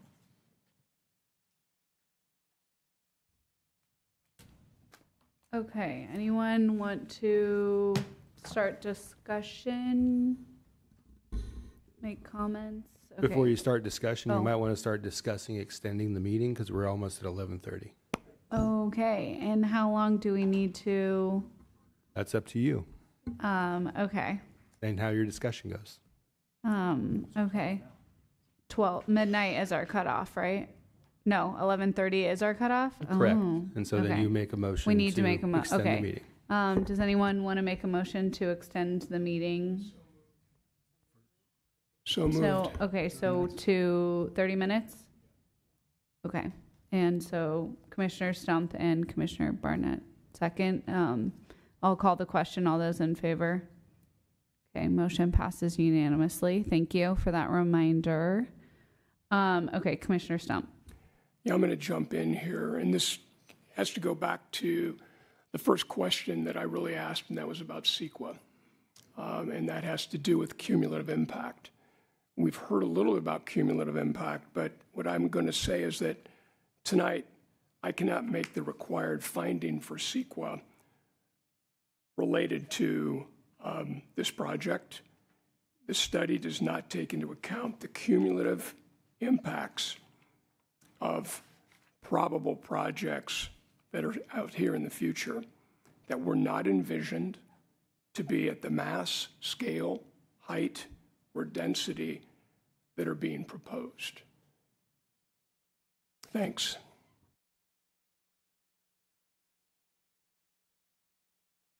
Commissioner Raspy. Thanks. I'll go next.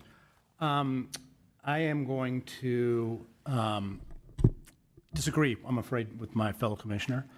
This is our first SB 330 Builder's Remedy project. The lodge could have been developed in that fashion. They chose not to, and so this is really our first experience with it.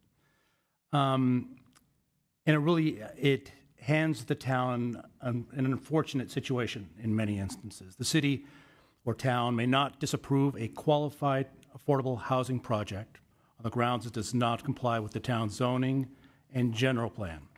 And this project we have before us is a qualifying affordable housing project. It has 6 below market units. So that means, in short, we can't disapprove of this project on the grounds of the height, the FAR, the setbacks, the density, et cetera. So to those points, overall, I find the building is well designed. It fits within our town's aesthetic. It's big, it's 52 feet, but that's only 7 feet higher than would be otherwise permissible, and it's actually smaller than the penthouse building. And so it's a big building, but I think, again, given where we are in the SB 330 world, it could be worse.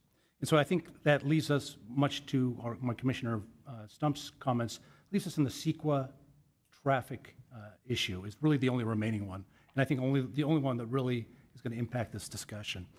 And in this case, an initial study was done, and a mitigated negative declaration and mitigation monitor reporting program were instituted. And as part of that, the traffic was studied by professionals and people who I'm glad to say are much more knowledgeable than I am on these. And I think, as the applicant noted, the numbers are the numbers. I would love to dispute them. And frankly, I am concerned about traffic, but I don't have any evidence to argue that those numbers are wrong. And so I have to rely on our experts, and that's what I'm going to do. So I would argue that CEQA has been satisfied in this case. And so again, while I have issues with this project, I wish it wasn't next to the high school. I wish it was smaller. I don't see grounds that allow us to decline the project. I would offer some suggestions. I would like to go with option 1 as the parking situation. I think that better suits us and is a better fit for our town. I would like the builder to work with school officials to solve the issues that I foresee on Church. Maybe there's some signaling we can use, some kind of warning lights that come out of the parking structure, something that protect our kids in that area. And I think the parties, my understanding is that, again, we're a town that works together in good faith. I'm looking forward to the parties working in good faith on this project. But with the record before us, I don't see a reason where we can decline this project. Vice Chair Birch. I agree with my fellow commissioner's statements. I think there are a couple other things that, I might recommend. Again, like I had said, working directly with the high school on safety and logistics plans for during construction to make sure that we're keeping everybody safe. I do want to say I think the retail hours should be earlier. And I don't know if I would be able to, this is a question for staff. Would we be able to make some notes in the conditions of approval about not having large delivery trucks or dump trucks at, at the high school, the cul-de-sac street high school court, during school drop-off and leaving hours. Emily had the hours somewhere, but Thank you for the question. I don't see a reason why not, and I would actually confirm with Parks and Public Works staff. Is there any chance we have that currently? yeah, you might. I didn't even read it. Might have read that condition. James Watson, PPW. We do have conditions in there about construction traffic, travel times, haul routes, parking. Is it the standard hours, though, that we usually have in there? I believe it's 9 to 3, but I'd have to review the conditions. Yeah, if we could maybe just adjust it to be more like, you know, in the mornings, not there at, you know, between like 7 to 9, and I think it's like maybe 2 to 3:30. I think those are the typical. Emily's got it. Like, when it's time to make a motion, I could have better hours. Would that be acceptable so that we're not having those large vehicles in that section? One, for safety, but two, for just the nightmare of traffic, anyway. We're very open to that, and I'll even add to that our encroachment inspector is always on top of school traffic and limits our contractors working in the downtown school area and doesn't allow any encroachment work to begin during those traffic hindering times when there is no movement. And so we're happy to make that condition. Okay. And I also just want to add to that, I do agree with going with option one, Commissioner, for the parking options. But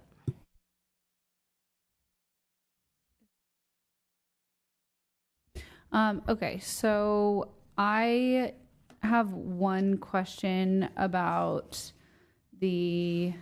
for the CEQA consultant, actually, related to the revised mitigated negative declaration. And that was regarding the all non-road, this is under AQ1 for mitigation measures, that all non-road diesel construction equipment will at minimum meet Tier 3 emission standards listed in the Code of Federal Regulations, Title 40, etc. And further, where feasible, construction equipment will use alternative fuels such as CNG, propane, electricity, or biodiesel. I just have a question just because of the current status at the federal government. Like most often, a lot of times the state of California has our stricter emission standards, but this is a case where it seems like the federal standard is what applies. And when I even went to go look this up, it was not even linked currently on the EPA website. So I was just wondering if our CEQA consultant could make a recommendation about an additional backup standard, or if that can be put into our conditions of approval in some way that it's like because the way that the statute is written is that since 2014, the federal government can adjust it however they see fit, and they might see fit to adjust it all the way down to non-existent. So, just wondering if the consultant can offer a suggestion, or maybe the town attorney. Sure. This is Terry Whistler Adam with EMC Planning Group, and I think we looked at this a little bit earlier, Ryan and I, and suggested that maybe we could add some language to that mitigation measure that says the Tier 3 emission standards listed in the Code of Federal Regulations in effect at the time this mitigation measure is adopted by the town.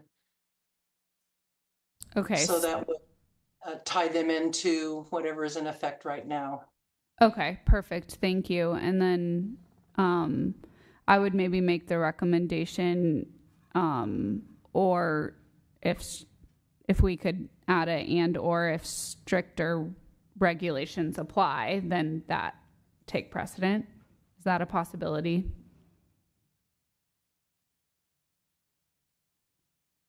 To include, that's kind of, I mean, yeah, I don't know if that's a question for defer to the CEQA consultant. Yeah.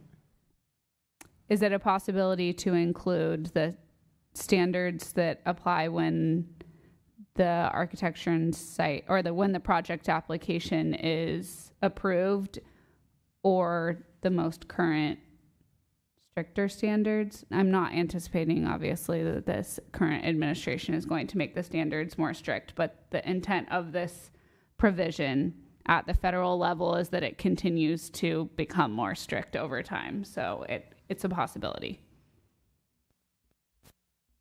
I think that language can be created that gives the option, gives the town the option of applying the standard in effect as of today if you adopt this mitigation measure, or a more strict standard if that's in effect at the time of construction. Okay, thank you. And through the chair, we can, obviously you're not making the findings, you're doing a recommendation. So we can find out whether or not that creates any issues with the current state laws that they're utilizing from a vesting perspective prior to getting to council. Great. Exactly. Okay, thank you. Okay, so after getting that question answered, I would like to just echo what Commissioner Raspy and Vice Chair Birch have said tonight. And I also believe that forwarding a recommendation to Town Council to approve this is a motion that I would support with a couple of changes, including what was just mentioned. And then the suggestions with regards to traffic in school during construction. And then lastly, just some landscaping suggestions that I have more specific. Yes. So Ms. for Ram. the school, was that was construction activities only? I made a comment concerning coordination of the site logistics and safety plan during construction and not allowing large delivery trucks or dump trucks to be on high school court. And I think Commissioner Raspy was speaking more operationally when the building was done, the entrance and exit from the underground parking. But I agree. That's right. I'd suggested a flashing light system, or we've all seen the buzzing, something that would protect or alert school kids as they're walking down that corridor. And then with regard to the construction condition, is the commission thinking of prohibiting trucks between 7 and 9 and 2 and 4? Yeah. Okay.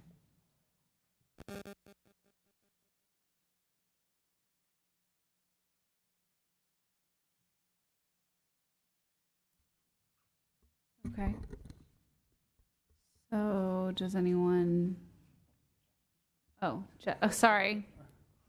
Commissioner Barnett. Out of your periphery.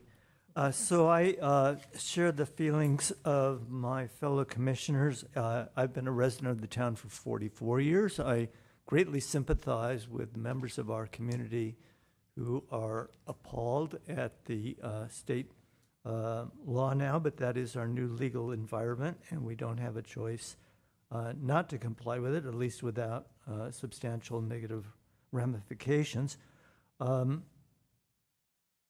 I think the building height, as Commissioner Raspy said, is not unreasonable. It could have been higher.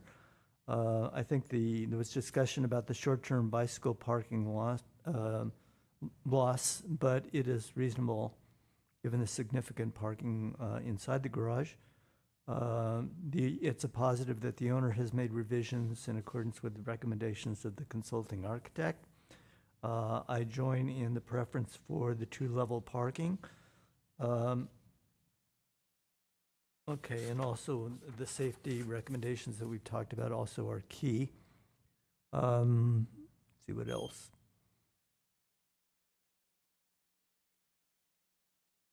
Certainly, the addition of the below market housing is a very positive addition for our community, even though it's only 6 units. I appreciate the open space, balconies, and personal open space that's important to the community there that will be living there. And let's see what else I might add. Yeah, there was the modification of the front facade which eliminated the vertical design feature at the Main Street entry and substituted a lower gable roof form, and I thought that was an excellent accommodation by the developer. So those are my basic comments. I would like to add that I I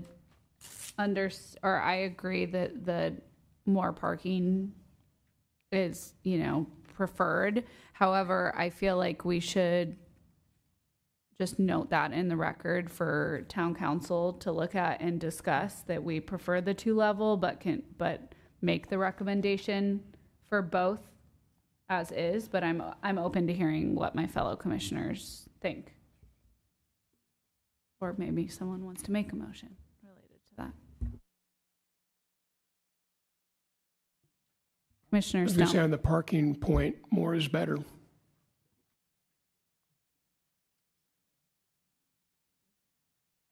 I would agree. Let's I agree. let's forward it as a strong recommendation to council then for option 1. And if you want, I can try to make a motion.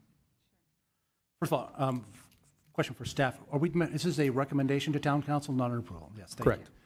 Okay, then I would move that we approve or recommend to town council that they approve the demolition of the existing commercial structures, construct a mixed-use development, 30 multifamily residential units with commercial space on the ground floor, a conditional use permit, a condominium vesting tentative map, and the removal of large protected trees under Senate Bill SB 330 on properties owned C2, located at 143 and 151 East Main Street, APNs 529-28-001 and 002, Architecture and Site Application S-24-007, Conditional Use Permit Application U-24-002, Vesting Tentative Map Application M-24-004, and Mitigated Negative Declaration Application ND-24-003, whereas an initial study and mitigated negative declaration have been prepared. I can make all the findings as set forth in our staff report with the additional modifications.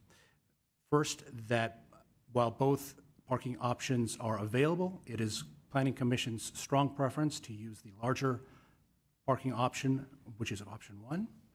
That during construction, the traffic mitigation efforts or additional traffic mitigation efforts be incorporated therein as discussed this evening. That after construction is completed, that traffic mitigation continue on Church Street as discussed this evening, that the hours of the commercial store be extended as earlier discussed, that the Tier 3 emissions shall be as set forth on the date of adoption or such stricter standard as may apply. And I believe those are all of our additional, and the additional landscaping comments made this evening as well. And that's my motion. Was there something about deliveries as well? Limitation on deliveries? I think that was that same comment about large delivery trucks or dump trucks on High School Court. That should be incorporated with my construction traffic. Okay. Is there a second? Second. Vice Chair Birch. And then can I just add, do you want me to give the specifics about the landscape tree options? No, I think we'll craft it based on the conversation this evening. Okay, well, because there is also one that, because the applicant said that they would be amenable to some changes of their on-site plantings too. So I have a recommendation for that. No, you don't want to hear it? Sure, you can provide your recommendation. Okay, just the columnar red maple be swapped out for bay laurel. My motion so amended. Approved. And then something like the straight trees being vine maples or western red buds, as I said earlier. So thank you. Okay, I'll call the any other discussion. Yeah, I'm a native tree person. Okay, I'll call the question. All those in favor, please raise your hand. And those opposed? And the motion passes 4-2. And it's because it's a recommendation, I am assuming there's no appeal rights? That's correct. Okay, thank you.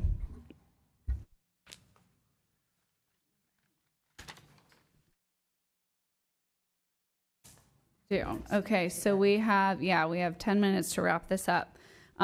So next we'll be moving on to our report from the Director of Community Development. So super quickly, the council last week looked at the general plan annual progress report, which includes the progress on the implementation and RENA for the housing element. So we do that every year.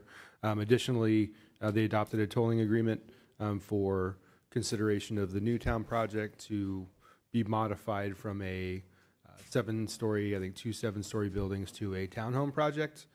So we're looking forward to seeing what they propose on that site. Thank you. And subcommittee reports. So in addition to our service on the Planning Commission, members of the commission serve on several town committees, including the Conceptual Development Advisory Commission, the General Plan Committee, and the Historic Preservation Committee. And I know there's at least an HPC report. Are there any other reports? No. So HPC met today and we considered many items, and some of which will be coming forward to us, so we can look forward to that. Do you want to add anything, Commissioner Burnett? I know, not the most thorough report, but you can go back and listen to our meeting if you want. Okay, and are there any matters that any commissioners wish to discuss or propose for future discussion? No commission matters. And I just want to say thank you to everyone here, including members of the public, and thank you, staff, for everything this evening, and Commissioner Stump. Is the study session for April 7th still scheduled and a go? It has been scheduled. It is a go, and it's on April 8th. Oh. Yeah. Better check my calendar. Okay. And yes, thank you, everyone. And there being no further business of the commission, this meeting is adjourned.